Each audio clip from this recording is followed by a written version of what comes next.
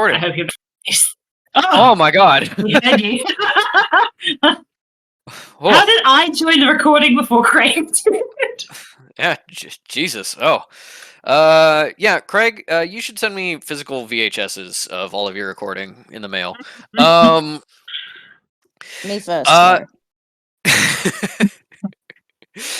no. We got to establish that fan base with door-to-door physical media.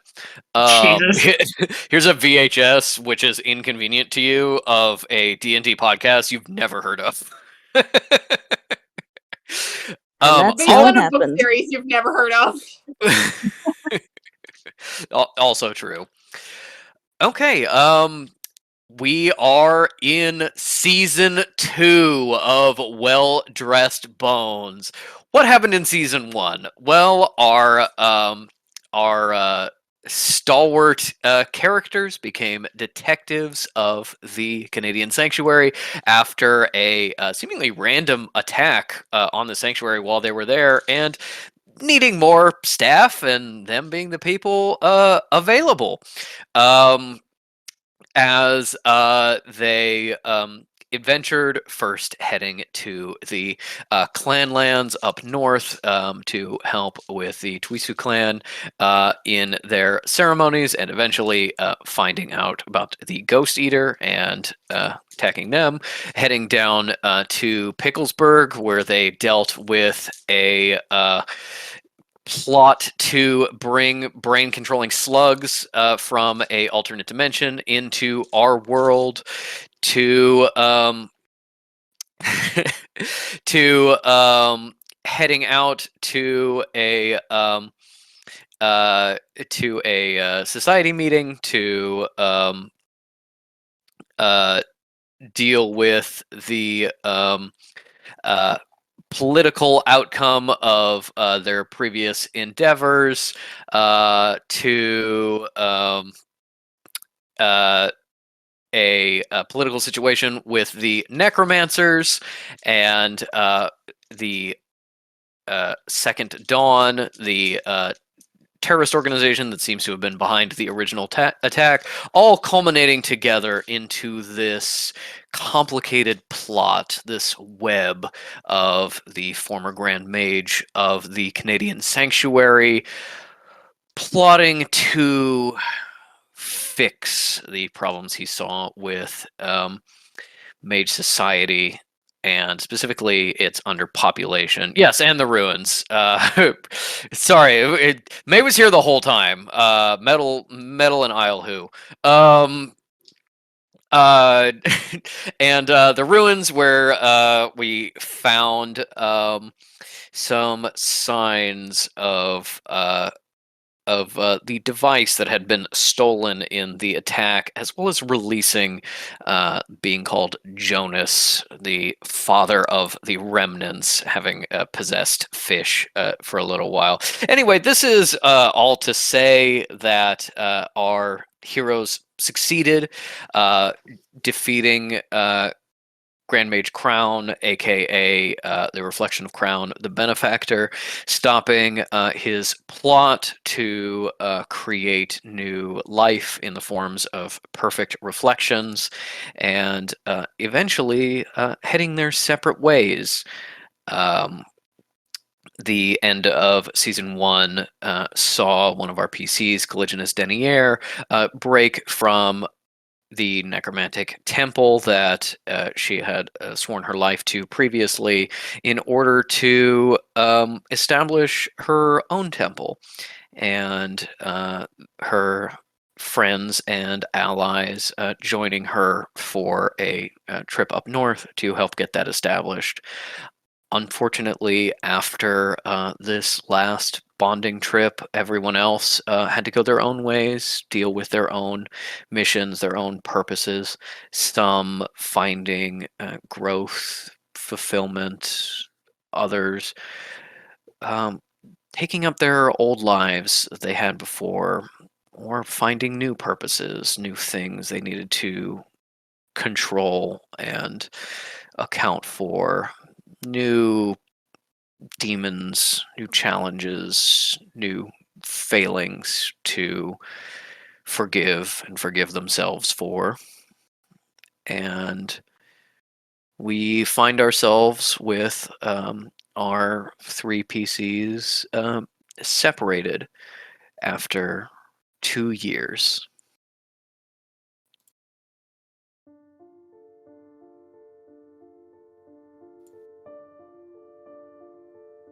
After the trip into Caligulus' new temple up in the mountains, Fish and Isle returned to the sanctuary for a short time. Spent some time with May, spent some time with the other friends within the sanctuary, but there's always a call for them to leave that behind. For Isle, it was the feeling of failure, the lack of purpose. She had gone much of her life in the woods, isolated, away from others, and as she came back, tried to overcompensate, spending all of her time with people, with her new friends, new loved ones. And it's only really when she got away from that a little bit that she found that she realized she needed balance instead. Needed to be more in touch with who she was, less than what others wanted her to be. And so with occasional training from Grand Mage Ridgeback on what it meant to be the kind of mage that she was, she started taking longer and longer trips into the wild places of the world, living both as herself and in her various animal forms, connecting with new groups and new people, and also connecting with the wilds, the magic of nature. And so Isle has been out of touch a bit recently. Every once in a while, someone will see her. She'll show up randomly, or occasionally Wolma will, and you'll know Isle is in the area. Many of you have gotten reports of strange wolf or a large elk or snapping turtle or some other strange creature seeming to keep company and with a wild sheep in the wild places of North America. And as anchoring herself more in her isolation, her relationship with the world as a whole, her relationship with fish has stretched a little bit. As fish has seen her less and less, as the time between their meeting up has become less frequent, fish has found some of the passion, let's say, cooling. Things that seemed so clear before, a little bit more hazy. And while the care is still present in the time they are together, it seems like Isle is also realized the difference in their relationship now. And while sometimes relationships change, you hold on with your teeth and claws, never letting go. That is not Isle's way, and that's not Fish's way. and they have drifted a bit apart. It's now been about 5 months since the last time Isle made time to visit Fish. Meanwhile, Fish has also been traveling through North America separately. They've been training, learning, guided by their relationship with their father and their new tutor, Mataturanga. They have been learning who they are, what they are, the limits of their powers, their relationship with their father, and their godkinness, their relationship with the world, with people. And that has included a lot of training. At some point, the training keeper started insisting that Fish use his proper Maori title, Mataturanga, as he has taught Fish more and more of the language they share. And Fish has, through hard work and determination, and in no small part their natural gift with languages, they are now fluent in Toreo. They now have a closer relationship with Kekeno and a closer understanding of their powers and an understanding of who their god is and how that differs from who their father is. They've come to understand the difference between the man and the god. Understand that while many gods have a close relationship with humanity, others don't. Others are forces, primordial. This range of low in power and close to people, and chaotic, inhuman, but powerful.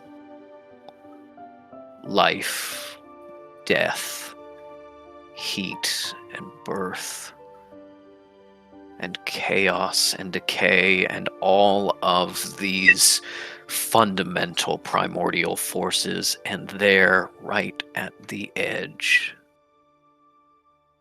being that you call Tuhanu Atua, the greater thing that is your father, the god of the relationship between people, the first fundamental aspect of society, this basic level ability to relate to others of your kind with joy and hope and love and anger and hatred.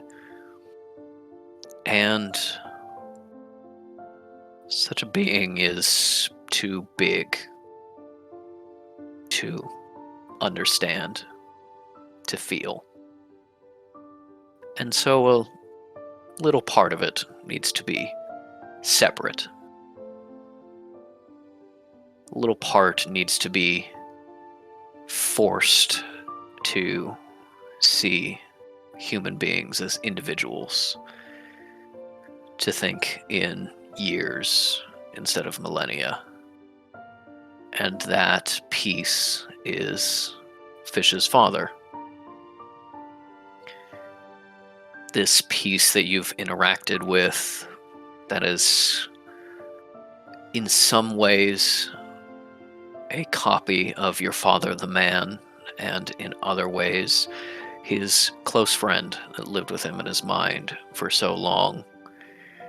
But as a fish is to the ocean, your father does not have the access or knowledge of everything that their true godly self does. For their true godly self would not recognize you as a child of theirs. True godly self is a force, unfeeling and unknowing. And it is through this understanding that fishes come to grapple with their powers. For when you gain your power from such a primordial entity,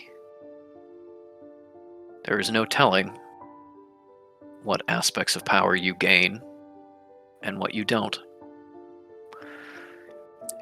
Finally, I think Fish has come to understand why help and guidance was so hard to come by, because the set of powers that Fish developed may never develop in another child of this god again. There is no blueprint. There is no prior warning. There is only people like your father, like your keeper, that can guide you, that can help figure it out with you.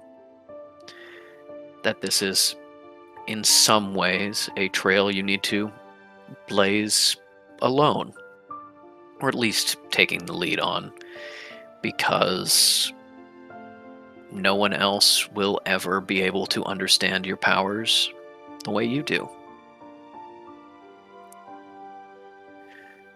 But the key thing you've learned as you've lived for long periods in the woods, reading and writing and learning the Reo, learning the history and aspects of your people, but also going to town and meeting new strangers and new people and feeling the connections between them and forming your own. No one for long enough to be as your friends were for you, but enough to understand your powers. You've become more acutely aware of the distance between yourself and who you could be, yourself and your father. And as he discussed with you, something in you, something subconscious perhaps, does not totally believe that you belong, has not accepted that you are of the people, that you are Maori, that you belong with them and are part of this history still living. And because your father is a being of connection, without that last step, you've never been able to fully be in sync with his realm, with his powers, with his guidance, with his history. And finally, he came up with an idea. Him and Turanga both. A Pofiri. The grand welcome ceremony of the Maori. Ceremony in which a community guides you and brings you in and welcomes you and makes you feel at home, formalized and steeped in tradition, and also the time that you can finally be accepted as a family member. And that is where you find yourself today. The beginning of this grand ceremony. This time that is finally going to, hopefully, unlock this feeling of belonging. Because you are here, and everyone is here to welcome you.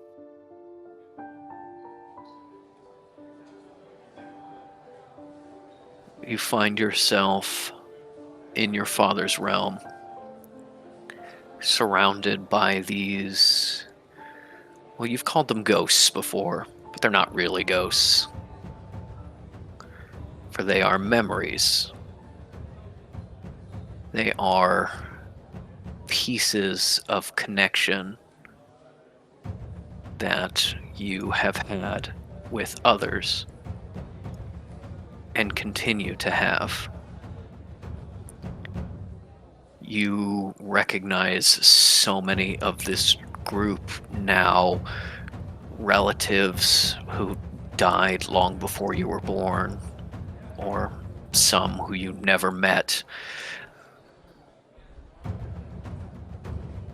You have at least the memories of aunts and uncles and grandparents and everyone else in this place welcoming you, who you've got to meet and engage with, and you've learned the forms of this ceremony. You've learned your lines. It must be spoken entirely in Tereo, and you have learned that. You have made that your own, and you are ready. The problem with beings of connection is you don't always choose the connection you have. Your relationship with the others has grown tender as you focus on yourself to the point where maybe it feels like they don't want you anymore. Maybe they're better off without you in their life. But that doesn't erase the connections you have. And so, as you look out over this crowd, friends and cousins and families cheering you on, clapping you on the back, getting ready for this grand ceremony, you see others pushed to the edge by your powers, but never entirely out of your awareness. A little flash of black cloak as Caligulus disappears far in the back of the crowd, seeming to speak with one of your distant ancestors. See the bowed head of Isle, trying to appear shorter than she is, far and away, helping set up for the food table.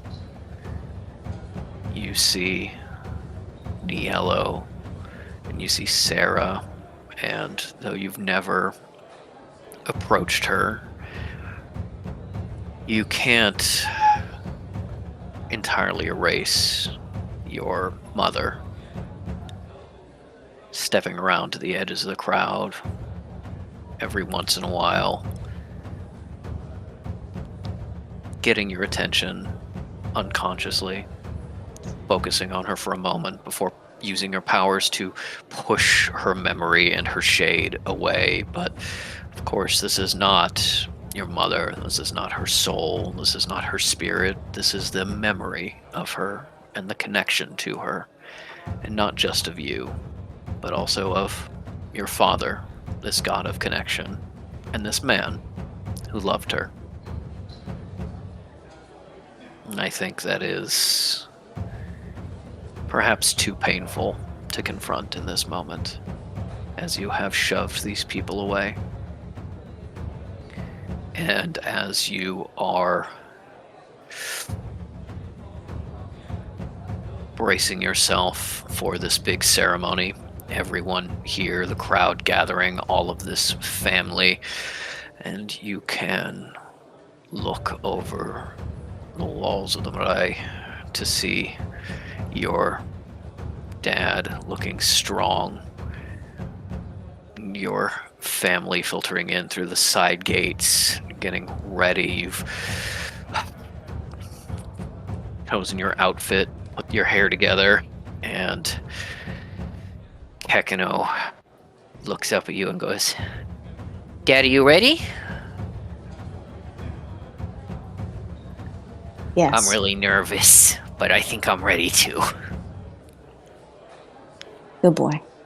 I knew you would be. "Thanks, Dad. We can do this. Kekino in a little wrapped woven robe. And as he crinkles a little bit, as he nudges up against your leg and rubs you can see the little as of course he has his speech pinned on the inside of his sleeve so he can still read it easily. Kekino having grown so much too, able to read and write. Not the best, but still pretty well. He's nervous, you know? What if he forgets? He doesn't want to mess it up. And approaching you as the others drift away, you see Mata Toronga, and you see your Aunt Kiri. Technically, your great aunt, your father's maternal aunt, here to speak and call on your behalf, to guide you into the ceremony, to sing you in, and to announce you as a friend and loved one and entrance into the family, and who you've gotten to know in this time of training. As they come up to you,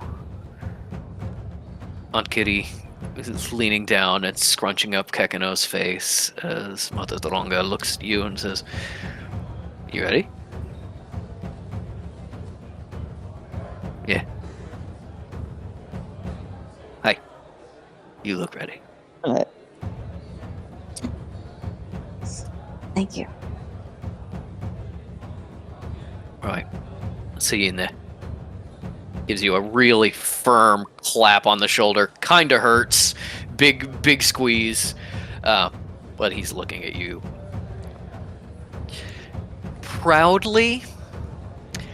Not a very free man with his emotions, but after 2 years, you've gotten that sense of, well, he came up to you, he didn't adjust any of your clothes or fix your hair or remind you of your pronunciations. That's about as warm and proud as he gets. Yeah. You read enough into it to know that he is proud of you and ready. And Aunt Kiri, licking a hand and smoothing down a bit of Kekino's fur that's sticking up, and she comes up to you, grabs you by the elbows, and looks you over really closely. All good? Relax. Just breathe. Breathe in. Breathe out. Yeah. No, just Oh. relax. Oh, Mm. yeah. Together. Yeah. And she grabs your face, presses her nose and forehead against you. Breathe in. Breathe out. And with a kiss on the cheek, you hear the call for the ceremony to start. And the crowd, now moved into the marae, starts to quiet. The drums cease.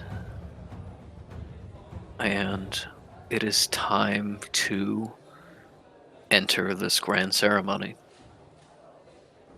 Are you ready?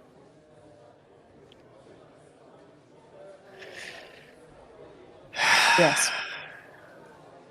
And Kitty in front, you step through the gateway into the marae.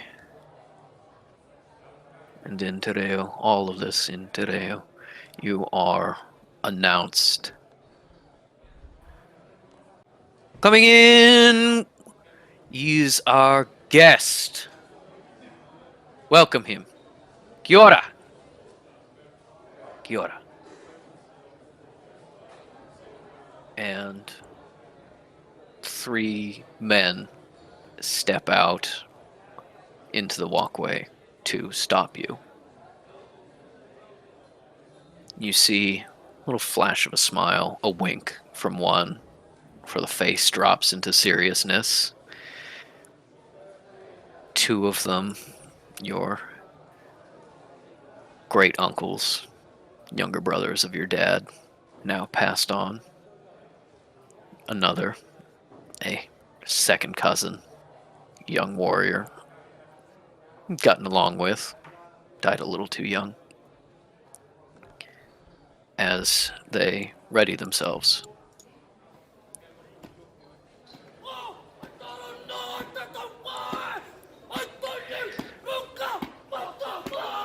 two of them take position to the side, bring into the haka.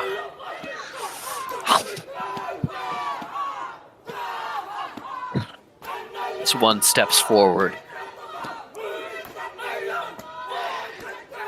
You come in peace? Or do you come for war? If you come in peace, we welcome you, and if you come in war, you will find yourself beaten by the warriors here. As he steps and puts the baton of warning in your path, backs up to the haka.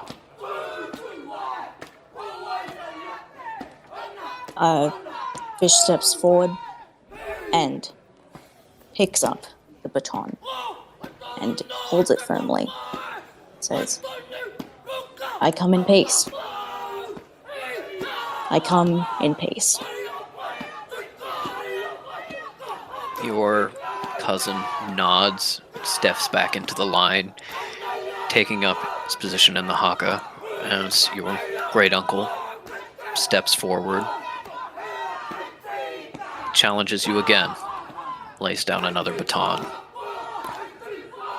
warning that if you come to challenge, to harm, you will be soundly defeated. But if you come as a friend, this strength is yours. The mana of this Morai and this people is yours, but only if you come as a friend.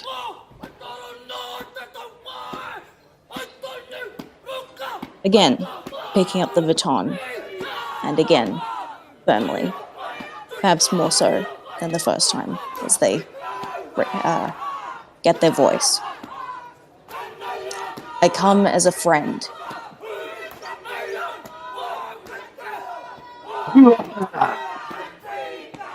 Stepping back, and your last great uncle, the final baton, blocking your path. Sets it down in front of you. Challenges you.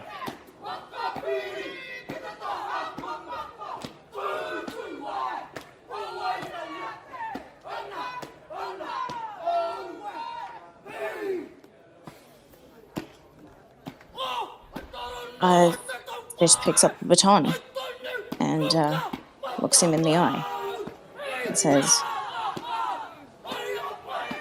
I'm here to join you.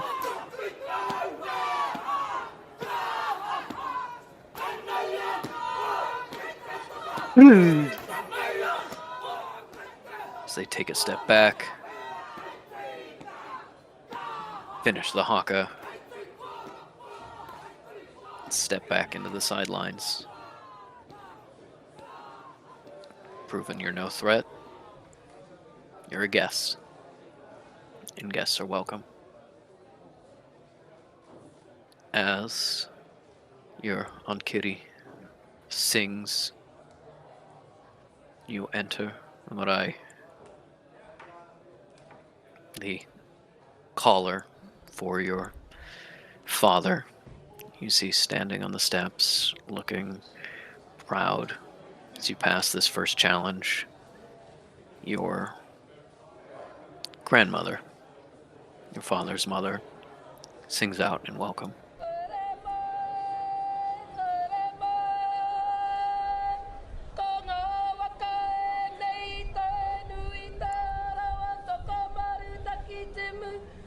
And as the song weaves through your thoughts, flash,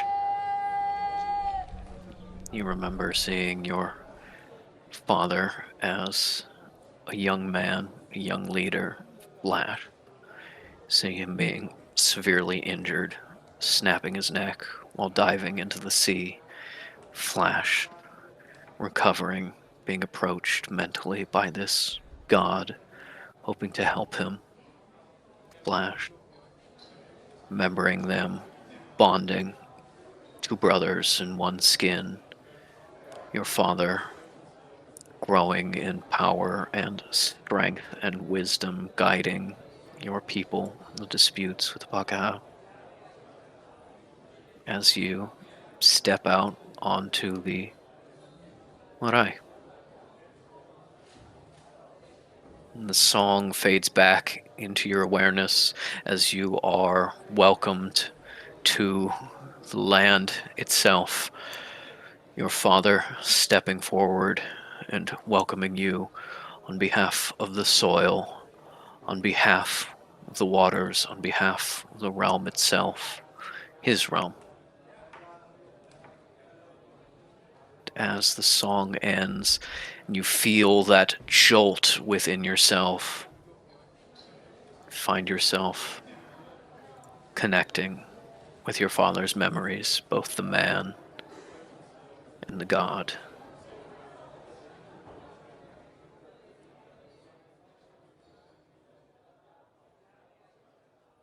You see your father, a bit older now, early 20s, walking into town, into the Pakaha settlement, and at his side, only a little bit younger than him, your mother. As they weave their way through town, discussing the new farms, new settlements, the new conflicts between their people.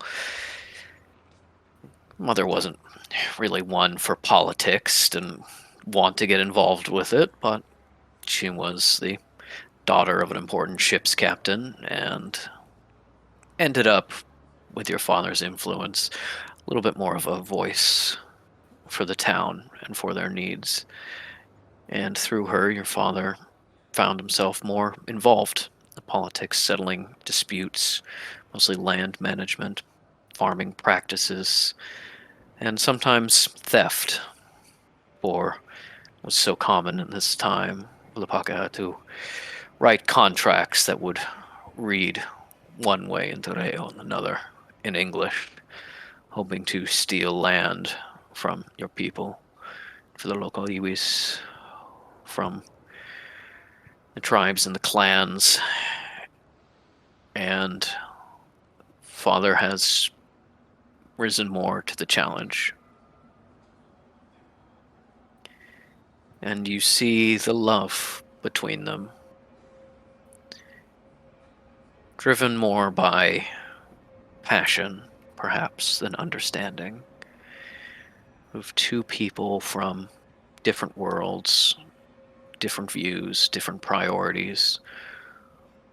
One so steeped in her own culture and only starting to understand this other culture she's intruding on. The other always seeking to learn and understand and help, having learned a little bit of English, able to now speak in front of the town council, able to advocate and finding some standing in the courts of the Pakaha to settle these disputes, having given speeches to the governor and to the local chiefs as tensions continue to rise but are deflated, voices calling for war and conflict pushed to the sidelines as your father and mother grow together. Not in perfect understanding, but with passion and desire and love. And you find yourself back here in the Poferi as your father steps forward down the steps of the meeting house into the marae. and with ritual language asks you why you have come. If you come for peace, if you come for war, if you come for trade or for family, why do you approach? What do you hope to accomplish here?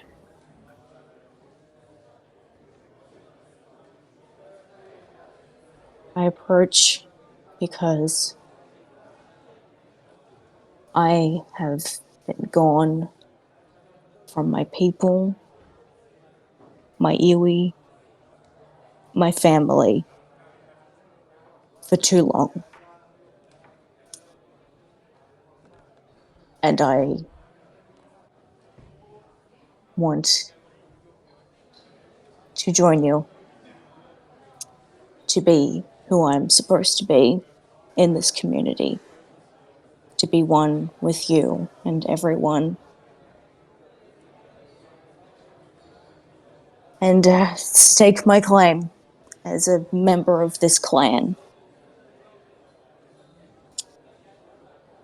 I am the son of Chief John Hononga, himself the son of Chief Moaka, all the way back to the Tainui Canoe. I'm the son of Tuhono Atua, the god of connection, child of Tepo, the nothingness of creation. And I'm the son of Catherine Whitewood, daughter of Captain Frederick Whitewood. And I'm proud to be the son of all of them. I'm The edge proud. of your attention. The edge of your attention.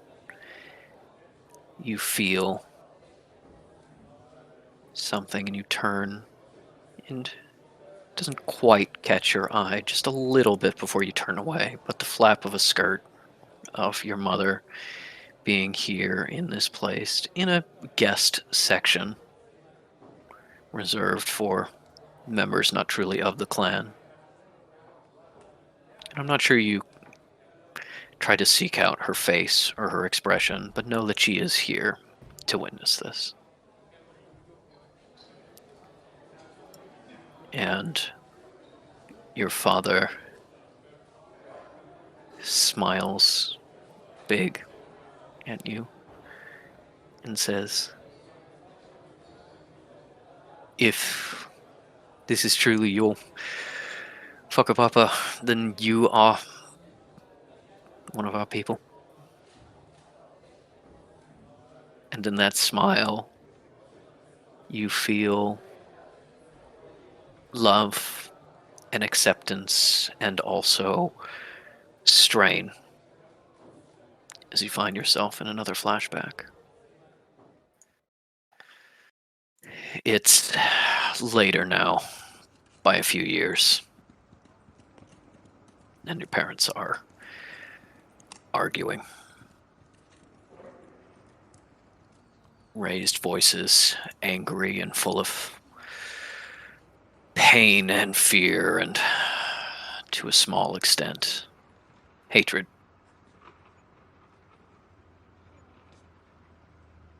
The wars have started again. Violations becoming too much. And the Maori have taken up arms against the Pākehā once again.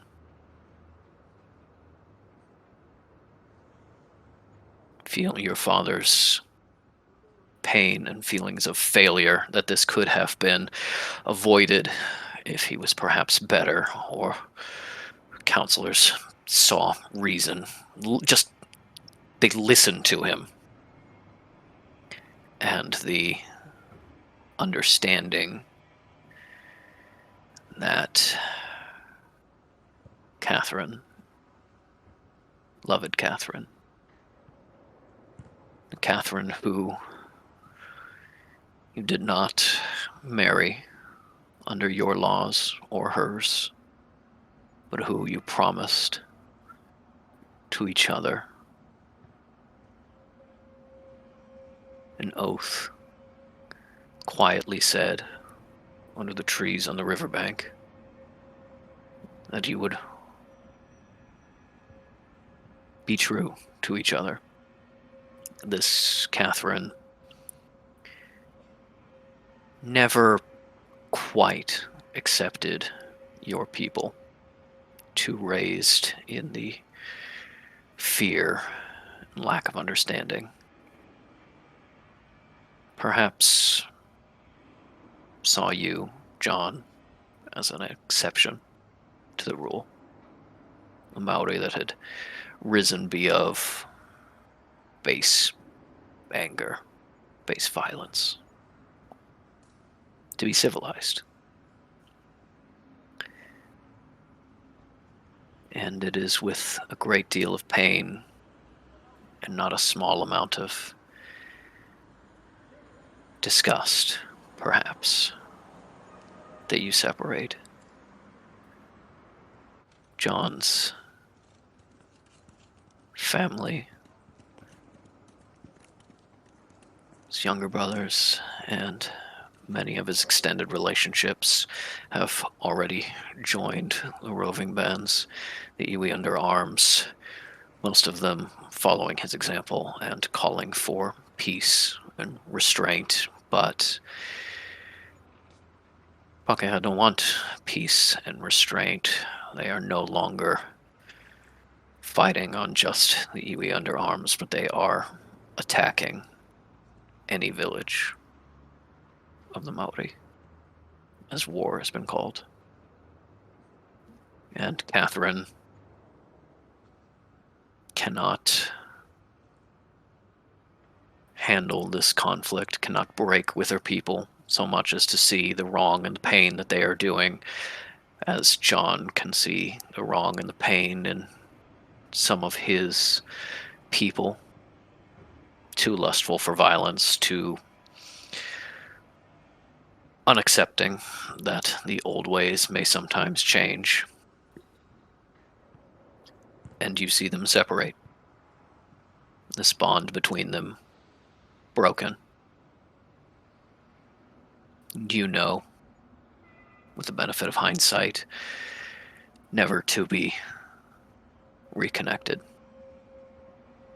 And you feel in this flashback the first part of yourself as they separate. As that first piece of you begins to grow within your mother, unbeknownst to either of you. And as your mother returns home, soon to realize her pregnancy, and with the violence of the war, packing her things, being taken by her father to the southern island to move and put the Maori behind her, and your father reluctantly taking up arms to defend his people and join the war. And you find this sadness and also hope in your father's smile as you find yourself back in the crowd of the ceremony as a man from your father's side stands up. You recognize your uncle, your father's older brother, who died when he was young. And as the crowd silences and waits on his call, he gives you a small smile of encouragement before putting on the fierce frown and saying, "Well, if this is to be true, then of course he'd be welcome among us, but is it true? Any of you alive to see this connection? Were you aware of this history? Are there any evidence those who can speak on this connection. And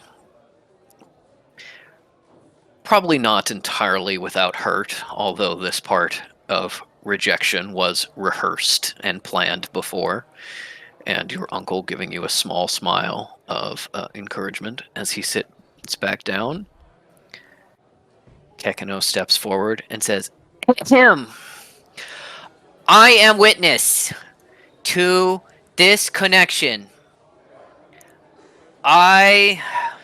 He spreads his arms, kind of shifting the speech so that the others can't see it, but he can still read off his little card. I am the living proof, for I am connection between Dad and Granddad, between Tuhono Atua and Fish of this clan. For my magic is their magic, made of the connection between them, and I stand as testament to their bond. Yeah." And the crowd holds its breath as Kekino steps back. Ankiri leans down, gives him a little pat. Well done. And your father stands in judgment.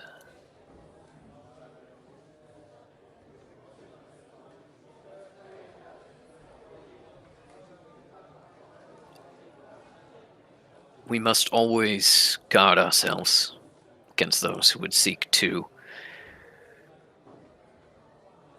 take advantage of our welcoming nature. And so, we must always ask for proof, and this is proof given and proof received. For everyone here today is now witness to the welcome of my son and our new clan member into our family.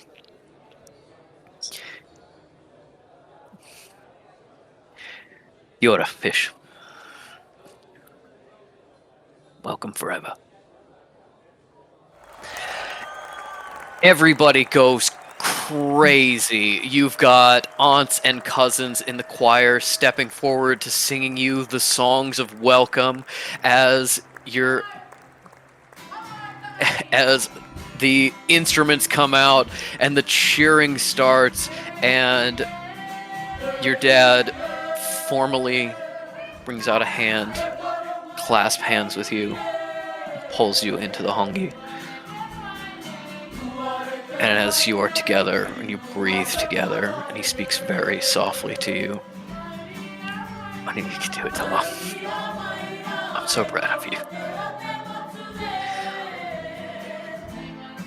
Thank you. I can feel that the connection between us is whole now. You're where you belong.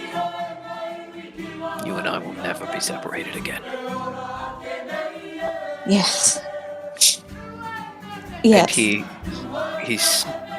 releases your head for a second to scoop down Kekino, and brings him up into like a three-way hongi with you as Kekino just like puts his flippers around your faces and just like squishes into you real big.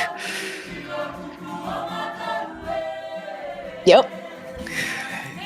And as he turns around, an arm on your shoulder, and almost presents you to your family, and you feel something release within you, some tension, some fear.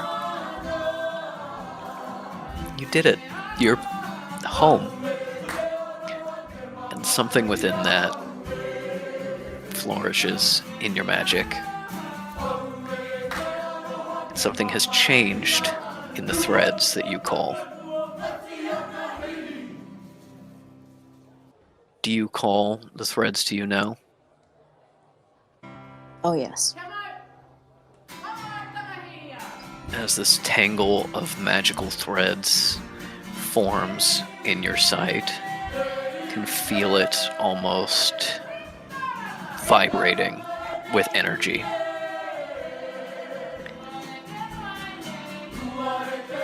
At first you see, of course, the closest reflections of your bonds, the ones you've been trying to ignore. As you focus for just the barest instant on Cal, May, Metal, Isle, Sarah, everyone else, you get the instant of being aware of exactly where their memories are seated in this audience. Cheering and clapping for you, May enthusiastically with a wolf whistle that was silent to you until this moment of focus. Cal with the smallest claps that could be deemed appropriate in this environment. And also the awareness of where they are in the world. You feel the crunch of a twig under Isle's hoof, brush of dirt under May's fingertips, slight chill and flicker of the candle Cal is experiencing. And then as you rip your focus away from the bonds that are painful to you, friendships long ignored, almost abandoned in some ways, there are other threads. You were aware of them before, but they were too thin, too fragile to ever grasp and examine, and they vibrate now with extra strength. As you skip over them, touching them ever so lightly, you feel connections with people you've never met. They're not close relatives, but you do have living relatives. Some on the North Island, some on the South, some traveled a bit. Second, third cousins, fourth once removed. Your family still exists in some form, and though you now understand that you never found your clan because it was destroyed during this horrible war, and there were few left to remember those who had gone before, doesn't mean it was entirely gone. And you still have family connections. You can, in person, present yourself on Marai and join with distant relatives, be welcomed, and feast and celebrate with your people. And then there is another class of threads that vibrate with new power. Do you touch those as well?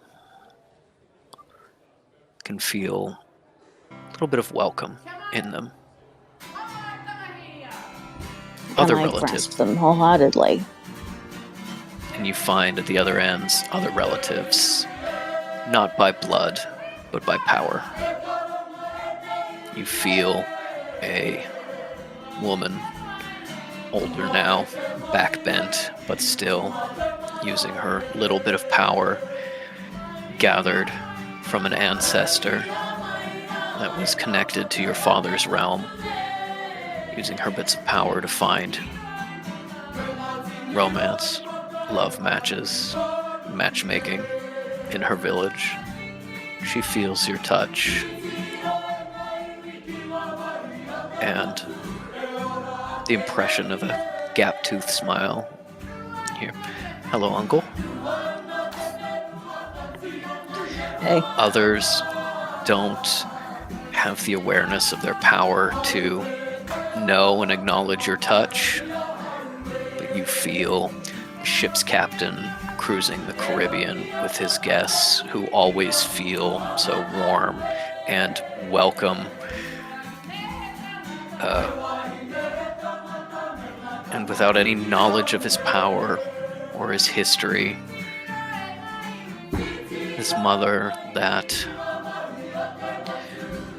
had a close relationship, a childhood friend, possessed by Tuono Otua's grace, bringing that power into him, unaware of magic in general, but with a natural warmth and connection. Everybody's always happy on his ship. And on, and on, and on. Not many, and most weak in power, but you have some, for lack of a better term, soul relatives still out there. And then the point of the threads where these two areas cross, the blank space. You know what this connection is, the one that is invisible to your sight, but you can feel by its absence and by the effect it has on others. Your connection to Jonas. Have you explored this connection in any of the last 2 years? The nights get long and dark and desolate. And in times like those, absolutely. It's been a while, but absolutely. Then with your own experimentation, consultation with your guides and with your dad, you know that this is based on your power. It is from your realm. And so theoretically, you can gain enough power to wrest this control away from anyone else. But it seems like, at least for the time being, Jonas's abilities outclass yours. And when you have tried to explore down this tether, you have found that Jonas is aware of when you do so. And sometimes you get just a glimpse of something, a feeling, a place, before the connection is tightened down and sealed off. And most of the time when you do receive something, it is because Jonas wants you to. It's continued connection with you. And as you dance around that area, just very slightly, you feel, congratulations.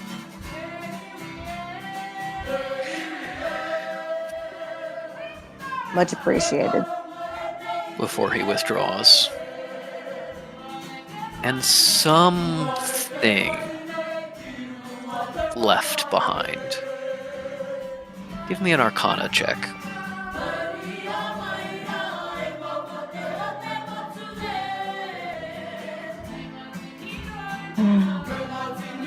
That's 7. 7? 7. Okay. There is something for just a moment as he's separating out from you.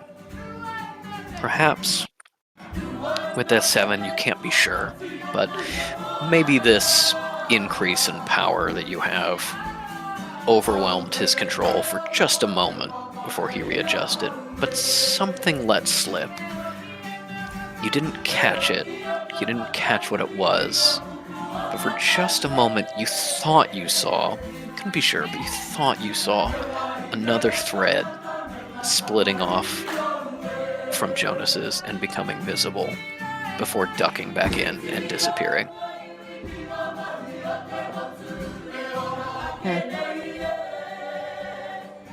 Probably just seeing things. Perhaps. And with a 7, I think you do not notice that this thread is, generally speaking, of the same type and color and construction as those unmet relatives. Just become strengthened enough. As then that disappears. And as you find yourself back in this moment of increased power and connection and understanding and bond with everyone around you,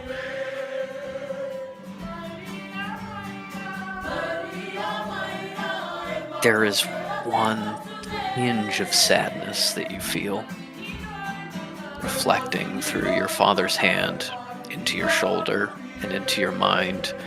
And while you do not entirely lose yourself in the flashback as you did before, you get images. Things that perhaps your father wanted to share with you and was scared to, or not wanting to think on a painful memory. As you see in one place your mother heavily pregnant in a bed with a midwife telling her to breathe deeply and push. And across the sea,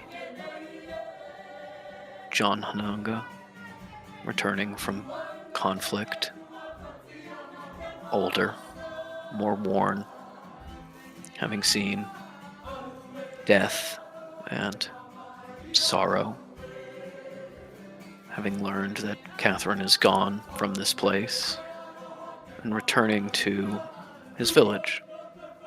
This one he's constructed out of his memories and connection.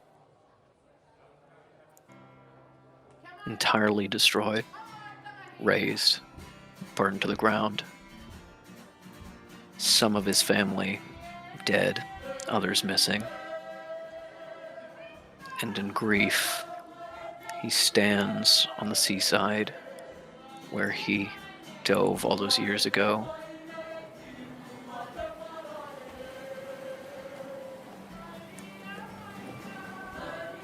Looking out at the ocean and the rocks.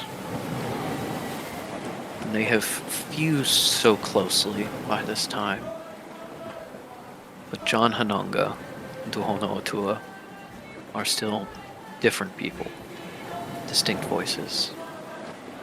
And while the god has slowly healed the man over the course of time, they both know it's a risk when John asks to be alone in his grief, to feel how deeply this connection with others hurts when you lose those people.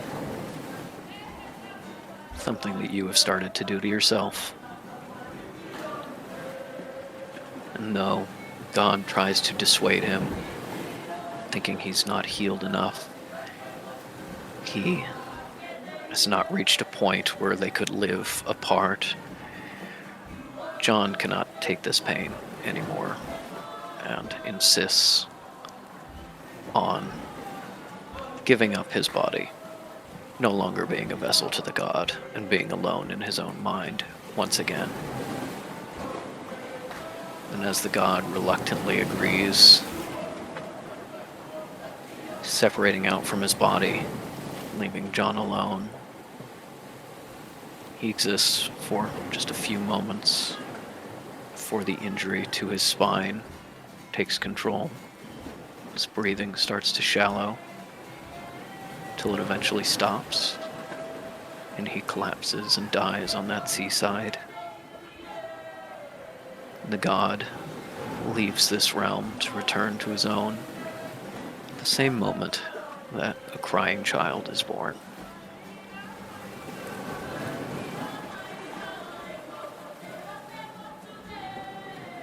And as the ocean fades behind you, and you hear your dad announce that it is officially time for the feast to celebrate your joining all of these people, which honestly, some have already snuck out the side to get to the food ahead of time before the announcement. People are starting to go wild. There's a little bit of a discordant note that you can't quite place. Until you finally see the one person that is not leaving. A beautiful Japanese woman. Tall and flowing robes and surrounded by attendants, man-shaped but with fox heads, carrying censers of incense surrounding her, sardonically flaps.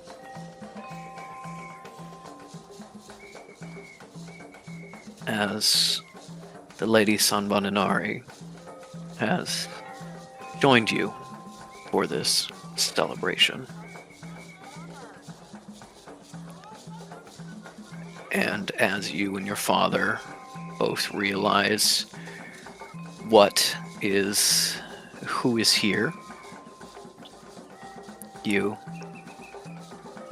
slip away from the cheering family members, the cousins and uncles and aunts, some long dead, some generations before, only reunited with you here in memory, in the power of this god, hearing you and kissing you on the cheek.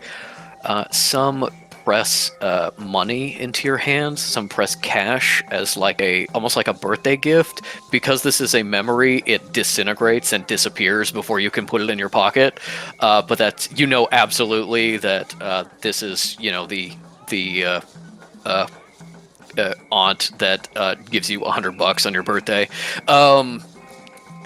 You approach the Lady Inari.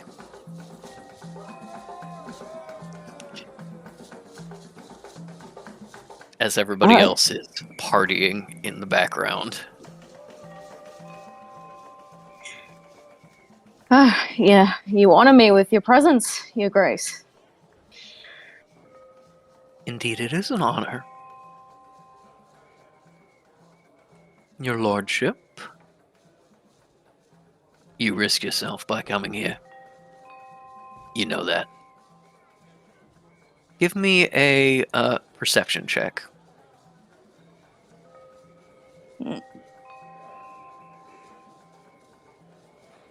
Perception or Arcana.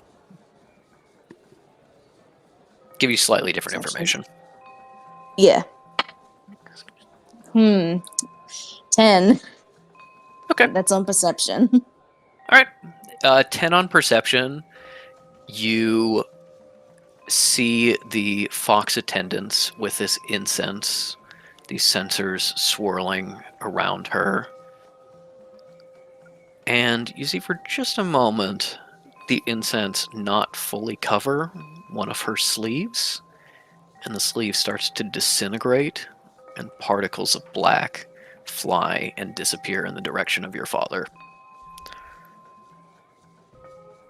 You can't guarantee it, but there may be a reason why gods do not visit each other's domains.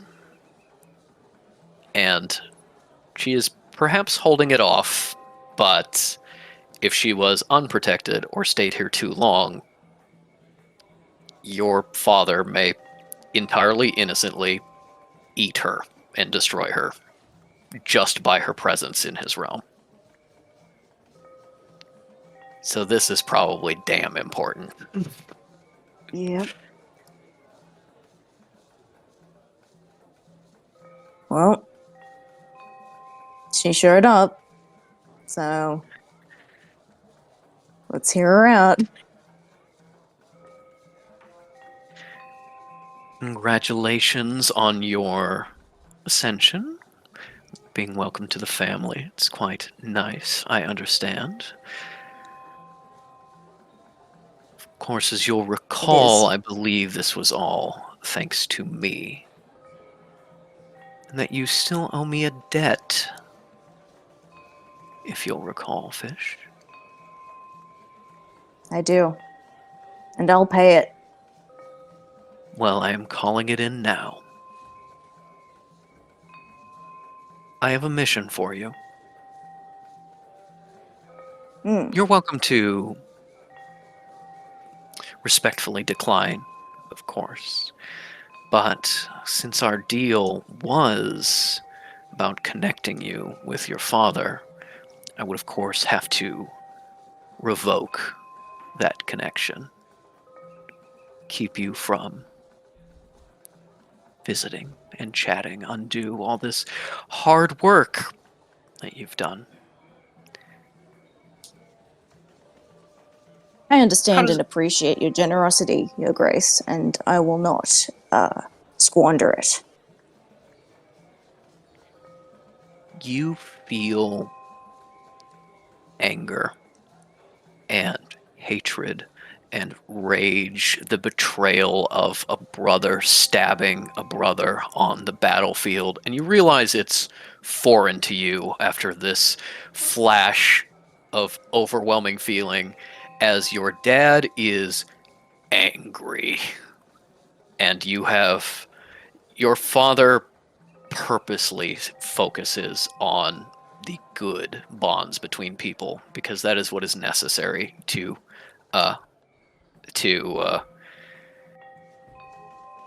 find the love and joy and connection with human beings. Otherwise, you get lost. Yeah. And it is passing. It passes in a moment, but for just a moment, you feel the bottomless pit of all the negative connections human beings have with each other as your father releases his control on his emotions for just a moment before wrapping it back in. And he turns to you and says very quietly, "Unfortunately, she may be able to do that. Not easily, mind. She may be able to stop that since the deal was, in fact, part of our joining." I won't give her the opportunity. I think that's wise. Although, your ladyship, my part of our deal is done and would also be undone if you were to not honor your aspect. I understand. You should understand that I would not come here and ask this of you if it was not very important. Fish, when you visited our pavilion, I remember my grandson telling you about my brothers and sisters, the 5 Okami, all of us together. He did? It seems that my oldest brother, Lord Saisho Inari, has disappeared and perhaps died. You should be aware that the death of a god is no minor thing. And given your investigative talents, I would ask you to track him down, find what has happened to him, and if possible, avenge this happening.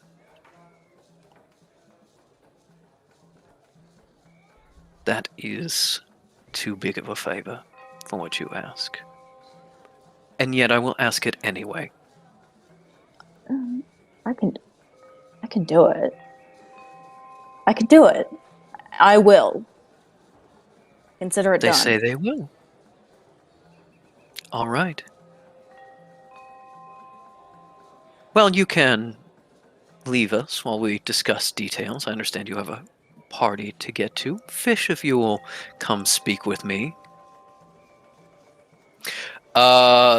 Your dad just kind of like takes one step back to be like, I'm no longer part of this conversation, and then just glares at her, being like, she's on thin ice, but he's willing to give her a little bit of rope now that you've agreed with it. And she steps off to the side with you, her attendants following. You find yourself clouded and wreathed in the smoke of her incense.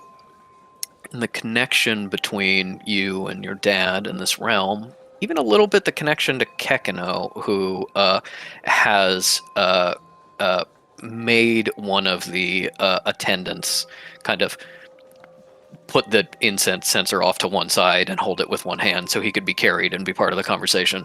You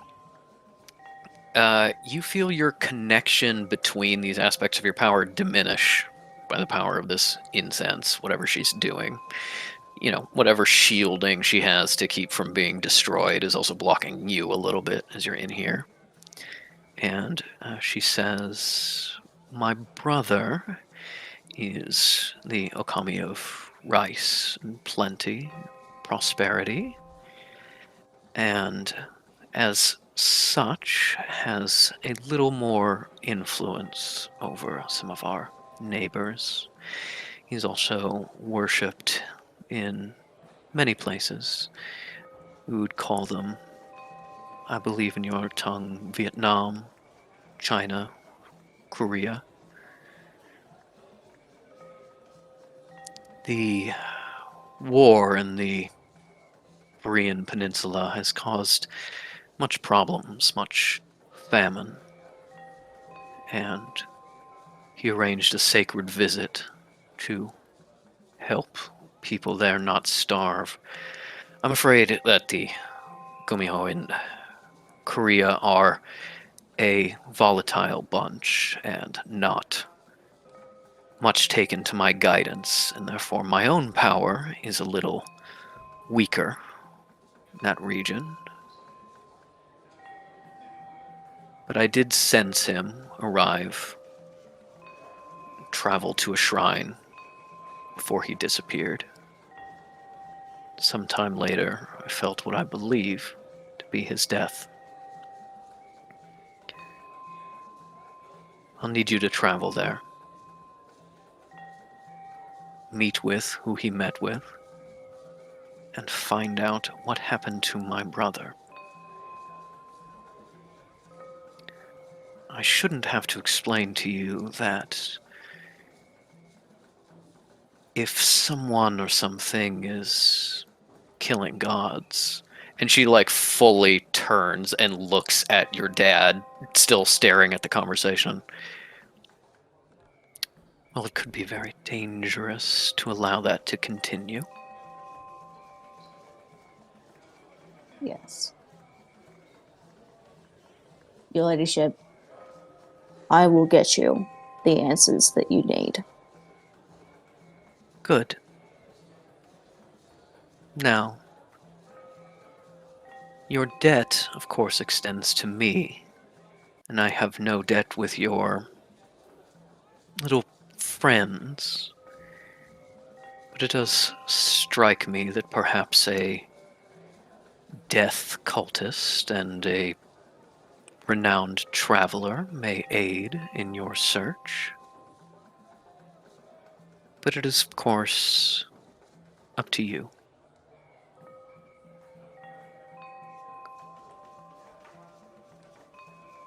Now, if you'll excuse me, I have my own realm to return to. Goodbye, Fish. Thanks for stopping by. Goodbye, your ladyship. Right, the seal. Goodbye, Kekino. Thank you for And- remembering his name. He doesn't like it when you don't. I don't like it when people don't remember my name. It's very true. and sets Kekino down and heads out. And you were left with Kekino and your dad. How do you feel with the prospect of not just, the occasional letter or call, but meeting up with the others again?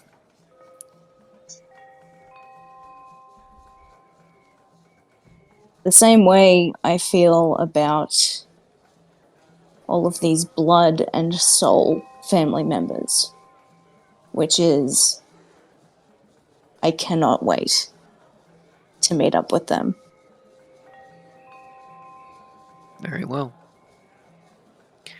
And as this celebration starts to end, you still go and, you hang out with your aunts and your uncles and your family and your cousins. Obviously, this is a party. You're not just going to be like, something important came up, I'm ditching this huge celebration. No, you're the star of this party, and obviously you're going to hang out and get a lot of food.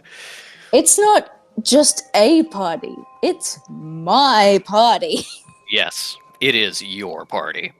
But as things start to wind down, your dad does just speak to you very quietly and says, remember to keep in touch, Tama. Whatever you need, I'm here. I know, Papa. I'm with you. He grabs your face and gives you like a really aggressive, like rubbing hongi, and then kisses your forehead. And you find that, you have now in the interim learned to enter your father's realm at will, mentally and spiritually, if not physically. And so you're in control of this trip. And if you want to just open your eyes back in your regular body, you can. Well, that it was it felt like a good and appropriate goodbye. As you come back to find yourself seated in the forest, your medallion in one hand, your echo stone in the other, you don't feel like you still need the nutritional content of like a meal, but you're not actually hungry, and you feel like you got the like fulfilling social engagement meal. Like you're tired, like you were just at a big family dinner that was like supposed to be an hour and actually went like 6 hours. And you do kind of get the sense of like, I'm not hungry, but I do need to eat something because I didn't actually get like the fuel, but you feel full and content and all of these things. Well, now you need to get to the others. You're in the forests of the United States. Cal is the closest. Got to start figuring out travel. And your mind made up, going to visit the others. We will zoom out of Fish's perspective and go into that dark little cleric in her little hole in the ground.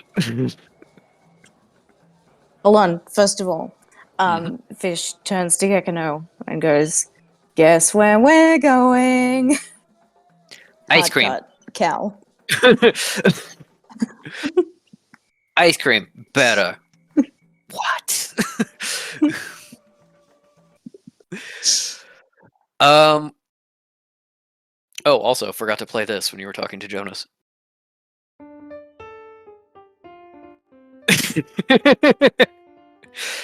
Anyway, we are now catching up with Cal. Everyone came and visited when you were building your temple of the Earth's collapse, and everybody helped. Fish went down to the reservoir, the pool under your temple, purified much of it, keeping the necromantic energy, but much of the poison is out, and you can drink it as drinking water. Isle stalked most of the woodlands in the area, found some nature spirits and some animals, and got the lay of the land, figured out where the best approaches were, made sure that animals knew that the mine was now occupied, and so bats and raccoons and other local animals decided to seek other environments. And since then, Kyle tends to get a little bit of warning of when someone is approaching the temple. May, taking a design that Gof had in a top drawer, actually developed a form of engine that changes solar energy into magical electricity. A solar panel is what she's calling it, installed above the mine, giving you enough lights and power to inhabit at least the top areas, get the fans and ventilation running, and the pumps and all that jazz, as Cal starts to move into her new temple, dubbed Temple of the Earth's Collapse. As Metal sets up what will eventually become your temporary sleeping room, although she tries to make it more like a slumber party atmosphere. You enjoy a nice visit with your friends before they eventually start leaving for their own work. Doesn't mean that the visits stop, of course. Other friends come by and visit. There is a formal delegation from the sanctuary, including the Grand Mage, recognizing the new temple. And Jesse and Claire come by, Claire helping you figure out the new robes, Jesse wiring up some of the lower caverns until she gets a little too big with their daughter on the way. Daughter they have told you they will be naming Calliope. Partially, at least, after the woman who helped make it happen. And as, of course, life moves on and they need to deal with their now young daughter, every once in a while coming by for a visit, and a little Kekino stuffy has been made for Calliope as well at this point. You still get visits from people, although they become a little bit less frequent. Elise comes to check out the temple, coincidentally, almost the exact week that you have finally made separate bedrooms that all have electricity and the water is running and things are nice. She was so incredibly busy until all of the amenities were active and ready, and then suddenly she is very free to come and visit. In the intervening 2 years, your temple has grown. Jamal has shifted quite naturally from a researcher into a temple administrator, helping you deal with the paperwork, filing everything with a nearby town and Mayor Cody, getting all of the permits filed, and eventually keeping track of new people who want to join. For there is a surprising amount for just this little place for Cal and a few others to call her own. As soon as people found there was another option, you started to have visitors, recruits, people who wanted to join your temple. Some you had heard about from the notes that Jamal gathered, others traveling from temples down south, the United States, Mexico, wanting to give your temple a try. Some that had been out in the cold, living on their own after the collapse of their temples during the war. Some from Europe, traveling over. And your temple has started to grow. And although everything in you wants to resist this idea, perhaps it starts to feel a little bit more like your temple, rather than just the temple you founded. Although, of course, you're not the abbot. You can't let them call you abbot. Although they try. No, they still try.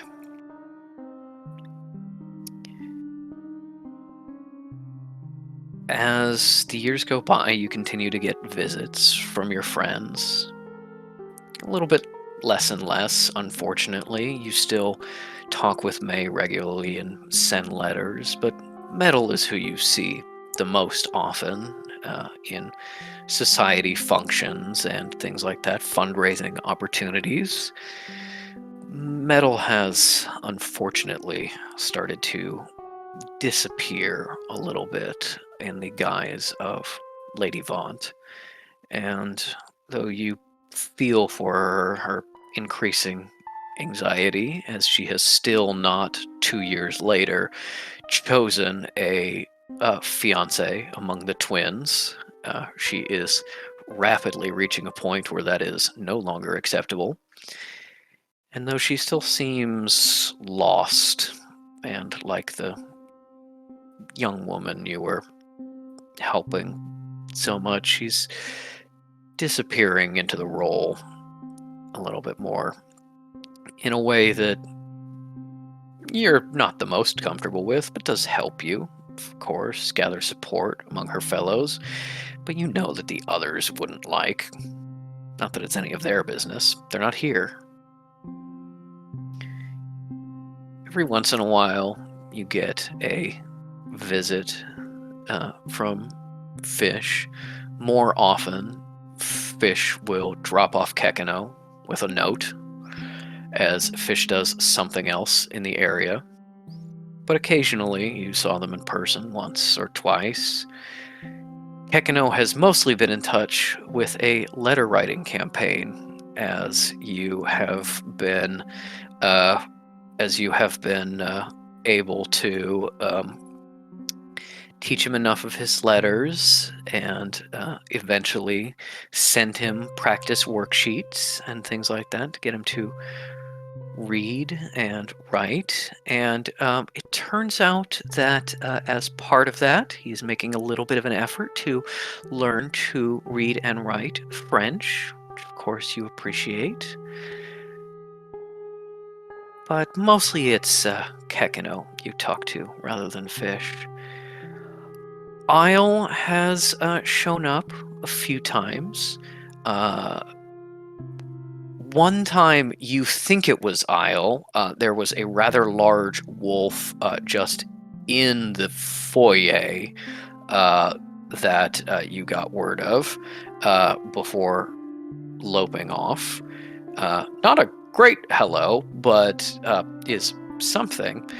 And there's only been one significant instance when Sarah visited, of course, but was something a little bit burned in your memory when, of course, your members and fellow clerics alerted you to a potential assassination attempt, having found a intruder in the pools and finding your clerics pointing shadows at a entirely naked Sarah Longfisher swimming in your pool.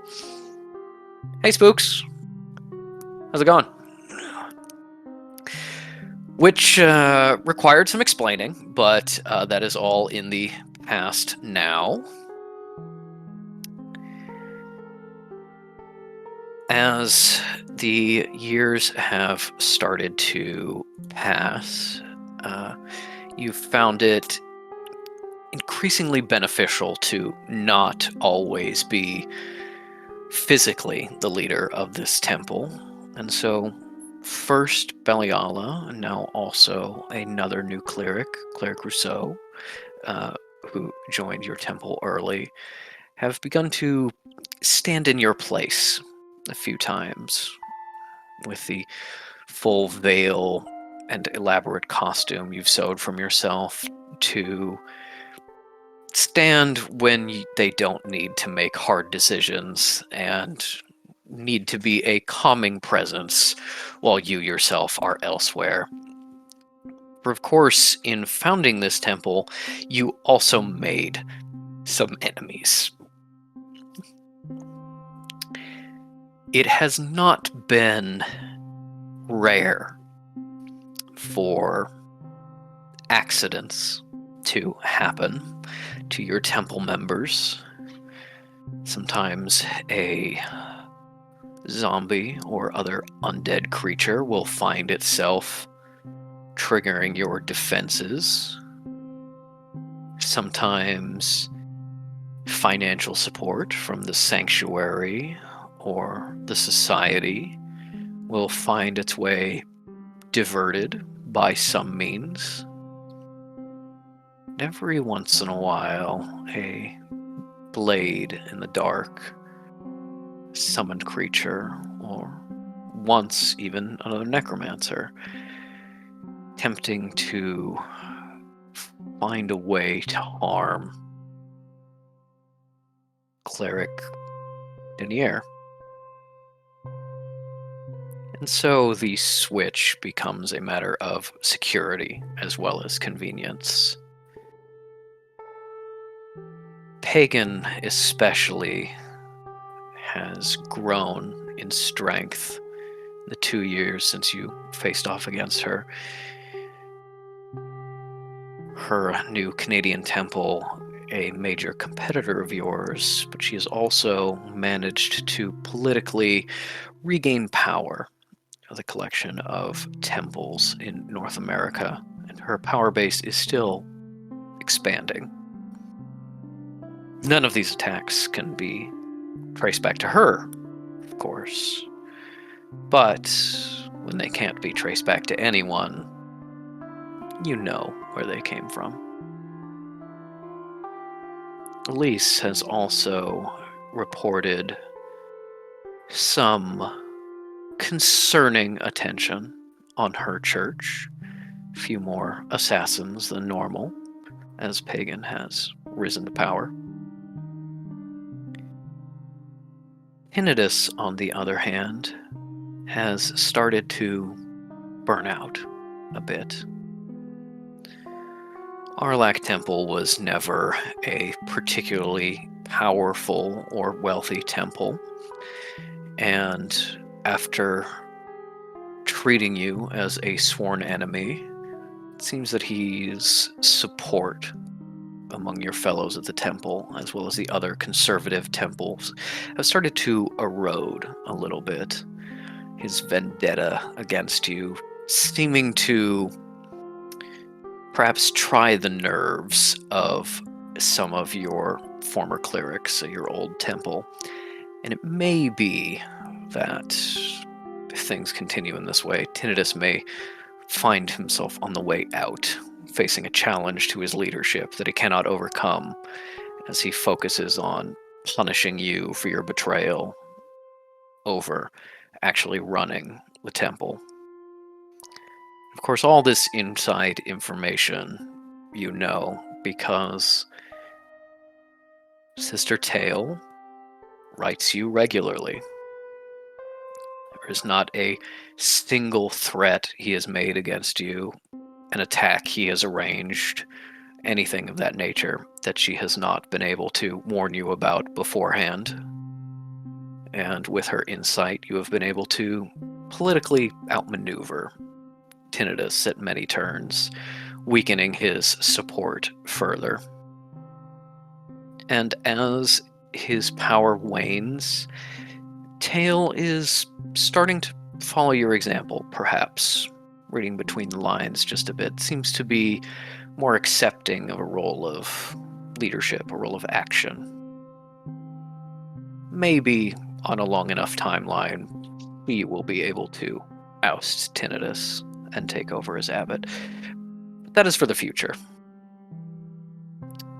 Because today, you are responding to one such warning from Tail. And it's been a bit of a hard day. There are 3 temples in France, or at least there were.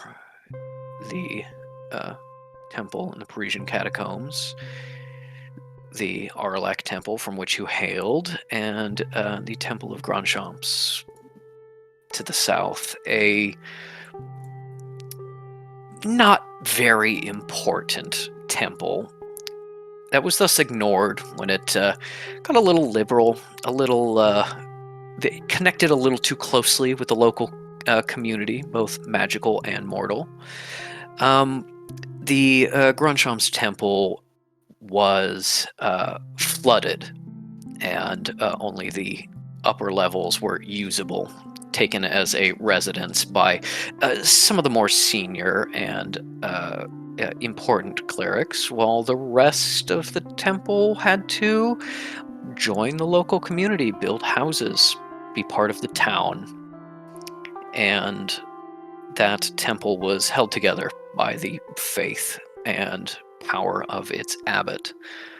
When that abbot died, the temple fractured, but most of the temple moved following the abbot's widow to an area outside Quebec City, where it has quietly established a chapel for the last year.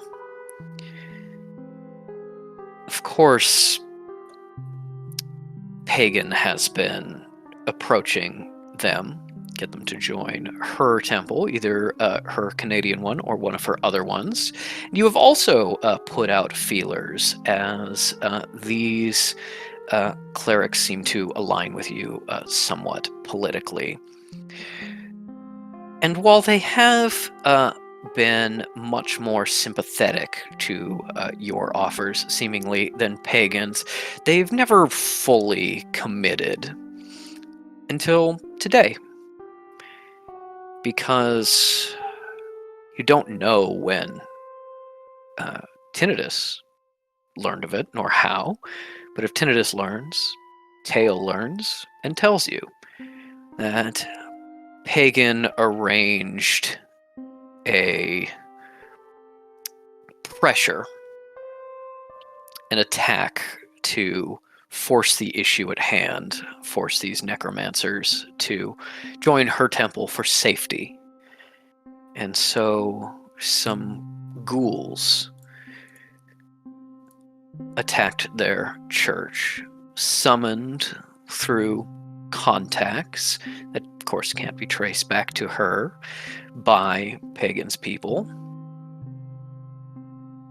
And you learned about it ahead of time and were able to reinforce them and cut them off. And so you find yourself, after a long day, little bit battered, little bit messed up, and honestly, you went to the nearest available bathroom to rinse off some of the ghoul slime, but it doesn't all the way come out of clothes unless you really go into laundering.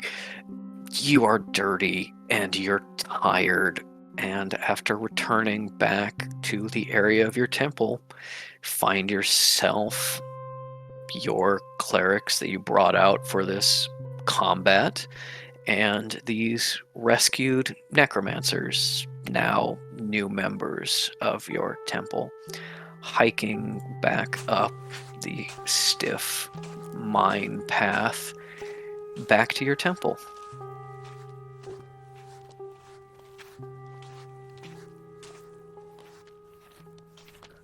How does Cal feel about having both fucked over and frustrated pagan and recruited these new people, while also having, admittedly, an exhausting day?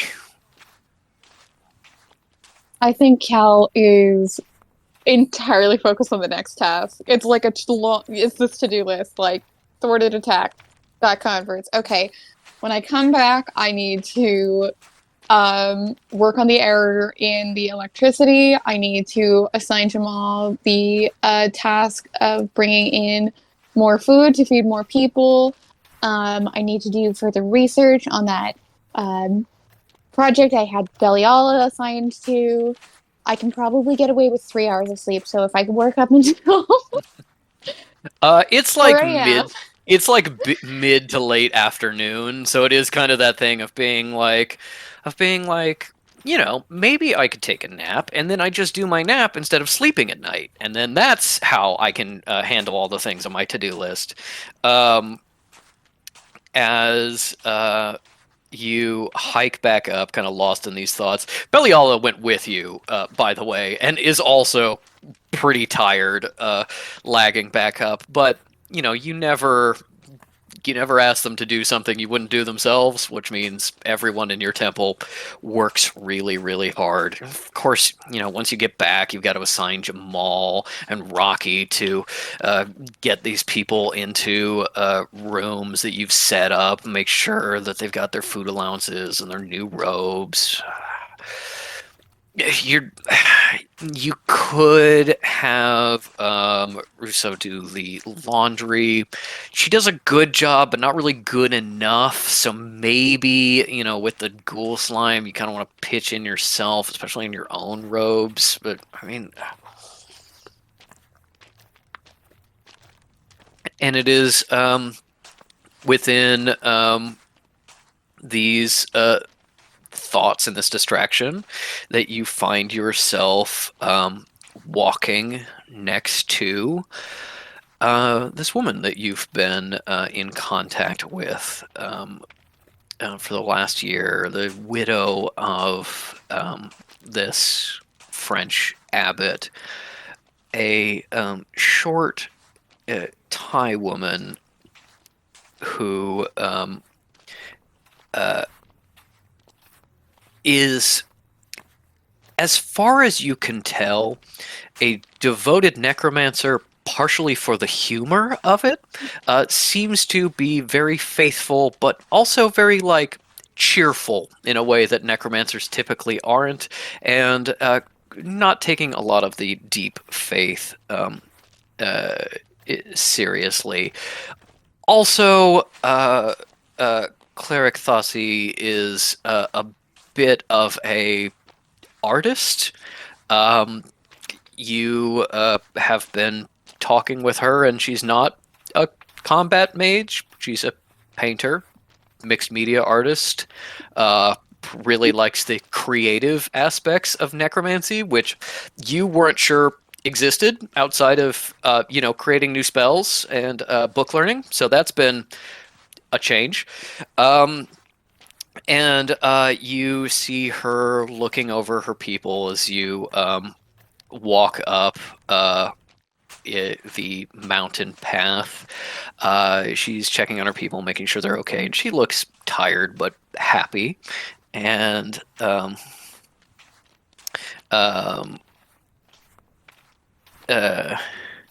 as you sort of reach the mouth of the cave, She walks up next to you, and then a little girl, her daughter, walks up next to her as well. Pretty small and pretty young.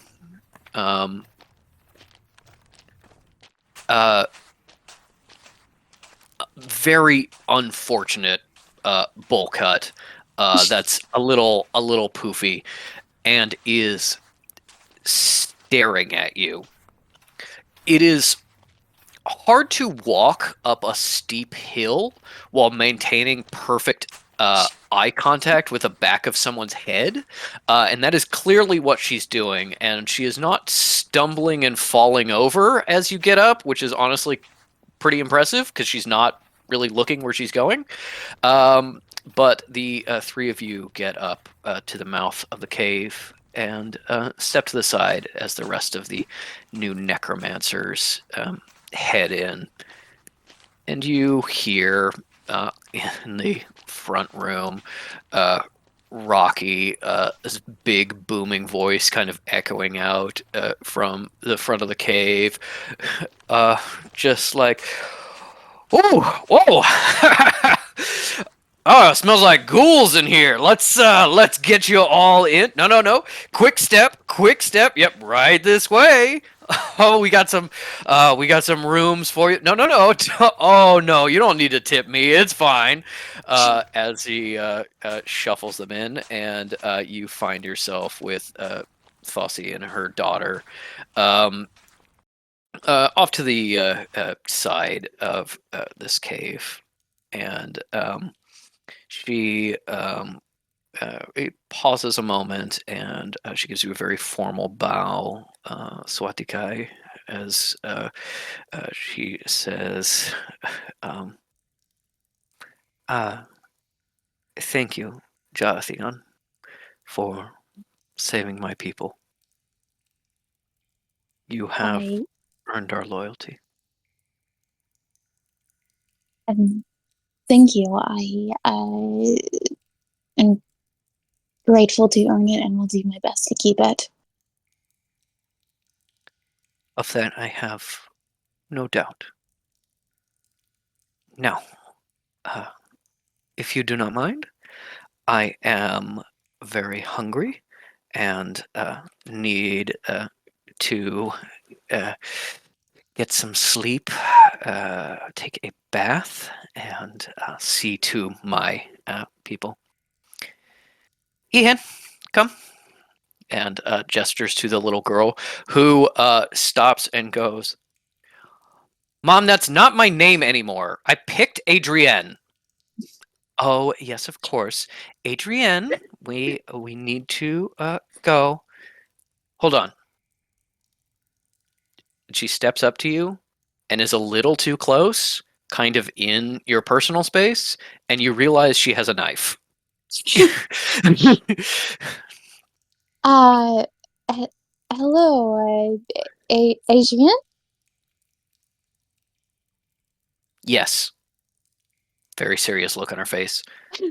Takes the knife in her hand, lifts it up, presses it over her heart, and No. says, Hmm?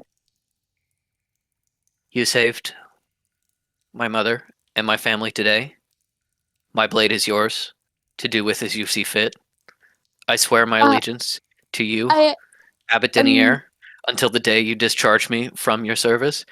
"Adrian, that is entirely unnecessary. Just say thank you to the nice abbot, and we will go. Cleric? Ian, you need to. Cleric? It's Adrian." Oh. Yes. Joathion, what were you saying? I'm sorry. It's don't mind Adrienne. She's a little enthusiastic. Yes, how old is she? Oh, she is turning what are you, 8 next month? 8. Intense stare. It's incredible to find someone who has taken a name that early and is so self-assured. You should be very proud. Oh, of course. Yes, I'm very proud, and she is a bit of a handful.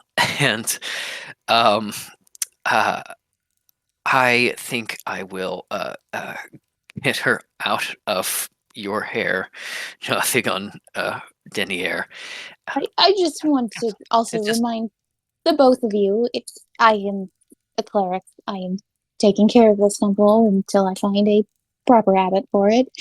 Taken longer than I hoped, but I'm not your abbot, and no one should address me as such. Oh, of course, if that's what you wish, dear. Um, we'll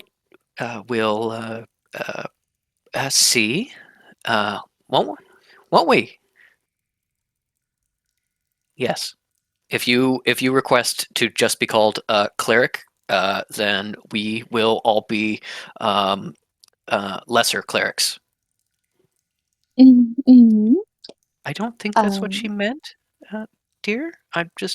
We'll have this discussion with her later. Thank you once again, Jawathigon.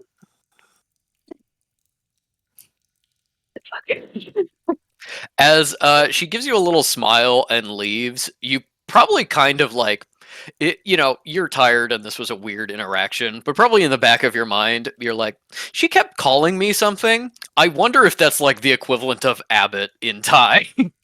Of being like, don't call me Abbott. Cool, I'll call you Abbott in my language and you won't know. Whitey. As she guides the very serious Adrienne into the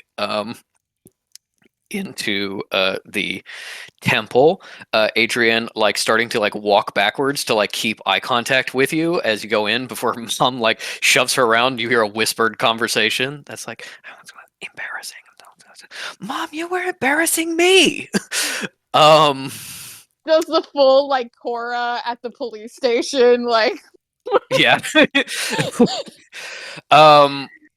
From this day forward, you will probably not be surprised after the 7th time you find Adrienne standing outside your personal chambers with a knife at the ready. As she has this very serious, very small girl has seemingly dedicated herself to your service for saving her mom and family. Cal thinks she'll grow out of it. Yes, she will not. As you head into the temple itself, ducking under the pretty narrow segment right by the entrance. You've always meant to fix that, but there's never been time to get the diggers back out here, and you've got other more important things. Hoping to expand the library and give Jamal some more workspace.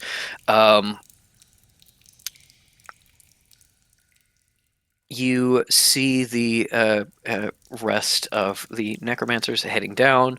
Rocky is clearly like at the bottom of the stairs, and you can still hear him because he's loud, and it is very easy for Rocky's voice to echo. And as you head down the stairs yourself, thinking about what you need to do, getting back to your office / bedroom to change out of these robes into probably identical robes and get things sorted. You see Jamal kind of hustling up the stairs, clutching some paperwork as he swings in next to you. How gnarly do I look? You, to an outside observer, fine. You're a little smelly from the ghoul stuff. To Cal's standards, probably a little messed up. Yeah, Cal is gonna fully just try to like pass without trace or just like shadow away like, nope, I'm doing this on my own terms. Yeah, give me a stealth check. I'm first gonna. I'll cast, mostly because I don't think in this intro spell points particularly matter. I will cast. We'll see. They will or they won't.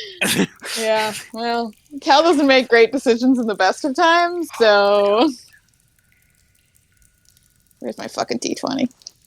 Thought I would have that one out. I did notice you still had all your dice out for Deer Teeth. You Yeah. hadn't like switched them over. Okay. So I'll do a pass without trace plus. Oh hell yeah! That is a 26. All right. With a natural 1, Jamal has been checking off the people on a list that he has as he's been running up the stairs next to him. It's kind of a narrow staircase here. So he's kind of like pushing past everybody, and he's like. Okay, yep, we got this person, this person, this person. Okay, and we'll have to take care of food reserves for that, and then and then he's clearly looking around as you kind of like wrap the shadows around you, kind of like do that thing where you hustle up a little bit so you're walking in a group of people and then kind of fade back before those people realize that you're walking next to him, and just immediately just walk past him as he's too distracted. And as he's running up, you probably hear him get to the foyer and be like, Caligulus? Cleric Denier? As you just like entirely passed him by as you head down. Jamal has really kind of like risen to the occasion of being a initiate necromancer, a acolyte, as he is not yet well versed enough in your religion to take the vows of being a cleric, and maybe never will, because he doesn't really seem to care about the religious aspect of it that much, but has adapted to necromantic life decently well. Still doesn't seem like a necromancer or a cleric in any way. His fashion is essentially exactly the same, just in blacks and grays instead of browns and creams. And occasionally he will throw on a robe for special occasions.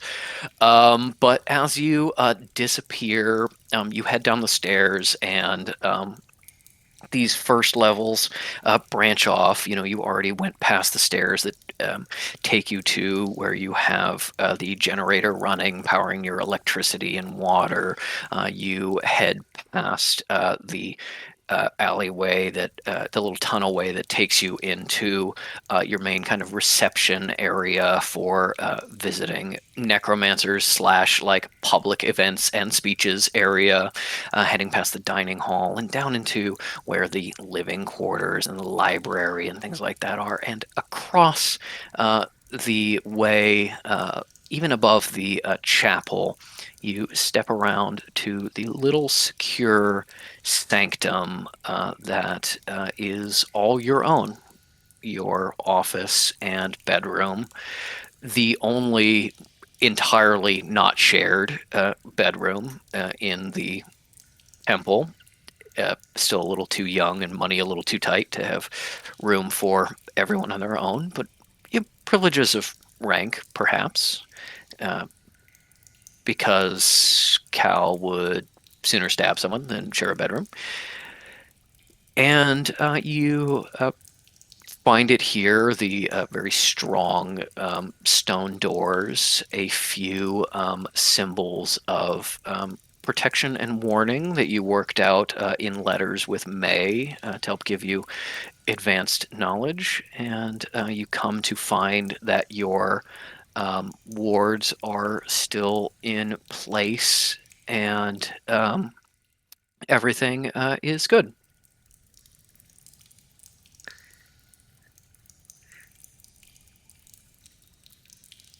What do you do? I think Cal allows some time for herself while still having that like clock ticking. I don't know.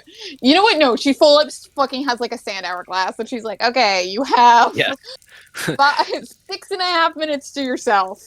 Yep. And I think she spends that time with what she kind of considers the most important self-care, which would be, you know, like if she has like a basin to rinse off, pick out clothes that she feels like comfortable and confident in, pick out like nice shoes, maybe polish those shoes, take a minute to, and then just sort of like look as presentable as possible. I think she does have, she does have a full length mirror now. She still keeps it covered, but she will pick up the fabric she has covering it when she feels like she needs to, and this is an occasion of being like, now I have to greet people as the cleric in care of this temple, and I need to look my best. She's not going for anything super fancy or elaborate, just something very like really very expensive, simple looking fabric that suits her very well. It's a little more figure curving than it used to be. And I think if she has anything left over in her 6.5 minute sand hourglass, I think maybe she just looks over to her desk, looks at any like mementos she has from like May, you know, the letters that are all very like neatly like with a black ribbon tied up, any small little like shells or something from Kakano, maybe runs her hand over it as being like a moment of peace. And okay, there's that last bit of sand right back onto being on the clock. Yes, in the most frantic and frenetic relaxation period that anyone has ever had, you run over and change clothes. Of course, you already have your non-working, replacement outfit set out. It is stretched on your bed, of course, to be a decoy, because that's not the one you were going to wear. Because as you can see, there is a big divot in the middle, and it is covered in white fur.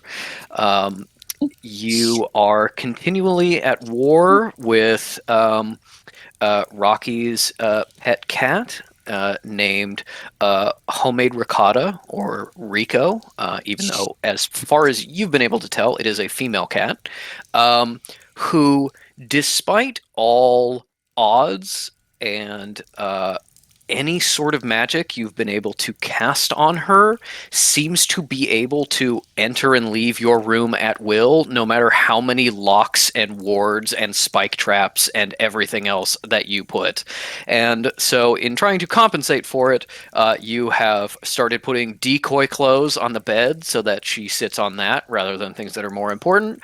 And you've started putting down blank parchment on top of anything that you're working on your desk, as she tends to anoint those with her holy hairballs. And while you do not see her in this room at this moment, you know that she has been here since a few hours ago when you locked up and you put out these clothes. Yes, very much. Maybe you're second in command, just based on pure power.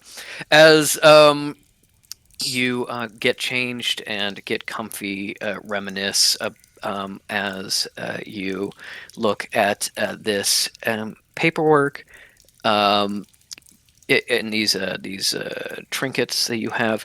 You also see the amount of paperwork that you have left. Running a temple is very hard, much more involved than you probably assumed beforehand, and the work never seems to stop. But this is all non-emergency work that you have pressed off to the side, and now that you have changed and washed and reminisced and sat, deep breath in, deep breath out, and the sand runs out, and you step up and head to the door to start the next thing. Just as you are reaching the door, you hear the knock, and it starts to open as Jamal steps in, and almost bumps into you in your rush, but he like and ducks back out of the way and is here with a sheaf of papers in his hand, some of which he drops and rapidly tries to pick back up. Are you all right? And I think has like a mage hand scooping up any papers that are slipping from his grips. Oh, of course, Collisions just got startled a little bit. I was looking for you upstairs, but I guess I didn't catch you. Yeah, you must have just missed me. Yes. I have some of the intake paperwork for the new members here. Rocky is getting them set up. We've established their rooming assignments. If you want to take a look at that, but I understand if not. And we are looking into the supply situation. We just got a new order from town, so we think we're good for the time being. But obviously, we've got a few more mouths to feed, and we don't have any new dietary restrictions, which is good.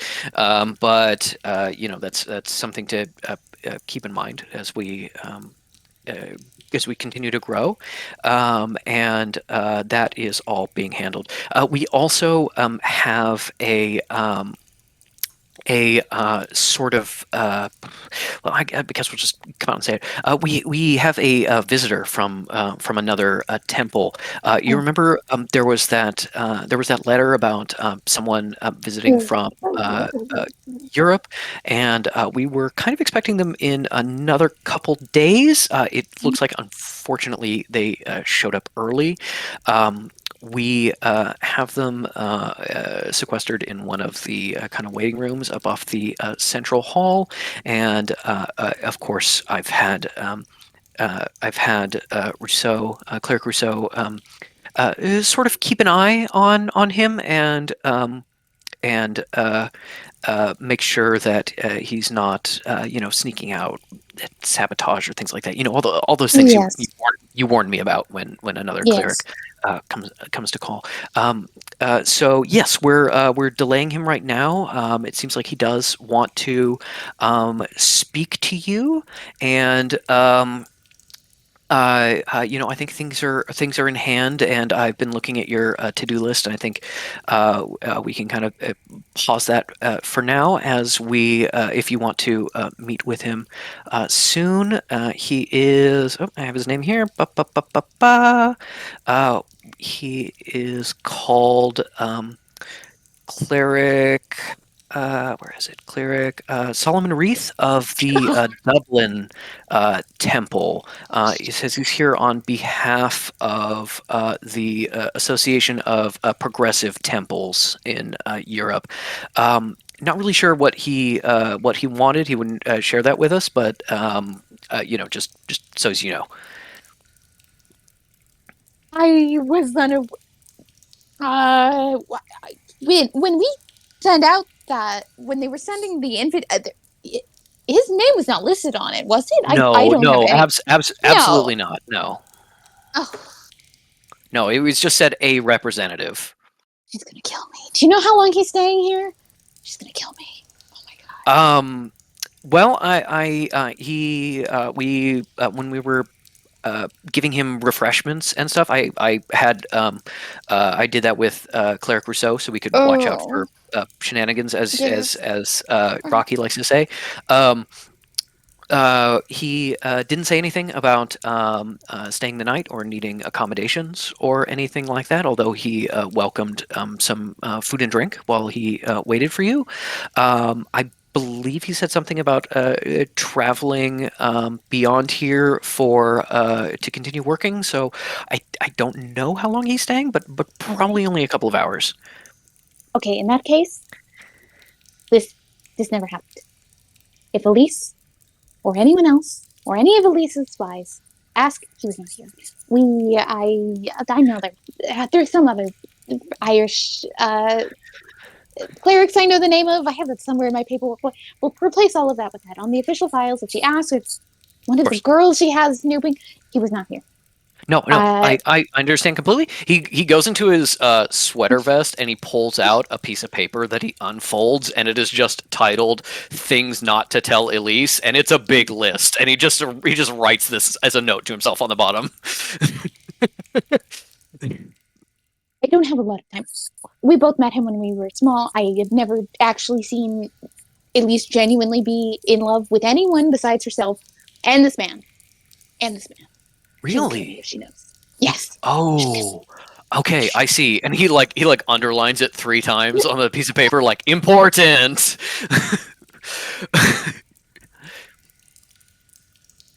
Okay. I need to handle that and make up a good impression. Do I look all right? Yeah. Yeah, no, yeah, you look great, Caligulus. You look really good. And then he kind of like catches himself of like, you've probably trained him of being like, actual answer, not a flattering answer, Yeah. actual answer. He's like, I think this outfit looks really nice and kind of portrays elegance while still being very appropriate for especially a progressive cleric, and I think it will make the better impression than sort of your working robes. I believe maybe this is a meeting best taken in your office. Yeah. If you would like, we haven't had a situation exactly like this because we haven't hosted any clerics that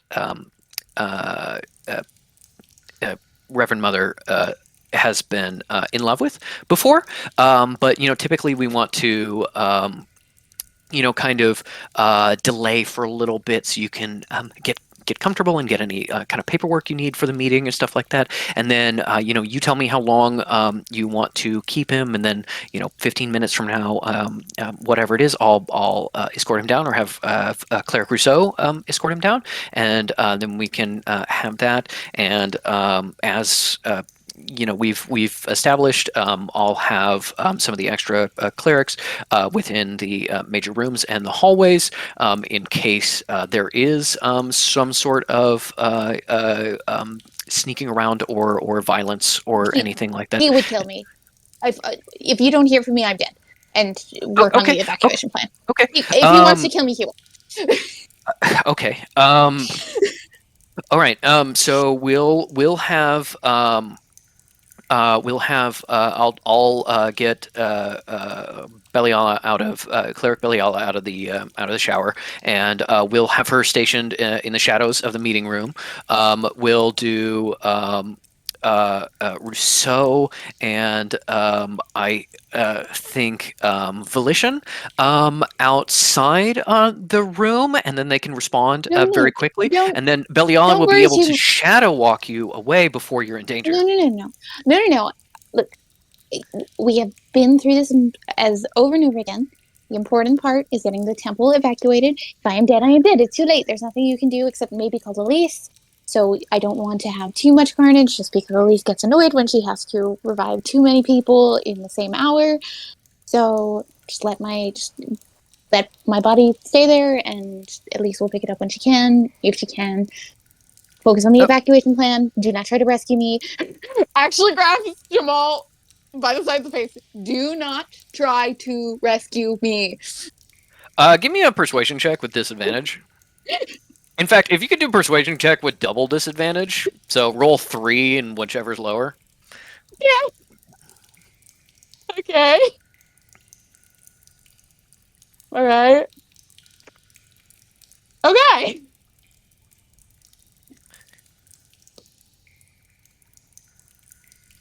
Seven. Okay. Cool. With a 16, he kind of brings his hands up to hold your hands and says, well, Caligulus, we've been over this before. The evacuation plan requires that we save some of the more important records, which are, of course, kept in your office. So we need to have someone there anyway to get you out at the same time as the records. Of course, it's not less convenient to rescue you at the same time as the important records. Fine. This veil or the other one? And she is wearing the full one that blanks out her entire face. I think the other one. If you've really met him before, I think that shows a little bit of power, And while Cal probably cannot recognize this being too on the inside, and outside observer would probably see that Jamal is a little more comfortable, kind of like telling Cal what to do when it comes to like counteracting her worst instincts. The obviously you could have duplicates of important documents in other places that could be saved, but because Jamal is in charge of designing the evacuation plan, he designed it in such a way that Cal could never say, "Don't rescue me, just leave me." Cal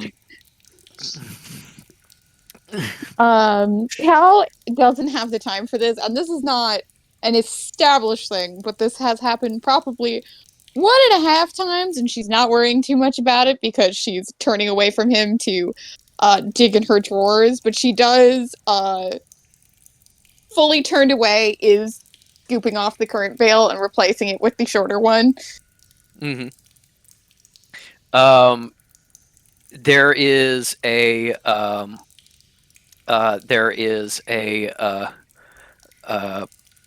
moment where you can hear that Jamal has not walked away, and he's kind of, staring a bit at the back of your neck and the covered hair, and for just a moment there's quiet, and then he starts to walk away and close the door, and he says, "We'll say 15 minutes, I believe."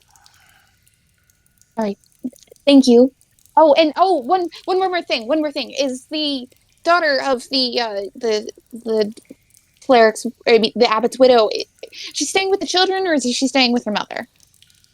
I can check. Give me just a sec. Juggles some paperwork, and is like, it looks like at this time she's going to be staying with her mother. We're thinking that we'll wait until there's a few more young ones before we establish sort of a children's dorm. Otherwise we have to reroute power to that new room, and we're not sure we have the time to do that. This is the dormitory you're establishing for her mother to me here? Sorry, I couldn't hear you. I couldn't understand that. How close is the dormitory you're establishing for her and her mother to my room here? So you know that the way this is set up, because Cal likes her privacy, you are at the very least like a 4 or 5 minute walk away from any place a dormitory could be, and the dormitories that are right now being established are like on your level and the level below, and if it's on the level below, you also have to like get in one of the mine elevators to get up the giant shaft to get to you, because your sanctum is essentially at the top of this big pit in the mine, out of the way and away from anything else. The only thing you're like kind of close to is the chapel, and that's still a level beneath you, so you need to get on the elevator. Cal like very purposely was like, "This is my private place where I work, everybody else go away." So Okay. And she's satisfied with that. Then she wouldn't. Yeah. If she would know that, she wouldn't have asked. So she'll be just satisfied. So yeah, it's not next door by any means. It could be closer or it could be farther away, but it's not close in any regard. I think once that's all settled, she opens the door after like Jamal's closed it to give her privacy. Gives Jamal like a pat on the upper arm. He swings around and places a hand on your waist and looks like he is going to kiss you through the veil, and then pauses and kind of breathes heavy for a moment and says, "Whatever this meeting is, good luck." Thank you. And it just kind of like gives you a little squeeze and then heads off. You know, you're probably at the stage of like you kiss every once in a while. Things are really you got to work up to it. that casual intimacy is not particularly casual because you got to do it on purpose every time. But Yeah. I think Cal did just put on lipstick, and so she's just like, Chester, I don't want to mess that up.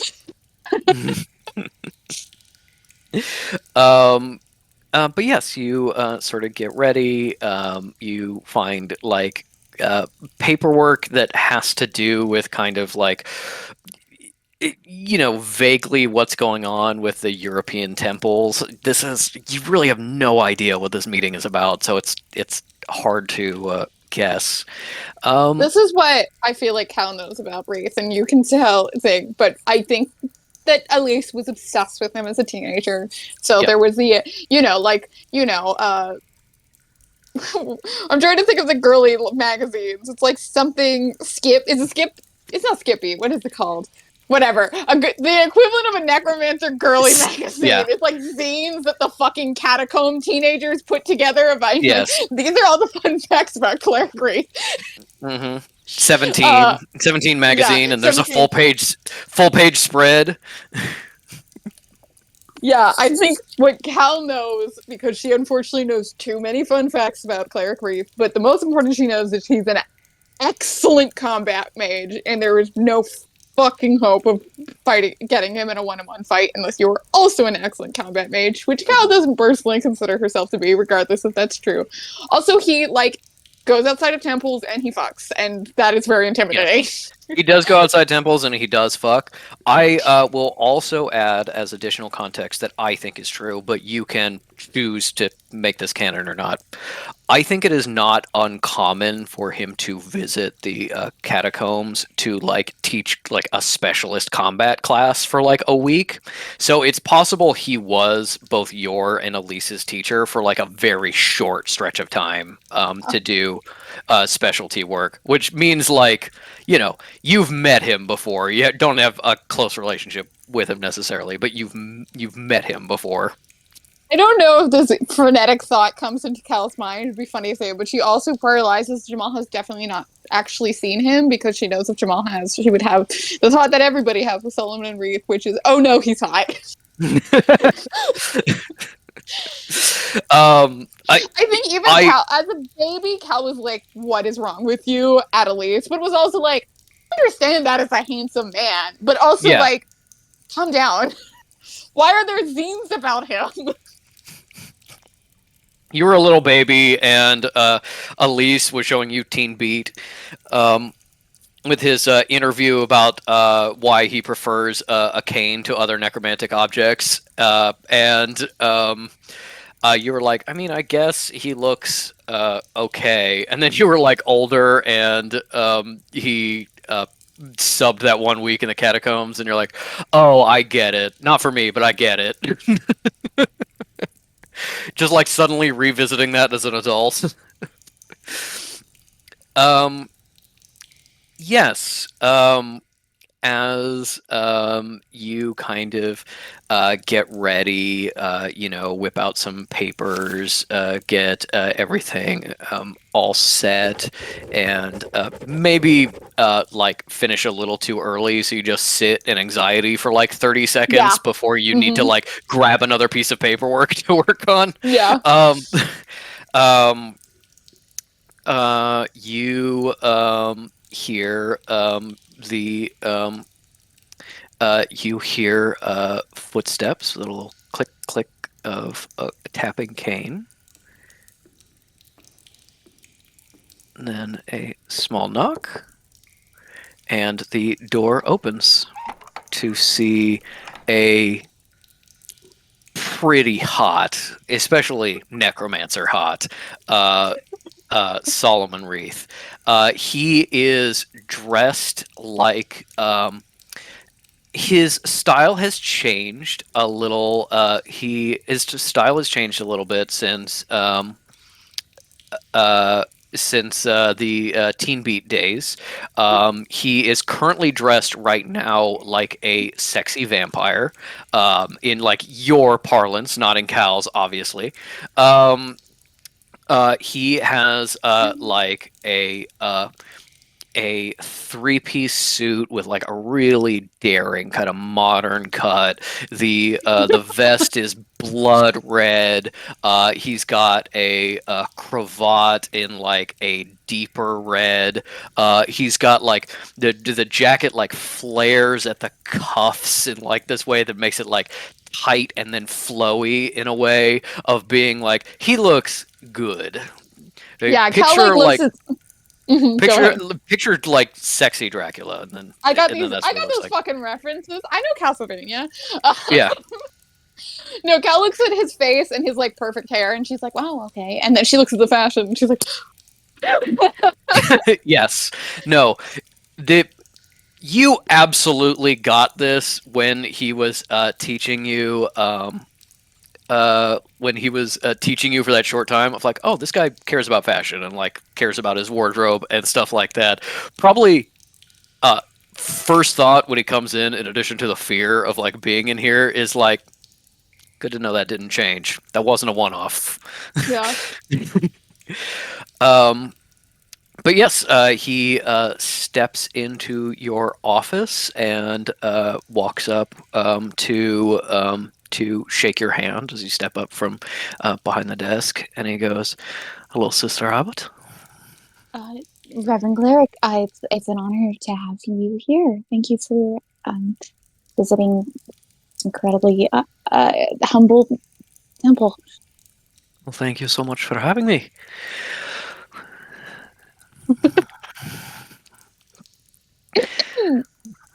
What would you like tea? Any other refreshments? Oh, your members have taken care of me quite well, Sister Abbott. Thank you. Why don't we sit? Yes. It is always good to see one of my students rise so high. We've been keeping with your shadow practice then. Yes, I've had more use of it than I really expected, and I still reference lessons I had with you. I always saw myself as a researcher, and then very suddenly I wasn't. I didn't expect you to remember me. I am incredibly flattered. Well, life comes at you in mysterious ways. I never thought I would be a researcher, for example, even before the war, but there are many who benefited from extra tutoring. And of course, I remember you. You were a good student. Your sister, as I recall, was well, Elysium. To my memory, and you could of course remind me if this is true or not. Very powerful necromancer, very strong in the shadows, but seem to always forget that one of the benefits of necromantic magic is being able to go without being noticed. Your sister was always really ignored the stealth, the ambush and hide aspect of our field, which, a straight up fight is one thing, but I'll tell you, it's not nearly as useful as the blow that no one sees coming. Yes, And Patrick was meeting Wreath. I assume this was pretty shortly after the kind of bubble was burst on Elise being the Deathbringer. Yes, yeah, probably not too long after that. Elise was still probably in the like, I'm gonna prove you wrong stage. But also, yes, she was incredibly horny for this man. You weren't in the same class together, and you were like, the start of your time at the there like overlapped a little bit with the end of her time, and also you were there with some people who like lived in the temple, and they were like, hey, I was friends with your teacher, this guy named Cleric Wreath showed up, and holy shit, I mean, saints above.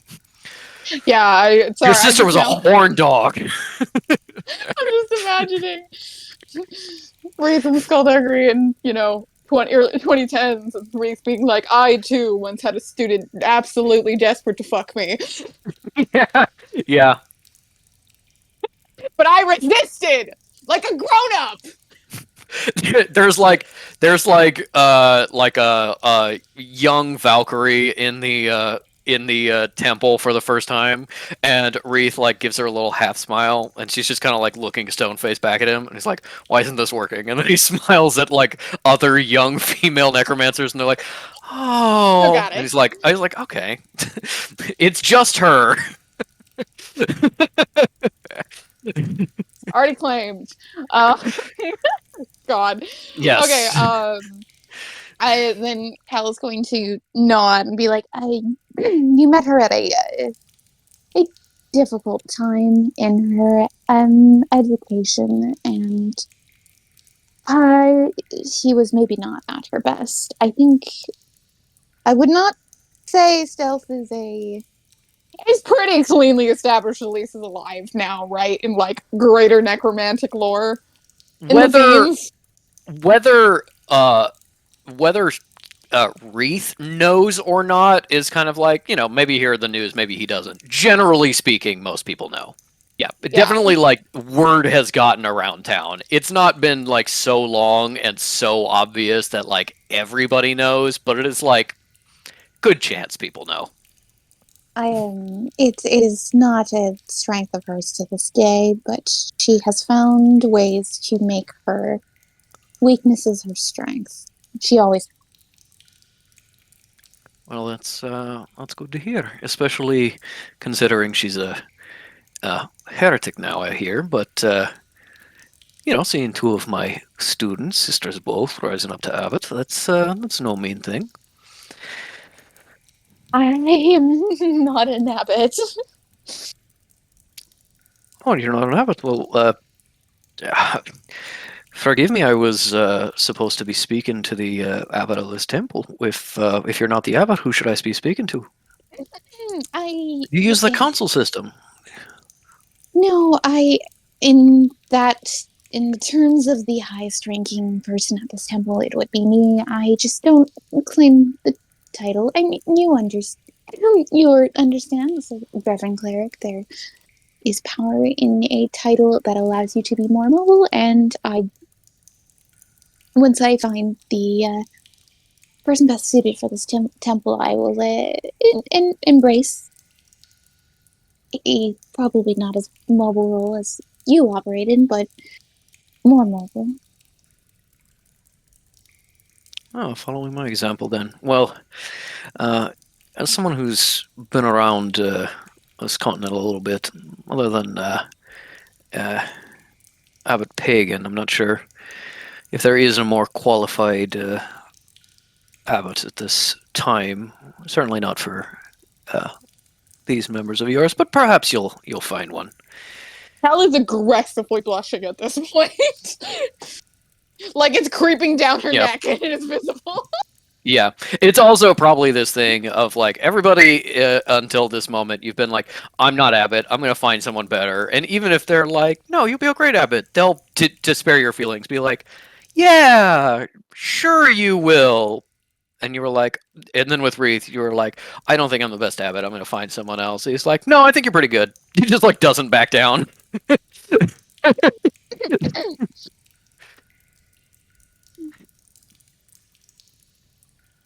Well, I suppose then acting abbot then, even if you won't claim the title. Forgive me for still having a bit of a teacher's instincts, but I have a little test for you before we go forward. Would you mind telling me what you know about this symbol here. And he takes out a little piece of paper, passes it over, and unfolds it. You see a Superman ass. Sorry, what? I said it's the Superman ass. Yeah, it's a Superman. It's a cool S. There's a new cult with this symbol going around. We don't know who they are.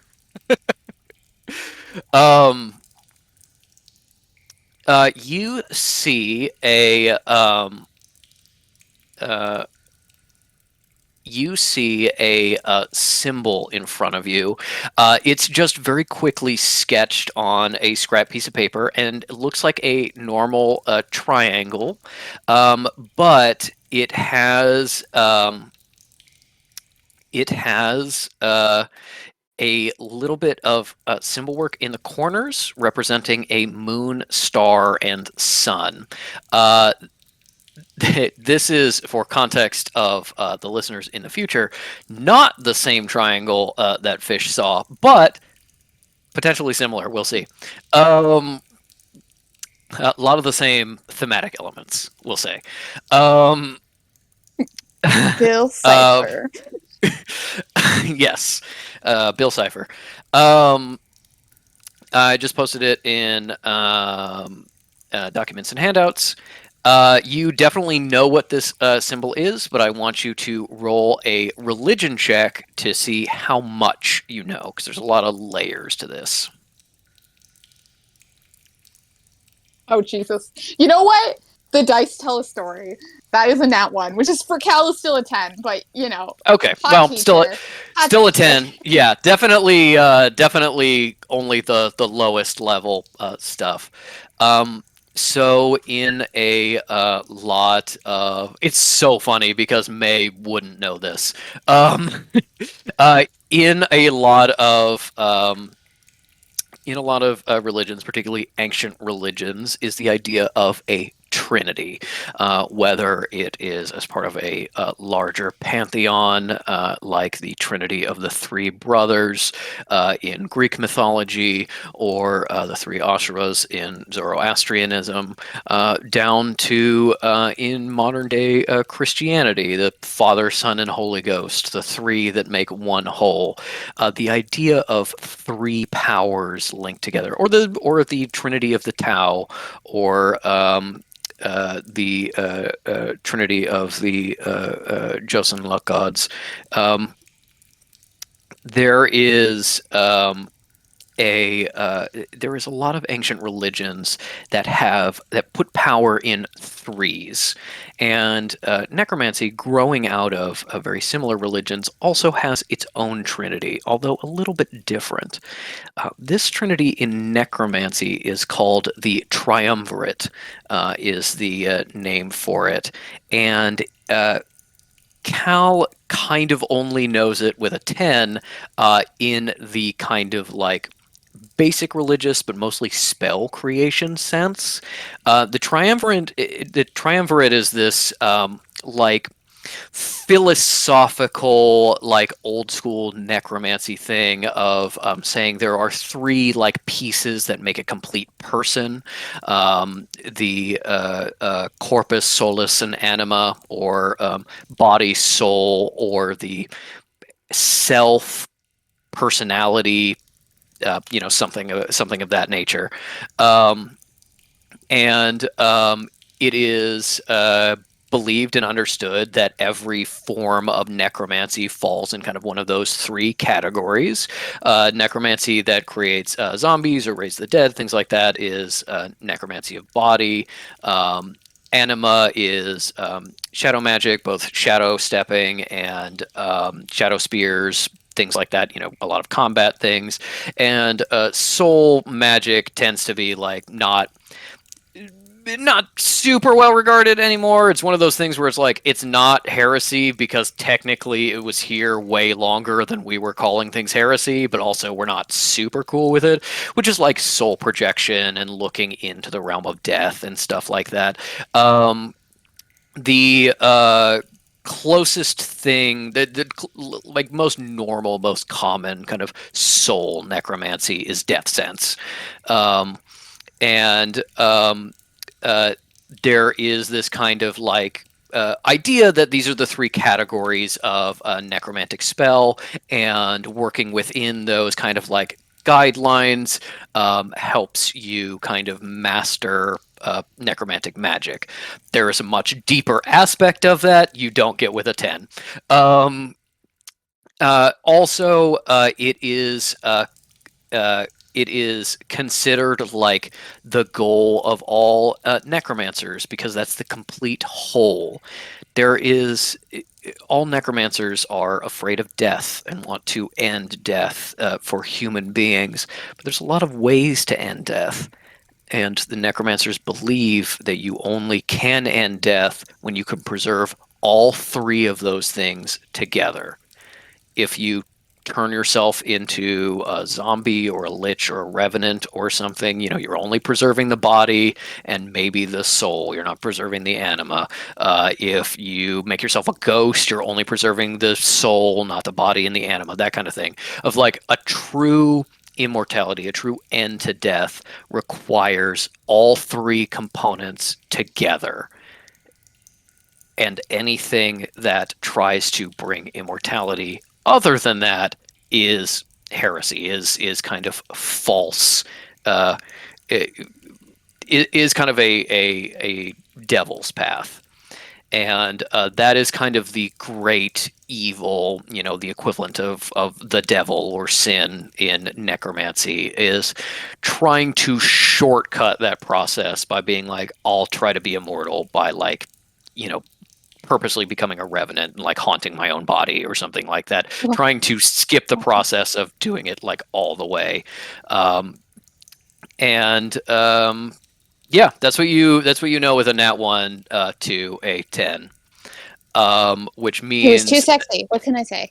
Yeah, which means as you relate this to Wreath, he nods and smiles a little bit, and then you kind of get to the end and he kind of frowns, and he's a little disappointed of like, wow, there was way more you didn't come up with, but yeah, okay. roll a charisma saving throw.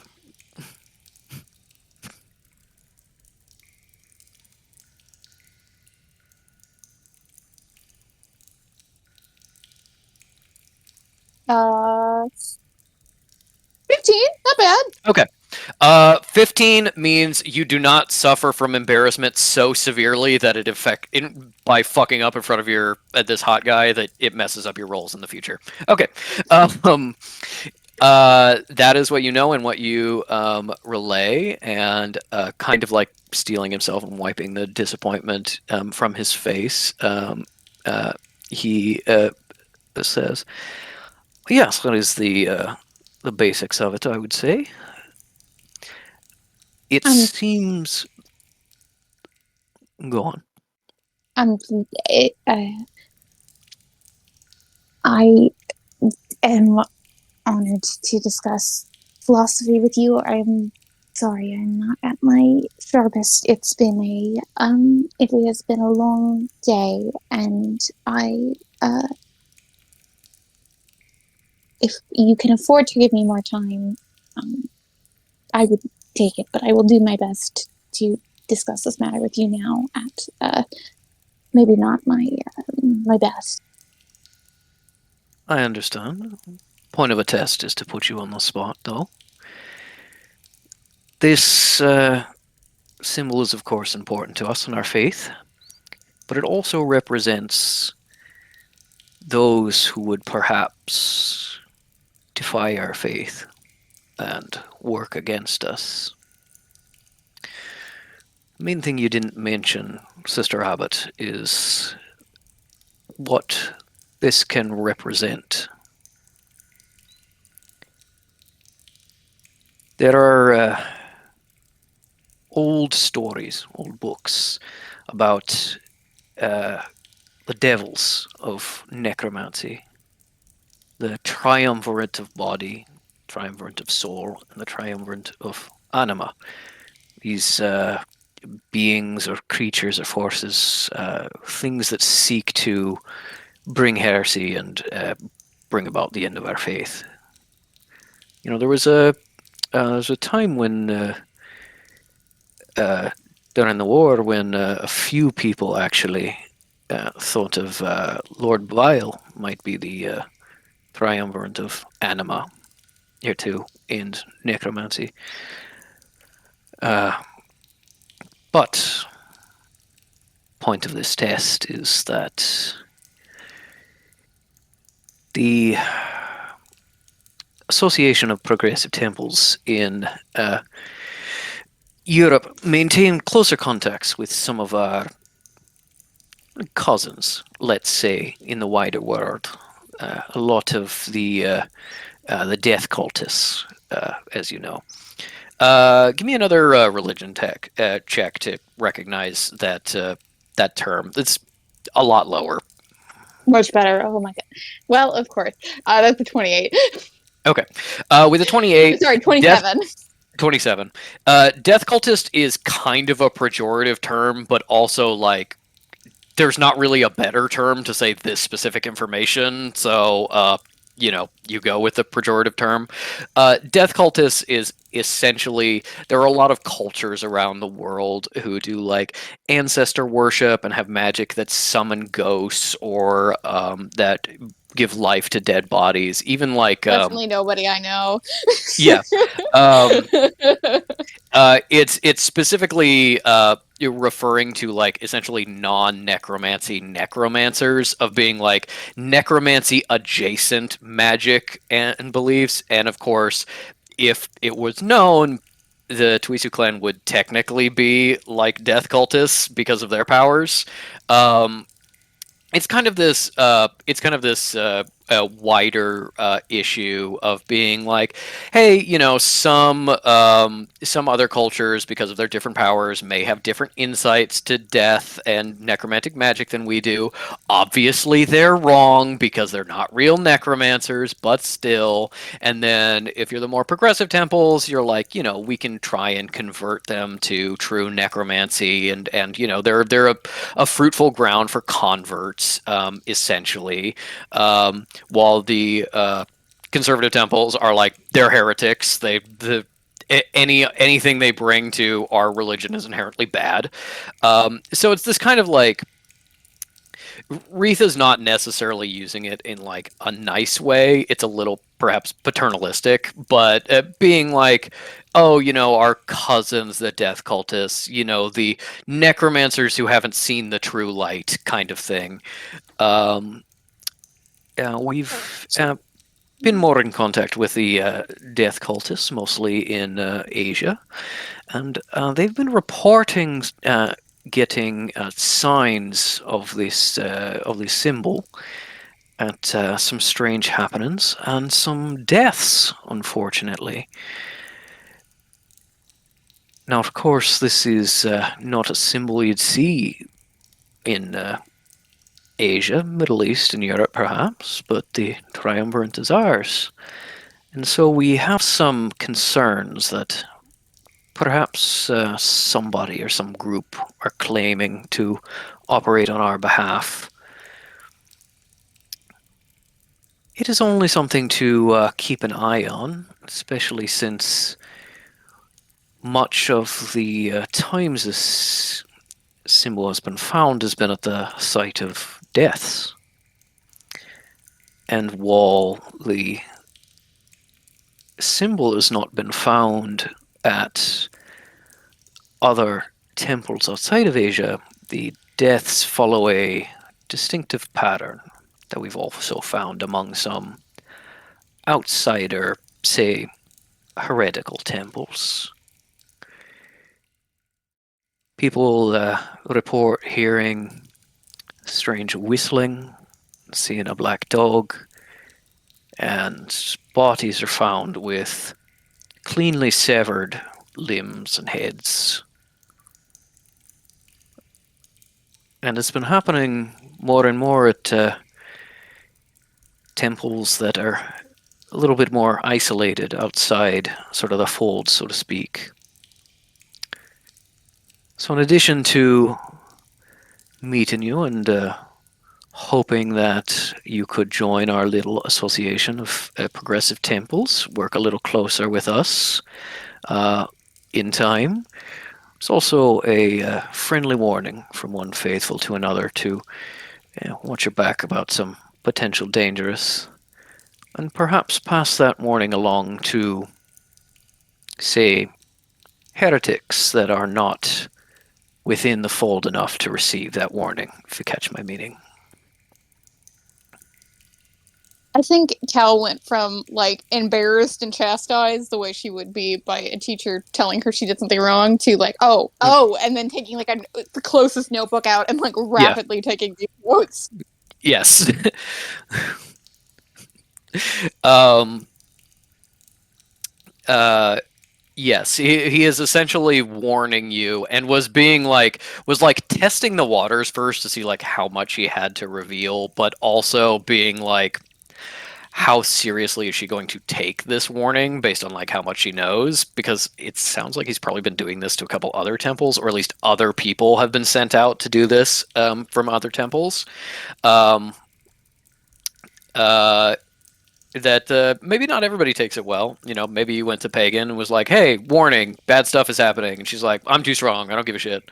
But yes, he is subtly warning you of people are dying in association with temples, and that being more closely like on good terms with other temples, including his the progressive temples of Europe, might be safer for you, but also being like, hey, your sister is necromantic enough to qualify. There's definitely been actual heretics that have been killed too. I can't warn her, you can. I can't warn her because I don't want to get jumped, but yes, she will jump my bones. There was a time that she was passing notes in class, and I opened it, and she and a couple other students were designing a necromantic spell using symbols that would capture and hold me while ripping off my clothes, and that was not okay. But oh, she's a stinker. Could Wreath withstand her as she is now, do we think? I think if it was a straight up fight, no, Wreath would definitely lose. I do think with like the like Wreath knows oh yeah.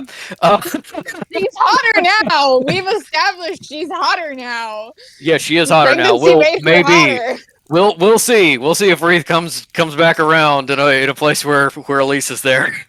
I'm expecting this scene to cut to Cal's sending stone ringing with "How dare you!" You don't think I have spies in your new temple?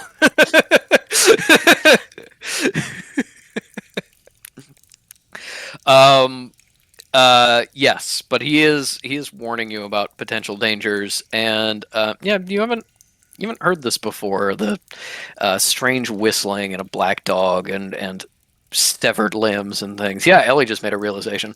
You can certainly ask more about it, but clearly this is like a two-pronged, like, hey, we've noticed that your temple is up and coming. Do you want to join the big leagues with us? That would be really nice, and we can be your friends. Also, separately, serious shit is going on. Be careful. Yeah, Cal is very obviously taking this seriously by like I think she's taking notes, she's taking like follow-up questions, like physical dog, spiritual dog. Mm-hmm. And you can absolutely like ask more questions and try to get more information. Yeah, I think she God, me as a player is trying to be smart about this while also being in character. I think she probably asked for as much details on the attack as possible. Has anybody ever survived any of the attacks? As far as we know, no survivors. No. Some have seen the dog and the whistling, but no survivors of the cutter, whoever or whatever they are. And of course, a black dog could be a lot of things. A lot of beings from the realm of death take the form of black four-legged creatures. Sometimes it's. Sorry, go ahead. Sometimes it's benign, trying to a friendly spirit, trying to warn someone marked for death for that murder is after them or some such thing. And sometimes it's a being trying to cause death or unrelated, trying to warn of imminent death. There's stories in my land of the black dogs working with a Dullahan and things like that.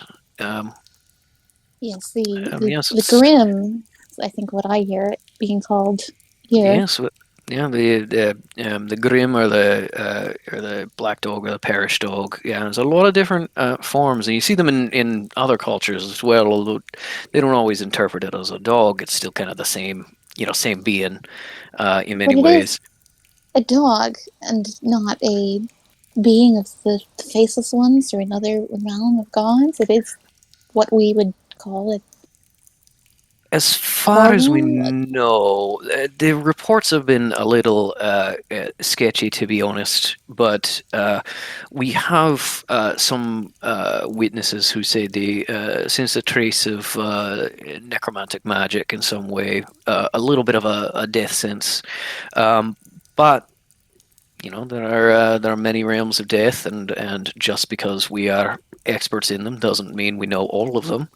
It's possible that some creature of being could insert one of their creatures within death and then operate within death from there. It's unknown. Well, I would appreciate any correspondence to be forwarded to me about the information. I don't know how your progressive temples stay in connection to each other, but I would, at the very least, as a way to sort of introduce the potential of joining, be included in those communications. And what do you require of me if I did join this temple to the Association of Progressives? Our hope was that something of that kind could be arranged, and for the moment, we'd like you to keep doing as you're doing and forward any information that you may have about these goings on.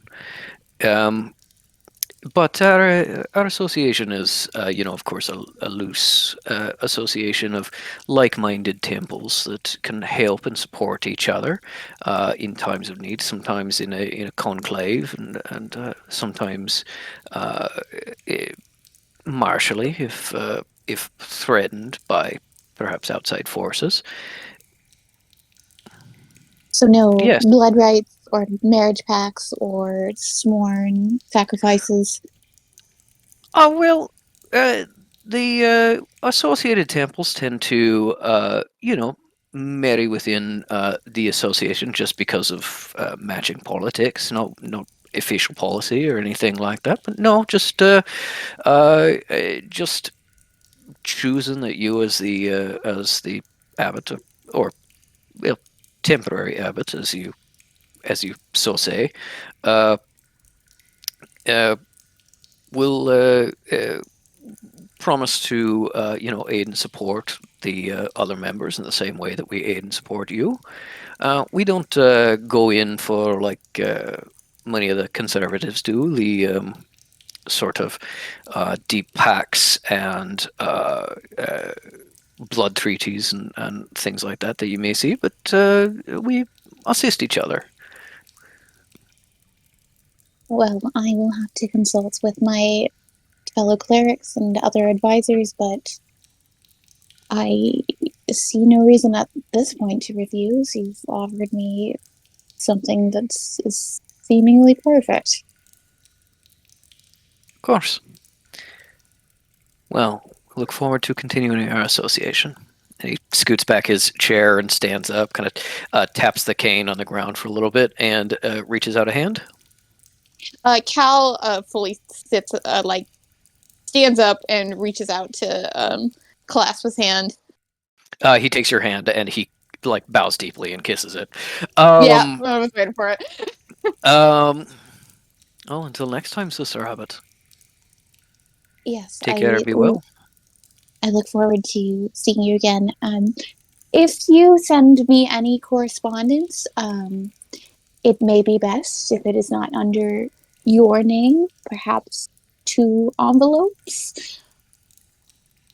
Well, most correspondence from the association will just come from the temple letterhead. You know, I may share individual letters if I have individual things to speak with you about, but most of the time it'll just be kind of general. I'm sorry for assuming. That she feels very flustered by that. Well, until next time, Sister Rabbit. Yes. Thank you for the visit, and I am very grateful for all of the information you've shared with me and what you've offered. Of Please course. partake in any hospitality that you need before you leave. Oh, that's very kind of you. But I think I'll take my leave and just gather my things. You know, there's much work to be done before the sun sets this eve. Yes. Yes. I was just like, oh my god, this social aspect of being a not abbot, she's been getting better at it, and is now. This is the first time she's felt like she's just completely fucking failed. Just been completely like, okay. Yes. Sure. I'm nodding too much. But I can't stop. Oh my god! At least I don't have to worry about eye contact. As Wreath steps up and leaves, you see that at a respectful distance, so that they couldn't overhear, 2 of your clerics are kind of watching him leave, and Jamal is kind of standing there with the others, working on some paperwork, like he was going to get your attention for something, but wait till your meeting was done, and as he passes, Beliala appears out of the shadows, like back in your like personal room area, and goes, "Wow."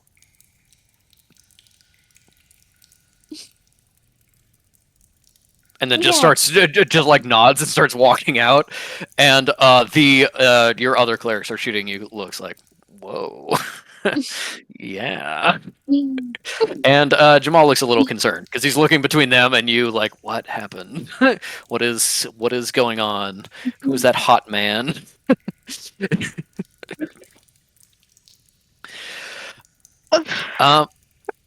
As this is happening, and people are swooning or trying to put themselves together, as is their preference. There is some kind of like running on the stairs as Wreath is walking up, and you just hear like out of sight, "Oh, excuse me," and then "Let me squeeze past you," and then like tap tap tap tap tap tap as Rocky runs around the corner and is carrying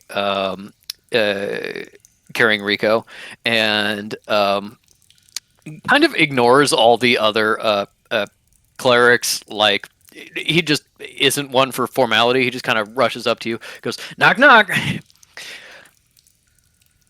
Abby, you'll never guess what. So remember how we were planning on getting that? We got a letter that there was like a cleric of another temple, and he was coming to visit. They're here. Yes, I actually did know that, Acolyte. I just finished my meeting with him. What? No, Yes. no. Cleric Snapper's waiting upstairs at Does Cal know who that is yet? Ink, I think that's mostly an Ink question. I would say No. probably, but yeah. No, that's this is the beginning. Oh, She's not. okay. All right. Well, then we'll say that it was a very recent development. I don't know. Wait. Are we saying yes or no? I'm leaning no. Then this is the introduction. I thought no. Yeah. Okay, no. Okay.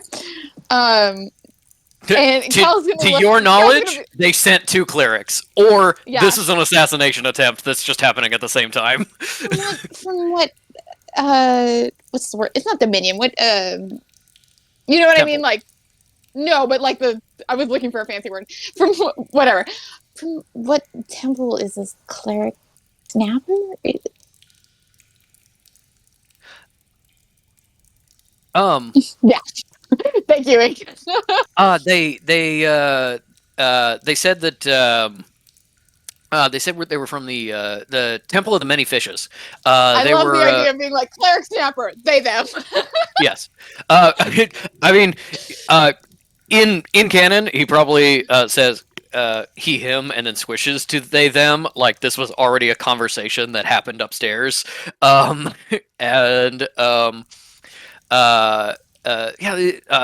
Temple of the Many Fishes. I haven't heard of that one, but I haven't been around a ton. I don't think we've sent any letters there, but yeah. Usually the Sansons don't have such stupid fake temple names. Oh, do you think this? I can gather. Cleric Belial, if you want to come up with me, we'll I'll come. I'll Okay. I think she's got like a little bit of an inkling, but it's like, no, I'll attend. And it's like Wreath going and just being like, of course, make sure if he needs anything, he has it. It really counted be. It's probably a task. Yes, Belial, you can with me. You gather things up as you're gathering up some backup and some people. Rocky is chatting with you. Only some of it is relevant. But kind of relays the entire conversation that they had with Cleric Snapper up to this point. And as well as a bunch of completely unrelated stories about his life that this reminded him of. As you're going through, you see that the waiting room where Wreath was staying has been cleared out and he is no longer there. Clearly, he took a few moments to gather his things, get a water, get an apple for the road or whatever, and is now left, which means Cleric Snapper, watched Wreath walk out the door and probably had a short interaction with him leaving before you head upstairs. What is the Cleric Snapper disguise? Okay. Decked out in black and looking very nice. I just want to say that. I want to make clear that they're doing a thing where they turned away, so they're going to do a turnaround, Dramatic hey. turn. And from the build of them, I don't think Cal would recognize them because they've gotten buff over the past 2 years. Mhm. So And Kekno is blocked, right? Yeah, In the jacket. Yeah. Kekano is hidden in the jacket. But yeah, I thought it would be so funny if you just convinced Kekano to also turn his back and do the dramatic turnaround. That's that'll be within the jacket. Yeah. Go ahead. But yeah, I think from the back of the head, you can see that this is a person who has got their head done up in a tight top knot with a heru, which is a comb that is either carved from wood or shell or bone. This one is shell. They did it themselves. Mm-hmm. But apart from that, no other signifiers of culture that you can see at this present time. Just dressed nicely in black, a jacket and pants and such. This is a cleric that goes out on the town. Yeah. A cheap wreath. Yeah. Are they wearing their bone bracelet with? They never stopped. Okay. Yeah, I think Cal would not necessarily. I don't think Cal has the ability to recognize it, especially when she's not necessarily looking. I think she would never notice. They're not wearing a lot of bone jewelry. Actually, unusual. their one of their earrings is bone, like Oh, okay, a then carved I bone. think that would put them at about normal, maybe on the lower Okay. end. Yeah, so I think she Here, I'll put the art so you can see it's I sharp. was waiting so for it I was fits. waiting for you to do that. I thought you were gonna do the turnaround and then post the art, but yeah. I was You waiting can for it. I saw so it this morning. theoretically, this earring can be used to stab and kill. Maybe. excellent. Good, love it. Always important. But yeah, I think as Kel comes in, she just like has Beliala flanked behind her. Who else has come with? Beliala and Rousseau are with you, as well as one like random necromancer who's like back on the stairs of being like kind of secure the Yeah. from behind. And then Rocky is also there, not bodyguarding, just chatting with you and going Yeah. back to his office, which is the foyer for the most part, mostly where he sits when As he's not working. as Collisionist walks into the room, she's just going to be very formal. She goes, Reverend Satile, so I'll just say, a cleric Snapper, apologies for my tardiness. I did not realize that I had a visitor today. Being told this was a potential assassination, Belial and Rousseau, like, step out flanking you, kind of like stepping out to the side, start gathering shadows, and then you hear Belial go, oh, and then just like stop gathering shadows and just like relax. Yeah. Oh, no need to apologize for being late, cleric. If anything, it should be me. Turns around like, did you miss me? That's what they say. They say, did you miss me? And Kekino is there, probably with his mouth muffled, so he couldn't give it away as soon as he heard Cal. But then he's wiggling. He's wiggling, and Fish is like, I'm so cool. And then Kekino goes, okay, you're done. Okay, let me go. Okay. I know. Oh, Ellie will tell you about. Here. Ellie will tell you about the baby harness anyway. Yes, there is a baby harness. Kekino, is he wearing his service harness actually? Not today, because it's like, who cares if the necromancers see it? He's probably wearing it before when you were traveling, but yeah. During travel, yes. He goes, Collisionist!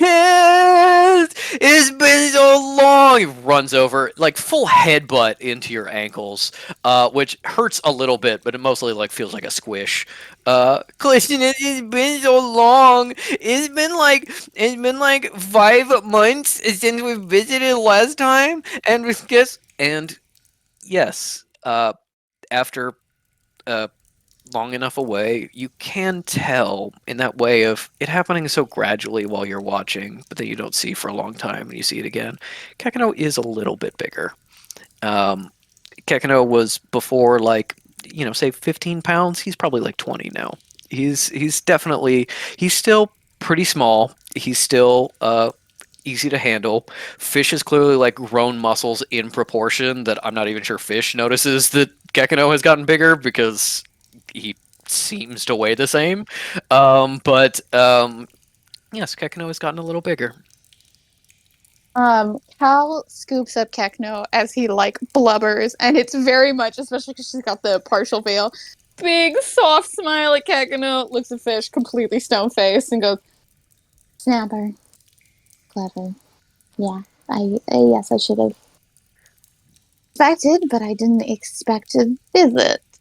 It's wonderful to see you, Kekino, and I wonder what you need from me, Fish. Yeah, that is clever. Collisionist, you are me more.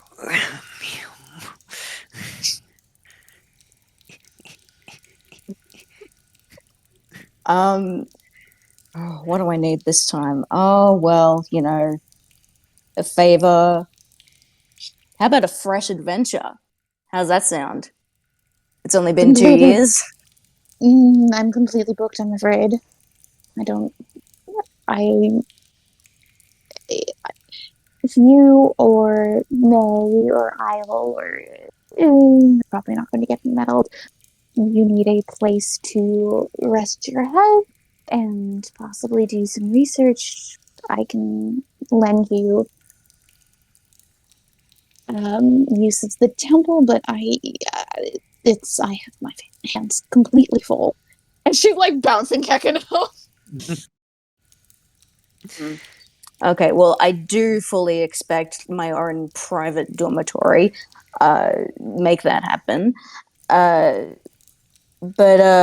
no, you don't want to come along, like not fate of like the universe and God stuff, anything like that. No, okay, I respect that.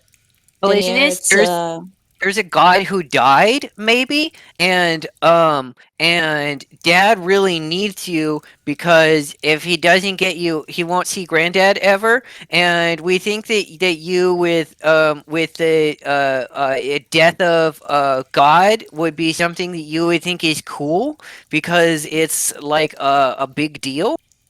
And please come with us. I want to spend time with you. Is that so hard to believe? Kekino would want to spend time with me. Oh, Dad also wants to spend time with you. Right, Dad? Yes, that part is the hard part to believe. If you need my services specifically, I can try to carve out some. I can't promise I can be there the entire time, but I understand that this would have to be a very dire emergency for you to come to me, so I will respect that and give you what I can. I really appreciate that, Denia. And to show you that I'm serious about it, opens the jacket like into an internal pocket, and from in their hand, it just looks like just a thing, and they flick it over at Cal. Does she catch it? What are we rolling to catch it? No, she's holding Kekino. That's priority numero uno. But I will say, she does have Mage Hand. Well, yeah, we can say that she snatches it with Mage Hand. Probably Okay. like off to the side in case it's like something Yeah. dangerous. Yeah, exactly. Waiting for it not to blow up. Stink bomb, etc. It's a ring to replace the one that they broke. It's black. It has a nice little. It's the ring that I showed you. It's the one that I'm gonna give you. Rousseau and Beliala go. Oh. Yeah, so it's A nice and Beliala- black and like gilded with a bit Beliala of is- gold. Beliala is just like, they're giving her jewelry. Okay. And Rousseau is like, Ooh, cat from Puss in Boots. Do they say Yes. anything or do they just toss the ring? They just toss it. Okay. She should understand what that is. Yeah, the mage hand snatches it out of the air. She brings it to her, and then she looks at it for a really long time, and then tucks it in, handles Kekino so she can tuck it in a pocket. Kekino like tries to climb onto your shoulder to like free one of your hands, and You're heavy. you're kind of like, Oh, you're heavy. When did you become heavy? Dad says I've always been heavy. Not very heavy, but just it just he carries me for like 6 hours, and he's like, son, I gotta put you down. You're heavy. Yeah, but a healthy heavy. Like you don't ever have to Yeah. feel bad about it. Oh, Yeah, no, thank you. no. No, I'm healthy heavy, I think. Yeah. Do you have a proper weight distribution? Like a sling or something with shoulder straps? Okay, I have a harness, and it has one of those things where it's like you can pick it up like it's a purse, a bag. And you should for long distances, if he's not able to go on his own, you should get some listed. I can see if I have time. All right, have you already spoken to May? I have What not. about- You are stop number one. How does it feel to be the priority for once? I think Cal is a little stunned into silence, and she goes, Well, obviously, if I was unavailable, you would have to recruit another necromancer, so it does make sense to make that a thing to establish first. I understand. Yeah, but you said when we were getting that car and we started driving up and we were on the way to see Caligulus, you were like, "Oh, right, and we should probably get May." What did that mean? Listen. I'm listening. Are you though? Are you my sweet boy? Maybe no. Ekano's just full on like possum schlubbing on Cal, and she's just Yeah. like, okay, yeah, all right, okay, oh, okay. Well, look, what matters is you're on board, and if you're already holding Kakano and you're already going to make him a little outfit, then you're already being useful. So let's get Yeah. this show on the road and go pick up Nay.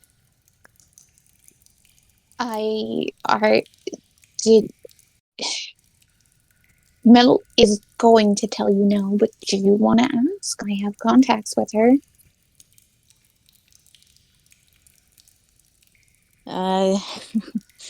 Look, it would be nice to.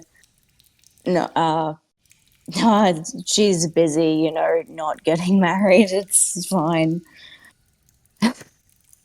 And Isle? Oh, no, don't worry about that. Mm. Yeah, we haven't seen Isle in a while. Ah, I don't know Well. why, but she did warn me that sometimes she'd be gone for long periods, and she always finds us again, and I really miss her. But and she doesn't answer my letters. Listen, we've all been gone for long periods. What matters is the adventure. yes. Well, I will. I have much to settle here, and I will contact May through my sending stone. As soon as I have a moment available, please enjoy the amenities of the temple, and they will treat you as my honored guest. I will use the amenities. Thank you. I think we abstract from there a little bit Mhm. as I know, like, give Ellie hers. I'm sorry. yeah, as Kekino follows you around from room to room, kind of never leaving your side, to the point that it's kind of annoying to do work. And Kekino also meets Rico. They don't super get along, but they don't not get along. And Fish kind of sees that, like, the temple, since the last time you were here, is definitely in a more finished state. It's still kind of rough in some places. Some places it's really nice, and it doesn't seem like you're living in a cave. Some places it's like you're living in a cave. So it's interesting to see how things have changed over time. And with that, we will, I think, move to what is happening with May. I am probably gonna go enjoy a podcast and dinner and eat now, just so we can keep going. Patrick, do you want me to bring you any food? Can you bring me a snack? Yes. Okay. I'll still be here. I just might have my camera turned off for a little bit. I'm very excited. Okay. Sin May. Okay. All right.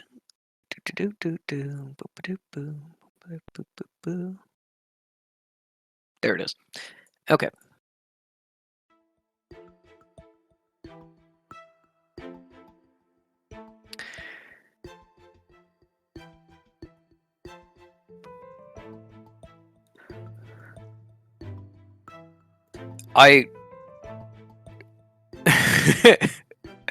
Yes, that we might cover that next session, but I would love to also know the Snapper and Wreath interaction, even if it was short. Ink, you seem to react to this music. It really reminds me of something, specifically from a video game. It's not the same thing, but it's really close, and I can't quite place it. Oh, I'm just delighted by whenever you pull up some music. That's all. Okay. It's just you also, like a lot of indie games, so I was wondering if you would recognize it. Yes, all right. May has had an incredibly busy 2 years. She was local for a long time, dismantling the benefactor's device and learning a little bit more of her trade from Goph. There was even a opportunity to write a paper, pretty heavily edited to not reveal details about location, but a paper of some discoveries from the ruins and on certain aspects of ancient culture, that was the culture of the ancients, that was revealed in the ruins. After a little while of that, it was time to go traveling. May had spent kind of a long time away from the work she was doing before, both Egyptology and, well, home. May traveled with Cinner to England. And although the flat that May spent a lot of her childhood in has now been sold off, no need to keep paying the rent without her parents alive, she has kept in the family cottage, a small property out by the coast that has been in the family for a long time and has been far enough away from development that taxes are still low, and with some money paid to a next door neighbor to keep the grounds nice and do minor repairs, as well as some subtle symbol work to strengthen the wood against rot and things like that. This has always been a little bit of an escape for May, as well as for her parents. And that's why when May comes to the seaside to visit this little cottage, she brings Cinner, and she shows Cinner, well, she introduces Cinner to her parents. Tucked in a tidy little headstone, just a single one, shared between the two of them, is the graves of May's parents. And as you introduce Cinner to them, he has some flowers he picked up from the store, a little bit of pipe tobacco, your dad's favorite, and places them in a little vase and sets that on the headstone and talks with them for a little while. Makes his introductions, playing the good son-in-law. He's clearly incredibly nervous, which is sweet, perhaps.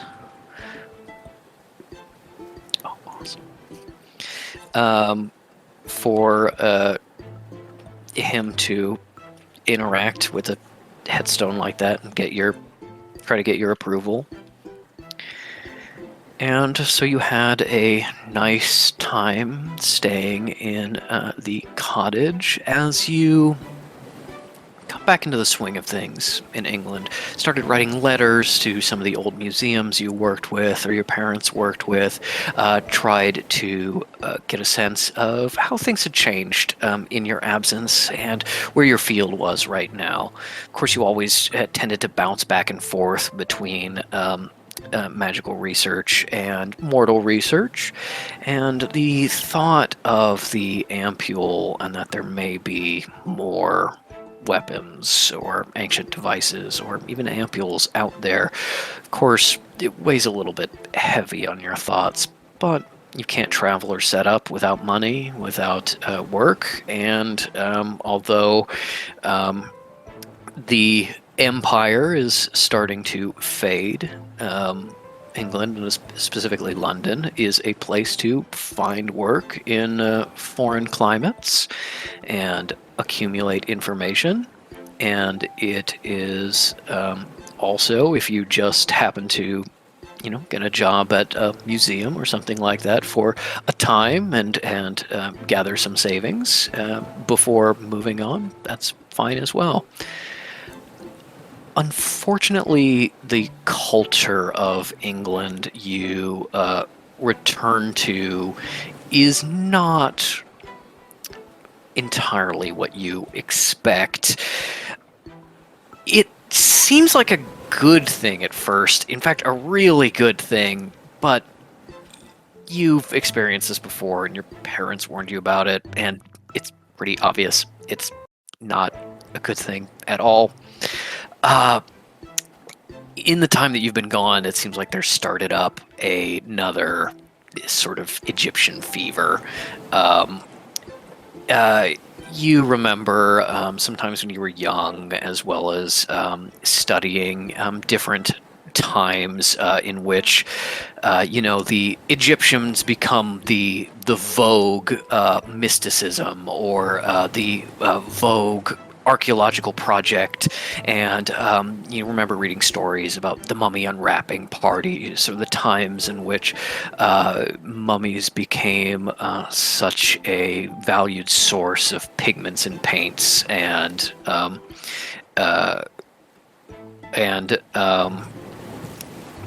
pigments and paints and medicines. Yes, snacks as medicines. Medicinal treats. This newest version is annoying, and you try to use it to your advantage at first. Obviously, there's a bunch of new work opportunities for you because of this. Unfortunately, they're not the kind that you want, for the new craze is being driven by a new secret society. England at this time is still all hot on the secret societies and mysticism. This is only about 20 years after Aleister Crowley's group sort of faded away, and the British have always had, especially the upper crust, have always had this fascination with secret societies, whether mystical or not. The latest one, as related to you by a friend of a friend, someone you've worked with before, who you didn't think was particularly foolish, but seems to have drank the Kool-Aid as much as humanly possible, excitedly tells you about the new in-group. Maharu, they call it. Or, if they could actually speak ancient Egyptian, Ma'akhru, which is, of course, a little bit different, but a little bit harder on the English tongue. And when you corrected her on that the first time she talked about it, you made note of the fact that she never even attempted and continued using it as that name, and everybody else does too. That is the name, Maharu, rather than the actual accurate pronunciation. You learn that, unfortunately, this is the worst kind, the kind delving for secrets in Egyptian mythology and mysticism, magic powers, the ability to influence government or your fortunes. Howard fucking loved this kind of thing. It never bothered him that they were like the most inaccurate possible portrayals of these subject matters. He just liked the attention. He liked people being able to show off his knowledge and expertise. And while you don't like it, it's an opportunity. So you try, you talk to some people, you take some meetings, you look into some jobs, and find that they don't care what's true. They don't care that their version of Anubis that they're worshiping is entirely and completely wrong, and they clearly misread this text that's about a different god altogether, and they've just it's really bad, it's really inaccurate, and it just really hurts your professional pride. But they let you speak, and they listen with rapt attention before moving on to ignoring you entirely, because the secret society doesn't really care about what's accurate or not. They care about the secret society. And unfortunately, this is the hot new thing. Everybody is joining. Every time you try to find a museum gig, they're excitedly telling you about the new Egyptology exhibit funded by members of the Maharu, and every single contact you try to find, whether they are people that work in the field with you or people who were part of the upper class and were funding digs, are now finding themselves entwined in this group. Some reluctantly, some saying, I don't like it, but this is the wave you got to ride when you're doing this job. They'll burn themselves out and I can go back to normal eventually. Others seemingly more caught up in the hype, being in the in-group. Do you choose to explore this group? How do you gain information on this group, and do you look for outside sources like non-group members, or trying to contact Second Dawn affiliates to get an inside scoop or something like that? What do you do to kind of be oh, my entire industry has been taken over by people who suck? I think that if this had happened before, in season 1, May would be fuck this, I'm out. But now she understands, or has reluctantly come to understand that she has goals, and unfortunately she needs to play the game to get to them. So she's kind of going to be oh yes, what an interesting, I love this is great. But we'll also absolutely be sussing out any potential Second Dawn contacts, anyone who's not taken in by this, to get the actual outside opinion while she tries to sift through. Okay. What's going on? Yeah. I would say give me an investigation or persuasion check to just kind of be making connections, finding the the Second Dawn isn't really active here, but we've got there's a cell of mortal rights kind of people that are friends of friends or something. Yeah, that's a 12. Okay. With a 12, you have trouble.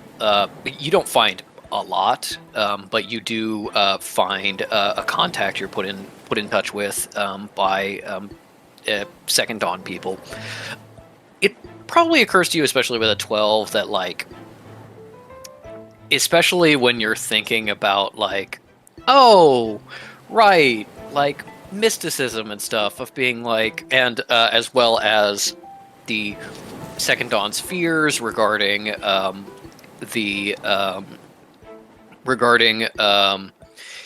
kind of the influence of mages on government and such like that, that kind of making a weird cult thing is a really great way for sorcerers to kind of gain power over government and stuff like that.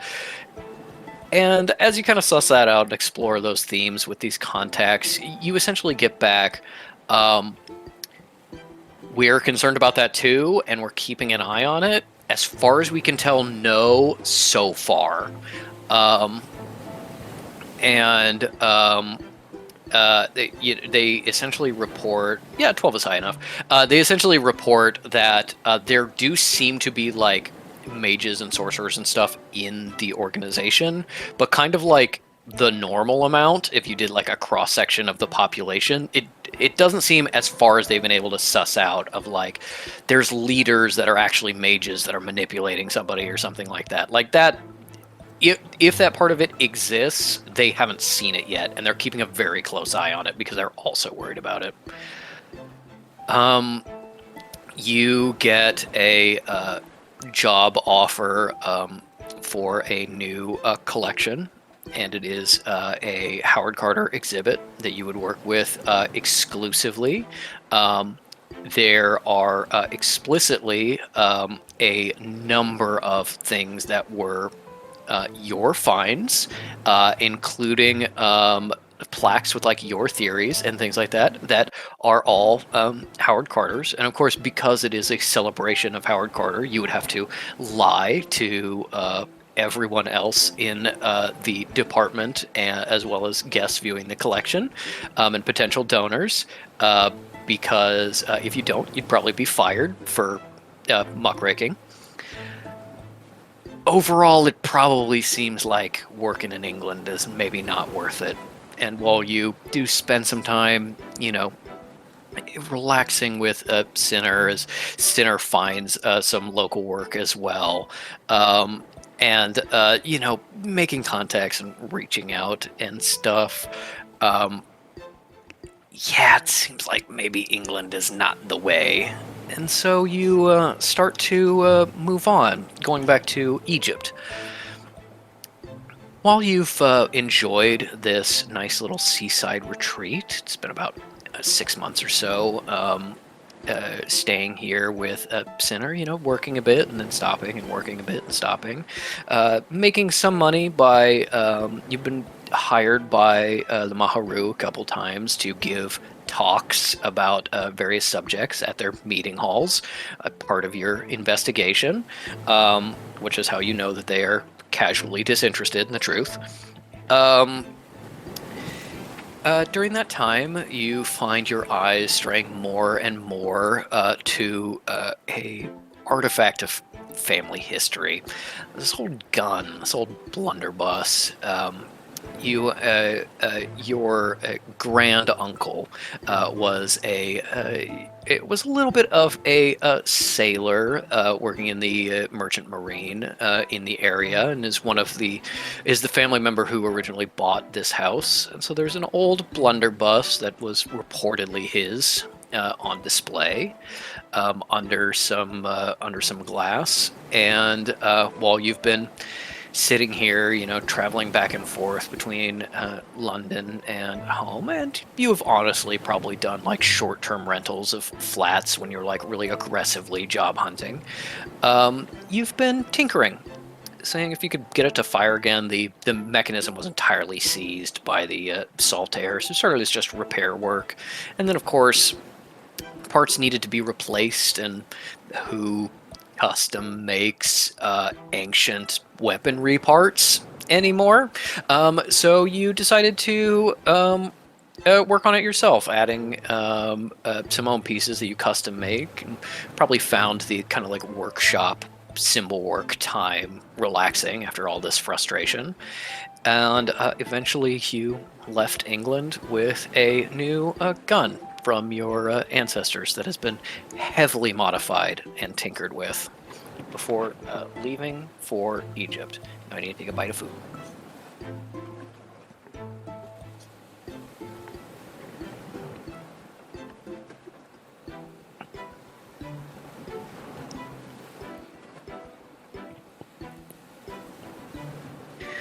As you get to Egypt, you were pretty hopeful. Kind of the reason that you left was not just Howard and the associations with him, although that's definitely a part of it, but also because Egypt won its independence. Egypt had a revolution that threw out the British, and as part of that, became a little bit hostile to kind of British interests in the region. From the government, not so much about the archaeology, although they did put a stop to, exporting artifacts out of the country. But, the common people would hear a British accent and get angry. It wasn't the safest place to be. And in the time of revolution, there's not a lot of cash for the cultural ministry to put forward to new digs and such. You arrive in Egypt to find the situation somewhat changed, but not as not as improved as you would like. There is still tension, although it's better. There is still there is some funding available, but not as much as what was before, and more likely to go to native Egyptians. You get some offers from work from former colleagues who can offer you kind of like an assistant position for, not very good pay and hard work, which is not what you want, but maybe something you'll settle for if you have to. And you're like, okay, private funding, reach out to some of your benefactors. And that's unfortunately when you find out that the Maharu is also here. And pretty much everyone white in Egypt is also part of the Maharu, and the digs are funded through them. And there's not really any space right now, but if there was, you probably wouldn't want it. So, getting increasingly frustrated, maybe you finally have enough money to do some search for the ancients, or maybe Egyptology is just not it right now, and you gotta find somebody willing to fund a dig for the ancients or something. You finally get approached by a representative of a different country. When Egypt won its independence, it also won its independence for Sudan, just to the south of it, long a British colony, and now in the process of becoming its own country, no longer directly governed by the British, but still under the British auspices as they set up their own government. You're approached by an agent of the cultural ministry that says essentially the new prime minister has an agenda. Sudan has been long divided among its different tribes and clans, especially in a tension between North and South, and he is a unity candidate. He wants to show that you are all one people with one shared history, and is trying to poach archaeologists that have a expertise in this area. And as any Egyptologist worth their salt is very familiar with the Nubians and the Magi, and has studied their cultures at least a little bit, is offering to fund a dig for you, showing the sort of history of the great kingdoms of Sudan. But the one who approached you is also a mage. Not a sorcerer, but a representative of the local magic community, and says that the site at which they want you to dig has also unearthed some artifacts that show the writing of the ancients on it, and it is believed that this may be a ancients site of some kind. And the magical community would like your expertise on that as well. Almost perfect opportunity. And so, taking Sinner with you, you pack up and head south. It has been almost 9 months now since you entered Sudan. You digging at the site north of Khartoum, and Sinner having gotten close with the Prime Minister. He's always been looking for more bodyguard work, things that are more important, less bad because you have to hurt people. And he got himself on the security team for the Prime Minister on the recommendation of the local magical community, who knew him by reputation, and eventually worked up to being the head of the Prime Minister's private security, his individual security, which is separate from sort of the security of the office. But he is close, and so are you with Prime Minister Osman Ibn Lawal. And though you don't work for him directly, you work under the cultural minister, you see the Prime Minister quite a lot, because although your jobs are hard and keeping you apart a little bit more than you would like, you've got a place together. You get to spend pretty much every day with Sinner. And although he's always, busy, sometimes got to run out at weird times of the night because of security issues and things like that, I think you see a change in Sinner. Feelings like maybe this time a good thing has happened and he actually deserves it. It's not going to be taken away from him. As he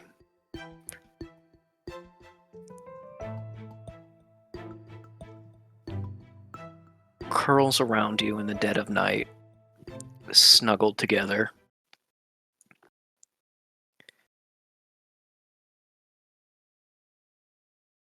It's so nice to spend each night with him.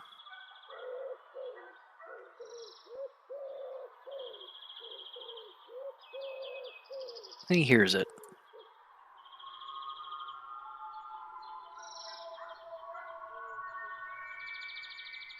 As he wakes up, the nightmare of the dog and the whistling, he was never able to shake. As he starts awake in the middle of the night, disturbing you.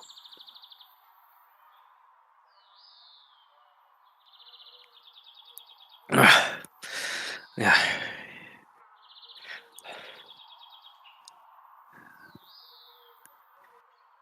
Sorry, May. Did I wake you up? May just like half asleep mutters something unintelligible and wraps herself around him, kind of like a soothing, half asleep, trying to be like, it's okay, it's fine. As you cuddle into him, his breathing starts to slow as he calms down. This is unfortunately a recurring nightmare, although no less severe for it. He kind of wraps an arm around you and kisses your head as he goes back to sleep. The next day, you find yourself out on the dig site. This dig has been going along pretty well. You've got a good crew with you. You actually managed to recruit some of your old assistants in Egypt that were also, kind of out of work because you trained them in a specific field, and that field shrank a lot. So there's a lot of people working on the site that you're familiar with, and it's coming along really well. So far, the site has given up a lot of very interesting artifacts and evidence for the settlement of this area. And as you've dug down, you've actually found the lair of the ancients. There is a lot of evidence to suggest that this was a actual settlement, maybe during the late period of the ancients, after the faceless ones have been banished. Although maybe before, you want to save judgment and not come to conclusions before you follow where the evidence takes you. But it does seem like a village of some kind. You haven't unearthed anything dangerous or anything to indicate any kind of lab or anything like that, but definitely some interesting writings here. A few artifacts that are kind of bridging that gap between ancients and humans. And because the faceless ones had such a corrupting effect on kind of magic that tells how old something is, this is a great opportunity to add more to the weight of evidence about when exactly the faceless ones were here, because the way the historical record goes is kind of Stone Age, Faceless Ones, and Ancients now. And it's kind of like there was a period of time after when the Ancients were already like mostly gone that we kind of know when that starts to happen. So we don't know if the Faceless Ones were here for 100 years or a millennium or what have you. So there's a lot of really exciting things for your work, but no ampule, no anything like that. And you have made some inquiries. You've brought out a local native mage who's sort of the equivalent of a earth elementalist called a dust dancer, who's confirmed that there's no major like pockets or spaces within the area that could hide caves like you experienced before that would have preserved kind of dangerous objects or things. So maybe you want to keep looking in kind of this area, but it's saying that maybe this wasn't one of the labs, and from before when communing with the root warden, you got a map that showed where a lot of the labs were, but only in generalities. And there was one, generally speaking, in this area. Could be North Sudan, could be South Egypt. That's a big area to cover. So maybe you want to keep an ear out for new discoveries, or maybe you want to look for other discoveries elsewhere. Just what you know today is, unfortunately, it's surprise inspection day, although obviously not a surprise because you were pre-warned as the car, the motorcade rolls up, and a number of dignitaries, both magical and mortal, step out. There's been some visits by some important people in the British government, and the Prime Minister has been keen to show the progress you have made. So you see the cultural minister, technically your boss, the Prime Minister, as well as Sinner and two of his agents spreading out. And Sinner gives you a look and a smile without ever fully taking his attention off the surroundings, and you feel the warmth of that as he's settled into who he is. And Sinner, with purpose and happy, looks good.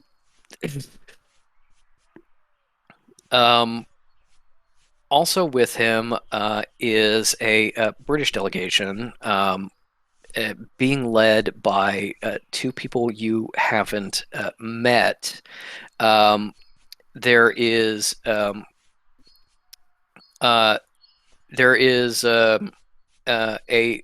kind of like medium-sized woman in like a travel suit, and a what seems to be like maybe her assistant or something, who's kind of a taller, older, kind of ghoulish-looking guy that is not dressed for the weather or environment and is clearly suffering for it.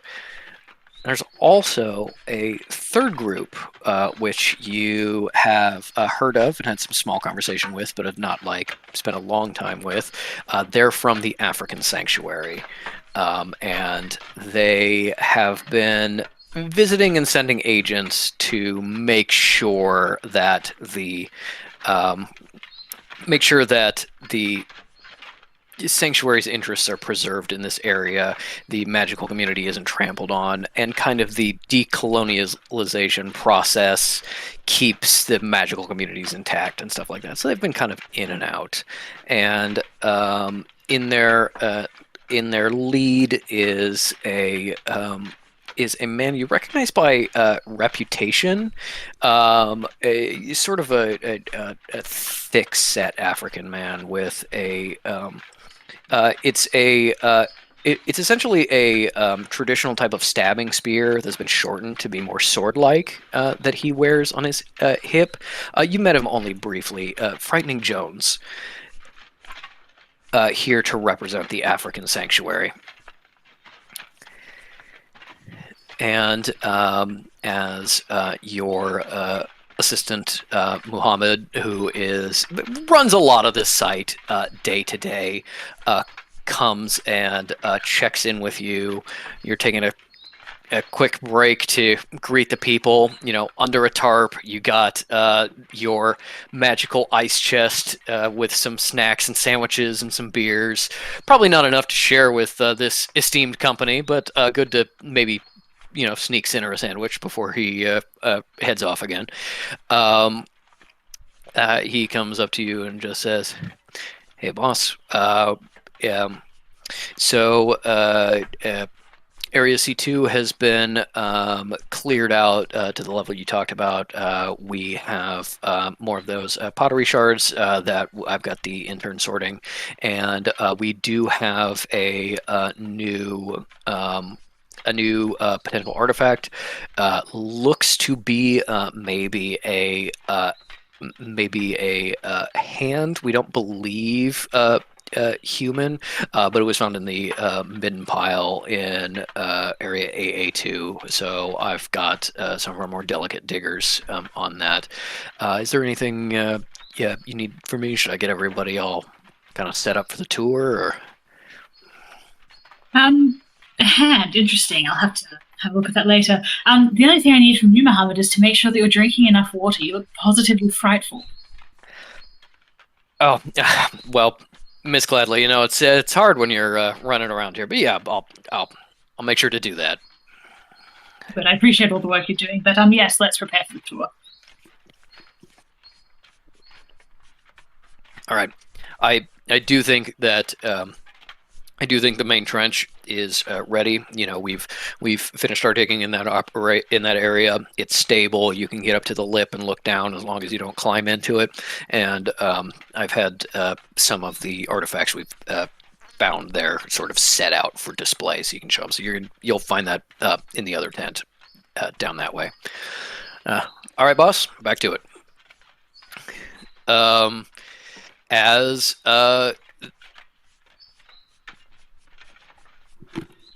Everything okay? Oh, okay. Sorry, loud noise. As the kind of motorcade and this delegation comes up, taking in the lead is the cultural minister, clearly mid-speech, gesticulating and presenting your work, and comes forward and then is like, and of course, May Gladly, the head of our dig. May gives like a very slight bow with a very charming smile. You see that Sinner is like not looking at you because he's like watching the environment, but you see he has like a big smile as he's clearly like saw that out of the corner of his eye and thinks you're cute. Yes, the Prime Minister comes in for a tour, and as well as the other dignitaries. As you show off some of the things that have been found, and the cultural minister it talks with the British delegation about a bunch of this work.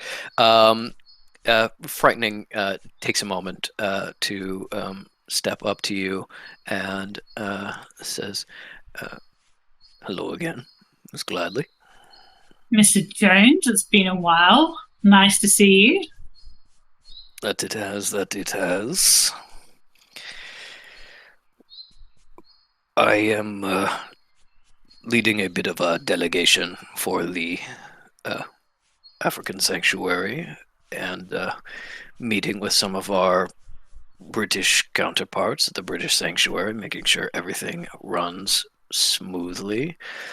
How have things been here? The locals have been saying no dangerous artifacts, but good work.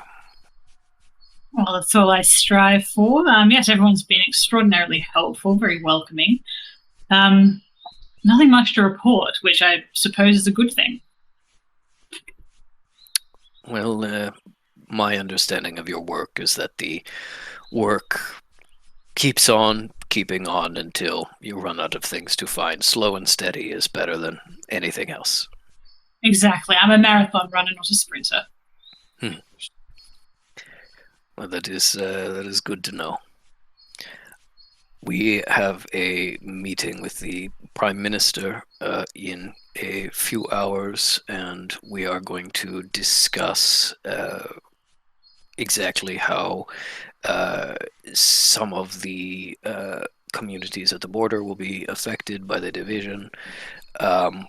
We're believing maybe this area will be represented by the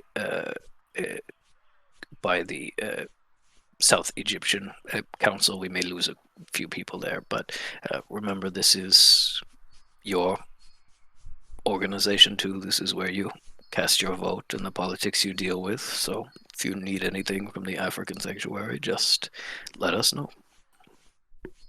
Much obliged, Mr. Jones. I'll keep that in mind. When May has met Frightening, did they talk about anything meaningful like beforehand, or was it just very much polite? Very much like polite chatting. Like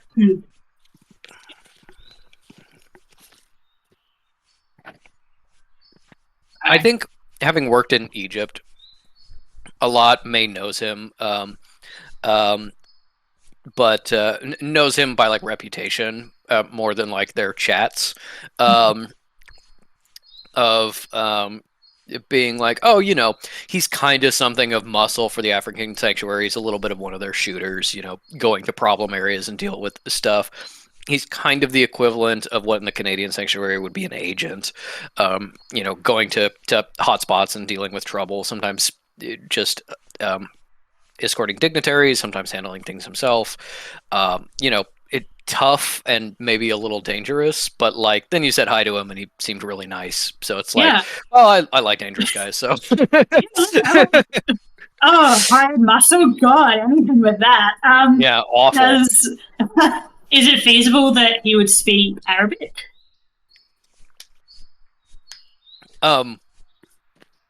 He like, would it be reasonable for me to make that assumption? I mean, he probably Arabic is kind of the language of politics in this area, so you do know that he speaks at least some Arabic. I don't know that you've necessarily had a conversation in Arabic because he speaks fluent English.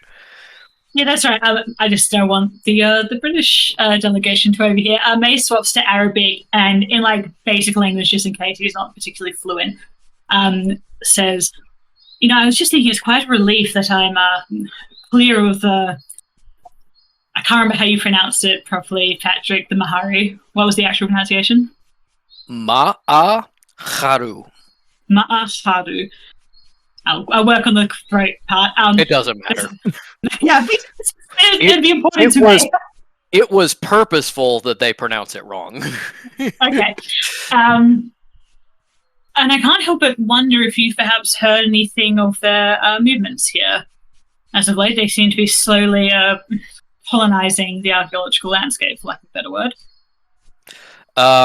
He responds to you quietly, essentially saying, you know that you've heard like, oh yeah, like the vice governor general is a member, or things like that. Like there's still some of them kind of like scattered around, and he just basically says like, yeah, we've been getting them kind of all over North Africa, but this area is particularly bad. There's definitely more and more of them. They're not getting as much of a foothold in kind of the government as they are elsewhere, so that's good. And we're really trying to like keep our mages away from them. But he also says the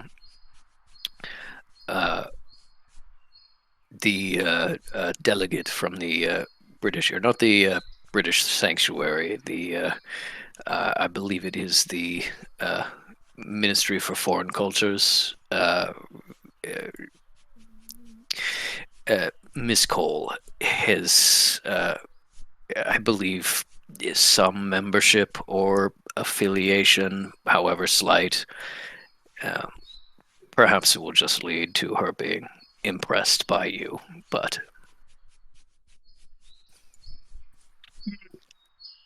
Well, thank you for the heads up. It's always good to know if I've got Of course. to put it on. To my understanding, at least the briefing I was given, she, and I should clarify, I've told this to you privately, but for everyone in the recording, Sudan and a lot of these other countries don't have the same relationship with their mage, like the mage mortal divide that other places do. Like, the prime minister and all the politicians are magic aware. They don't necessarily know like the full extent of it, but like the African Sanctuary is an organization that they would like have meetings with and like kind of understand. And any like technical issues are like, oh, I need to get my local like shaman community or something like that to actually deal with it. I don't know any of the specifics, but there's not this very sharp like mortals don't know anything about magic versus mages know absolutely everything and keep secret kind of divide. So things are a little loosier-goosier here, but he says, according to the briefing I have received, Miss Cole here is a sorcerer of some very small power and may be able to may want to speak to you about magical goings on, but is here in her mortal capacity for the Ministry of Foreign Affairs. Her person, Mr. George, I believe his name is as far as I'm aware, a mortal. He doesn't talk very much, so wouldn't worry about it. Right. May takes this in, mulls it over, and then swaps back to English and says, "Well, it's so good to catch up, Mr. Jones. Would you like a bottle of water before you get going on the tour properly?" That would be wonderful, thank you. Yeah, May passes him a bottle. And then it's like old style Coke. Yeah, like you got to get the bottle opener. Yeah.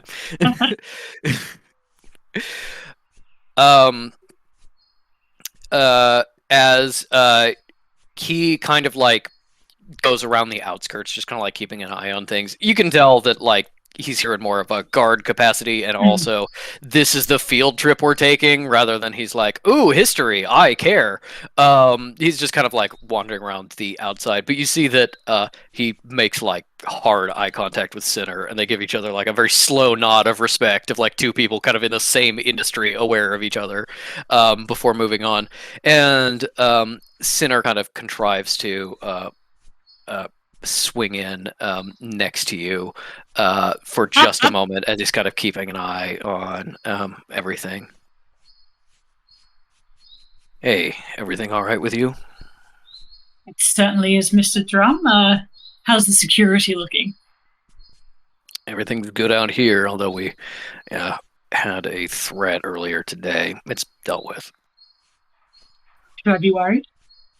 No. Just some news coming over the border of more distasteful things.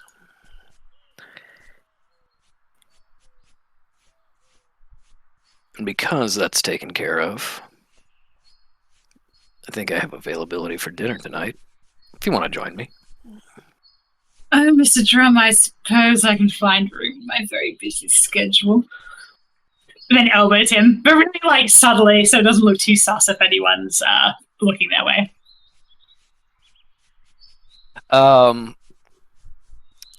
He smiles and kind of like goes with it, like reacting too much, like you really hit him. But is like, all right, I'll pick you up from our rooms at 7. Don't work too late. Oh, I would never dream of such a thing, Mr. Drum. But then May will swap to Psychic and say, and keep an eye. Can you keep an eye on Miss Cole over there and tell me what you think later? Of course. Excellent.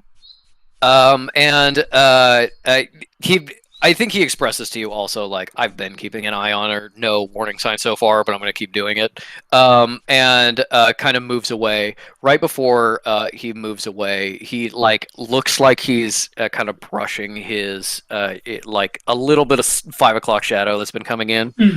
but he kisses his palm and then leaves it on your like bicep and gives it a little squeeze before he moves away. You know, it is interesting that Sinner's attention on you is not as focused and intense as maybe it once was, but the care he gives you is so much more intense, as his job is not really taking attention away from you at all. As much as it sometimes sucks to, have days and days where he's not there because he's super busy, he is genuinely working too many hours and his job is incredibly stressful. It's still probably all to the good. And Make me please.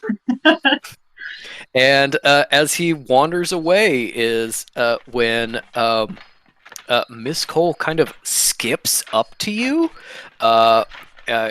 being shadowed by her seemingly like manservant who is sweating in a dark roll wool on the suit. manservant. What's going on with the manservant?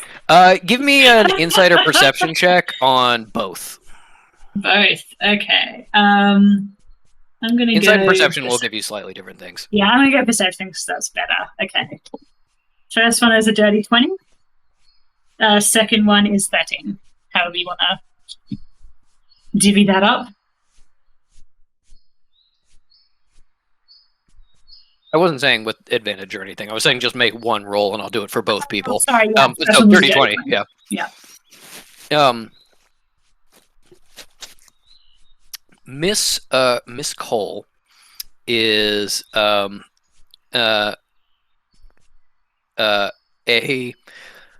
little bit peppy. Seems to be kind of it seems to kind of be suffering in the heat. Already got a little bit of a sunburn and is flushed. But seems to be really like genuinely excited by the kind of dig and things like that, and is kind of clearly coming over to ask you questions. A 10 is enough to see that a 30-20 is enough to see that her clothes are not necessarily the best quality, but they're serviceable for kind of like adventures and outdoorsy stuff. They're a little bit dirty and things like that, of being like, okay, this is someone who is not particularly wealthy, but is also kind of used to being outdoors and kind of like little adventures and things like that, going different places. And yeah, it just seems like kind of excited to be here, which is not typically what you've seen from like delegations of the British, of being like, let's go through the process of ripping this country away from the British Empire. The manservant with a dirty 20 is first of all perhaps imminently dying of heat stroke if he doesn't take that jacket off. And is also very resentful. He's kind of following his person like a trained dog in a way, but it doesn't seem to like her in any way. He's going to her because he's her boss.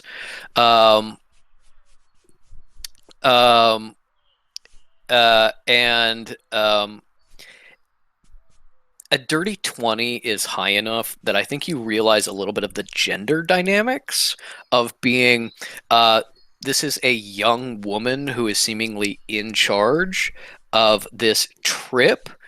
A dirty 20 is enough to be like, if a young woman is here from specifically a British ministry, it's because whoever her boss is thought this trip was going to fucking suck and didn't want to deal with it, so sent, the woman who's less important to go take care of it. And the servant, the number 2 assistant, Mr. George, seems to kind of be aware that he is a man who is quite a bit older than her and therefore assumedly more experienced in a junior role. Okay.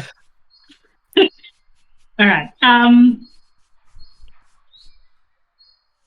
Is the rest of the delegation, like, how close are they to May's little chest at this point? They're decently close, but kind of their backs are to you. The minister is like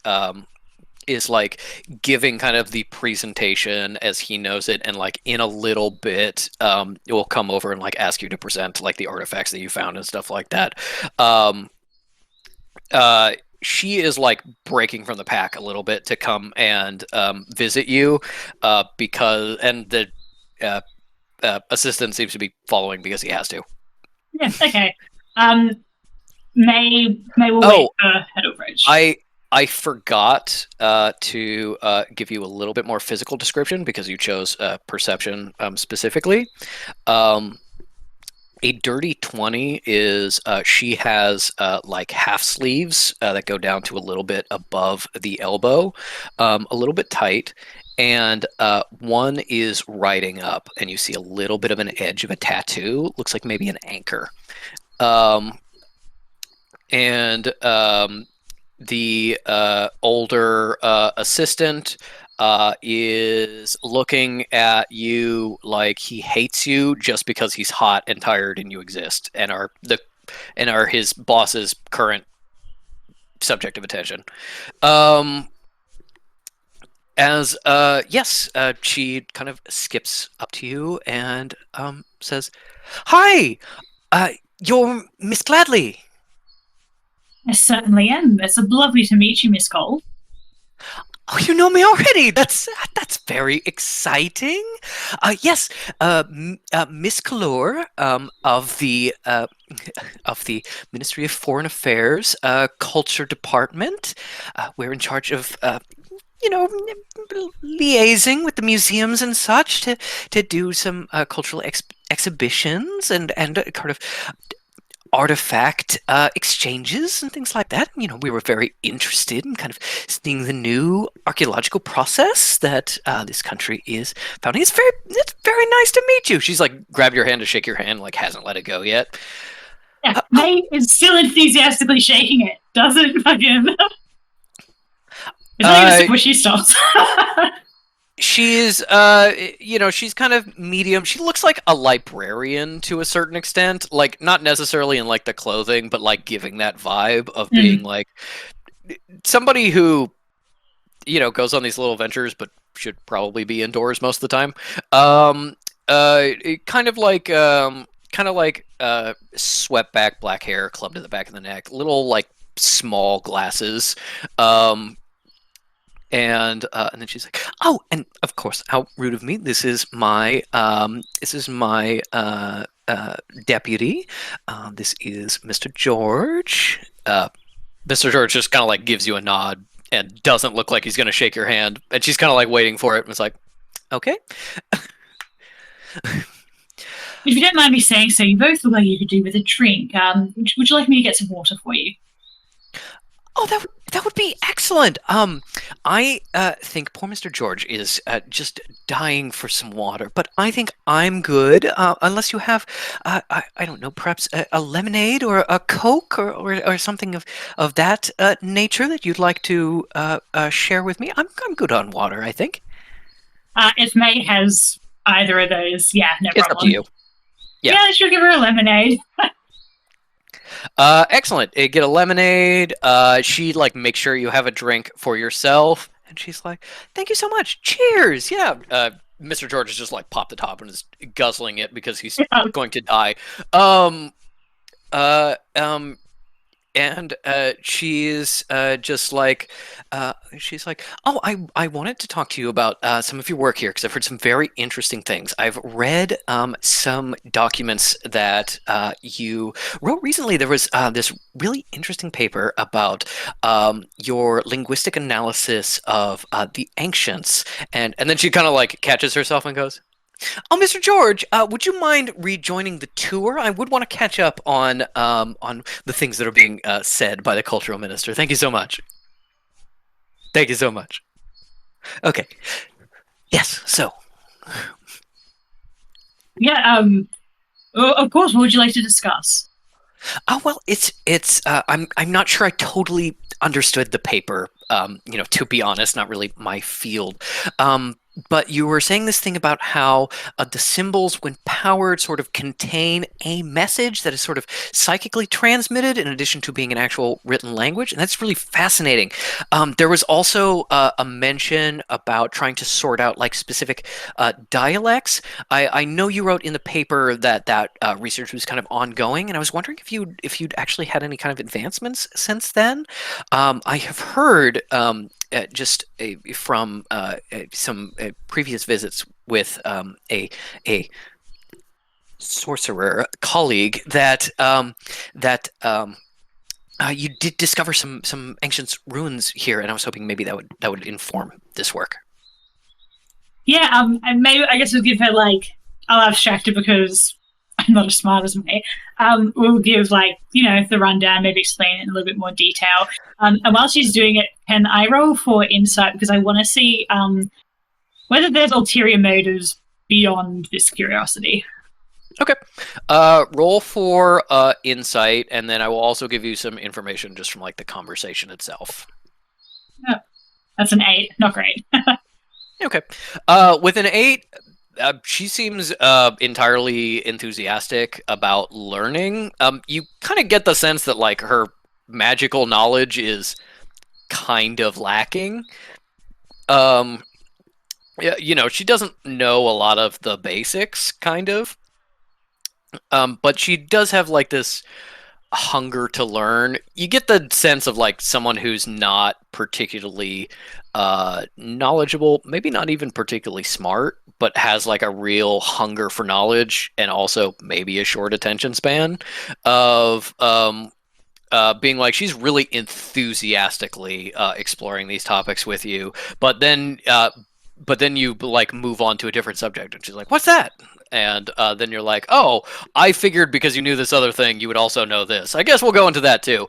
And just really talking about it. And I think if you don't think May would be too rude, I think you would try and like, why does she not know some things? And kind of like ask about her personally.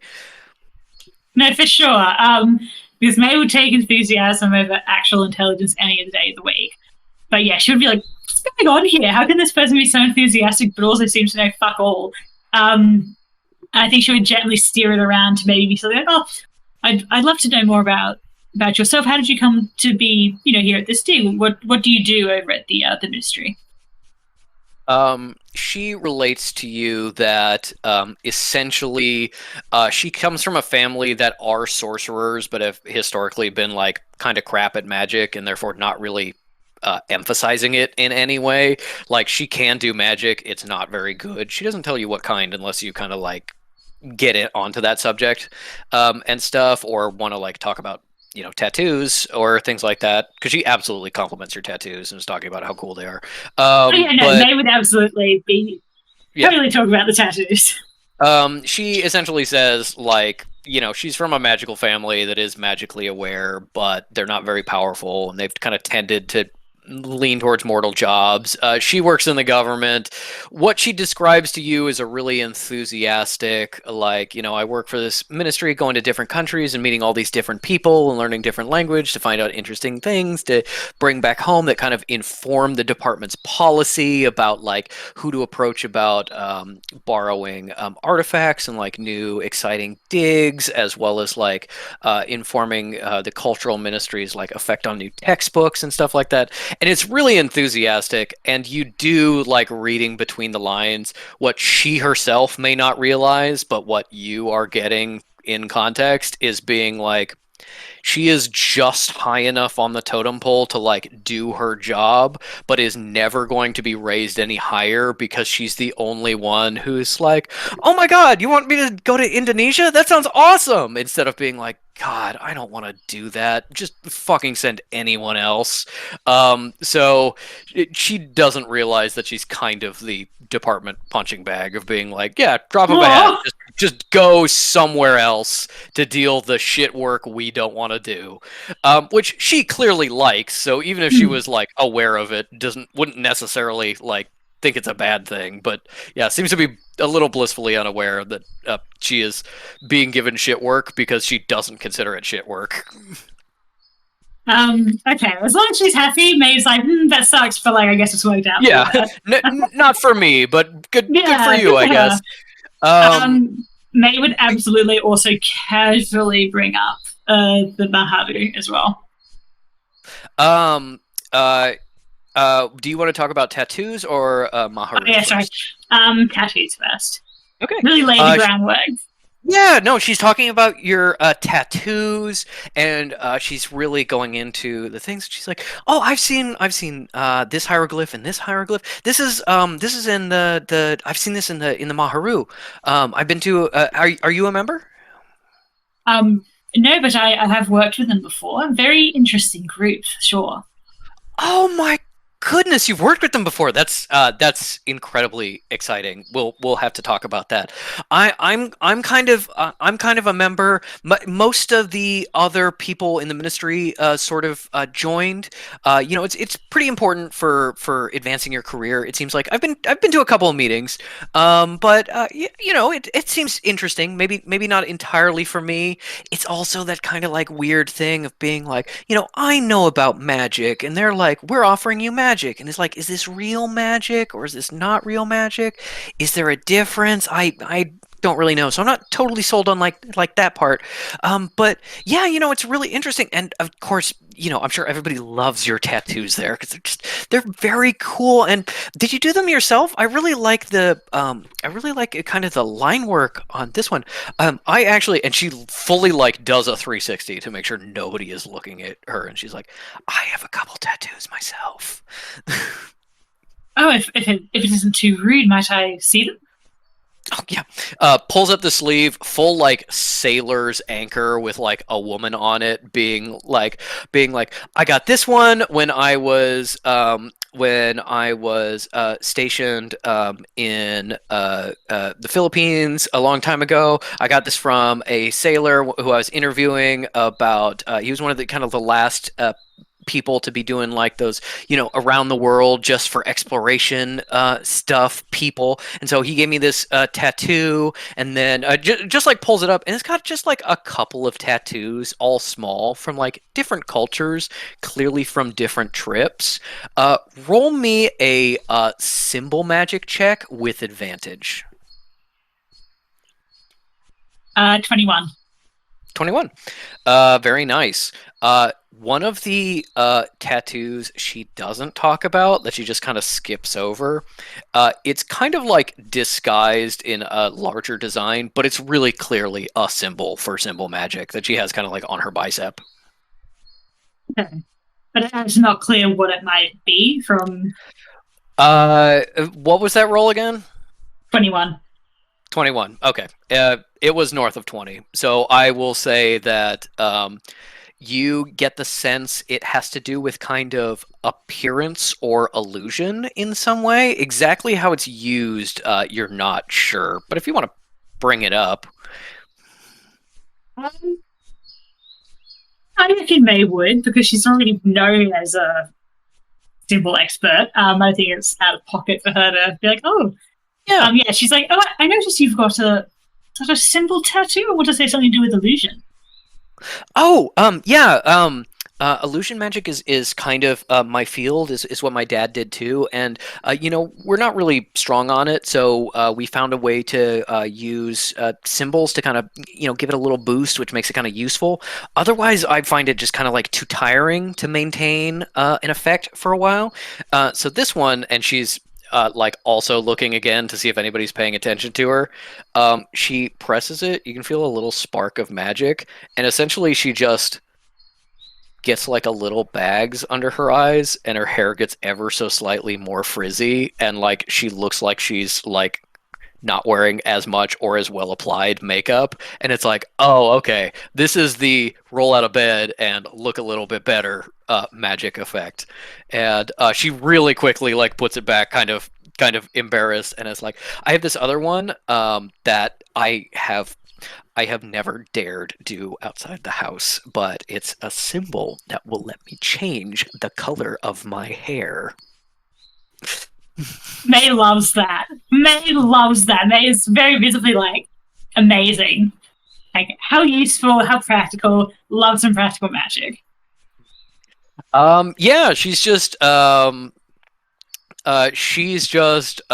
really excited and happy to talk to you. She probably kind of loops you around to getting a more in-depth talk about the artifacts you found, probably than you were planning on giving to everyone else.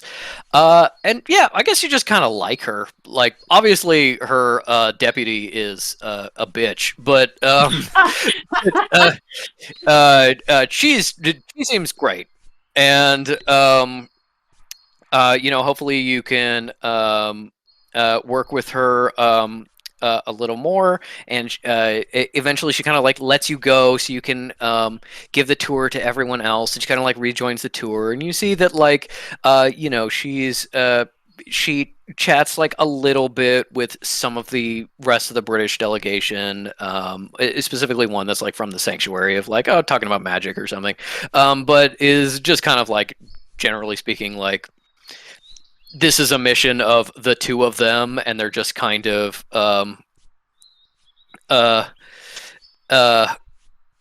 this is just kind of like, oh, that arrived, excellent. This is just kind of like a mission of the two of them from this department, and they're just kind of like with the others because they're also representing the British government, not because they're like really that much of colleagues or whatever. Maybe not a lot of friends here, but with that and things wrapping up, the Prime Minister takes a moment to stop near you, and also means Sinner gets to stop near you, a little bit of ways, but keeping an eye on you. And this is kind of a rare treat because he treats you like a professional. And Prime Minister Osman does actually like have an interest in your work, like as something that's important to him. He's Muslim, but he's from a group in the South, so it's like really important to him to like create this sense of national unity and kind of like push the country forward like this. And he's just like, Miss Gladly, I have seen your proposals for future dig sites outside of Khartoum, and I am very interested in your ideas. We will, of course, have to look at the budget before we move forward, but I am very excited about the finds you have found to the north and east. It seems like dig season is almost over, to my understanding. And I hope that you continue with us for a long time to come. Prime Minister, you always know just exactly what to say at the right moment. It is, Prime Minister, you're correct, and I'm very, very excited that you're excited about my proposals. Does May get the sense that he likes her as a person rather than what she's bringing to the table? Give me an insight check. That one. Yeah. He is really he really likes her as a person and is very friendly to her. This is not the first time he's gonna like stop to chat with her, like had like a personal meeting about stuff, even though it should be like he tells the cultural minister what he wants and then your boss tells you. But yeah, he seems to genuinely like you and be generally interested, and he's like, if I could let you in on a little secret, 90% of politics, knowing what to say at the right time. Yeah, May laughs. He turns to Sinner and he says, Mr. Drum, let us hurry back. If we get through the paperwork I have planned and retire for the evening, you just may make your dinner appointment. Good day, Miss Gladly. May waves goodbye. Mr. Monster Sky, what a legend! Heads on out. Yeah. And as you see them get in the car and drive away, dust following behind, you see a cloud approaching of another car. I suppose there are any other meetings planned today by chance? All right. No, it's a silver convertible. Fish is driving. Cal is in the passenger seat. Kekano is in the back. Get in, He's loser. hanging- We're going adventuring. He's hanging his head out the window. He's got a aeronautics scarf that is like flapping in the breeze really hard. And as you get close and you realize who is there, he goes, "May!" And that is where I think we will end today's session. Was that serious? What? Was that serious? I mean, maybe not the silver convertible, but No, yeah, it's real. everybody's there. Everybody's driving. You got a rental car. Okay, but get in, loser. We're going adventuring is the line. Yes. Mm-hmm. Yes, correct. Thank you. Yes, that is what's happening. I do think next session we will go slightly back in time to do just a little bit more Calfish things, and maybe hopefully that scene with Fish and Wreath, because I think that's very funny. And then we will be like, May, come on an adventure with us. And then May's probably like, I have dinner plans. Also, I mean, it is starting to get into winter, so dig season is almost over, but technically we got like 3 more weeks. So I'm not sure if I want to jet out of here right now. Yeah. To give you all context, now that we've all caught up to the current time, it is mid-November.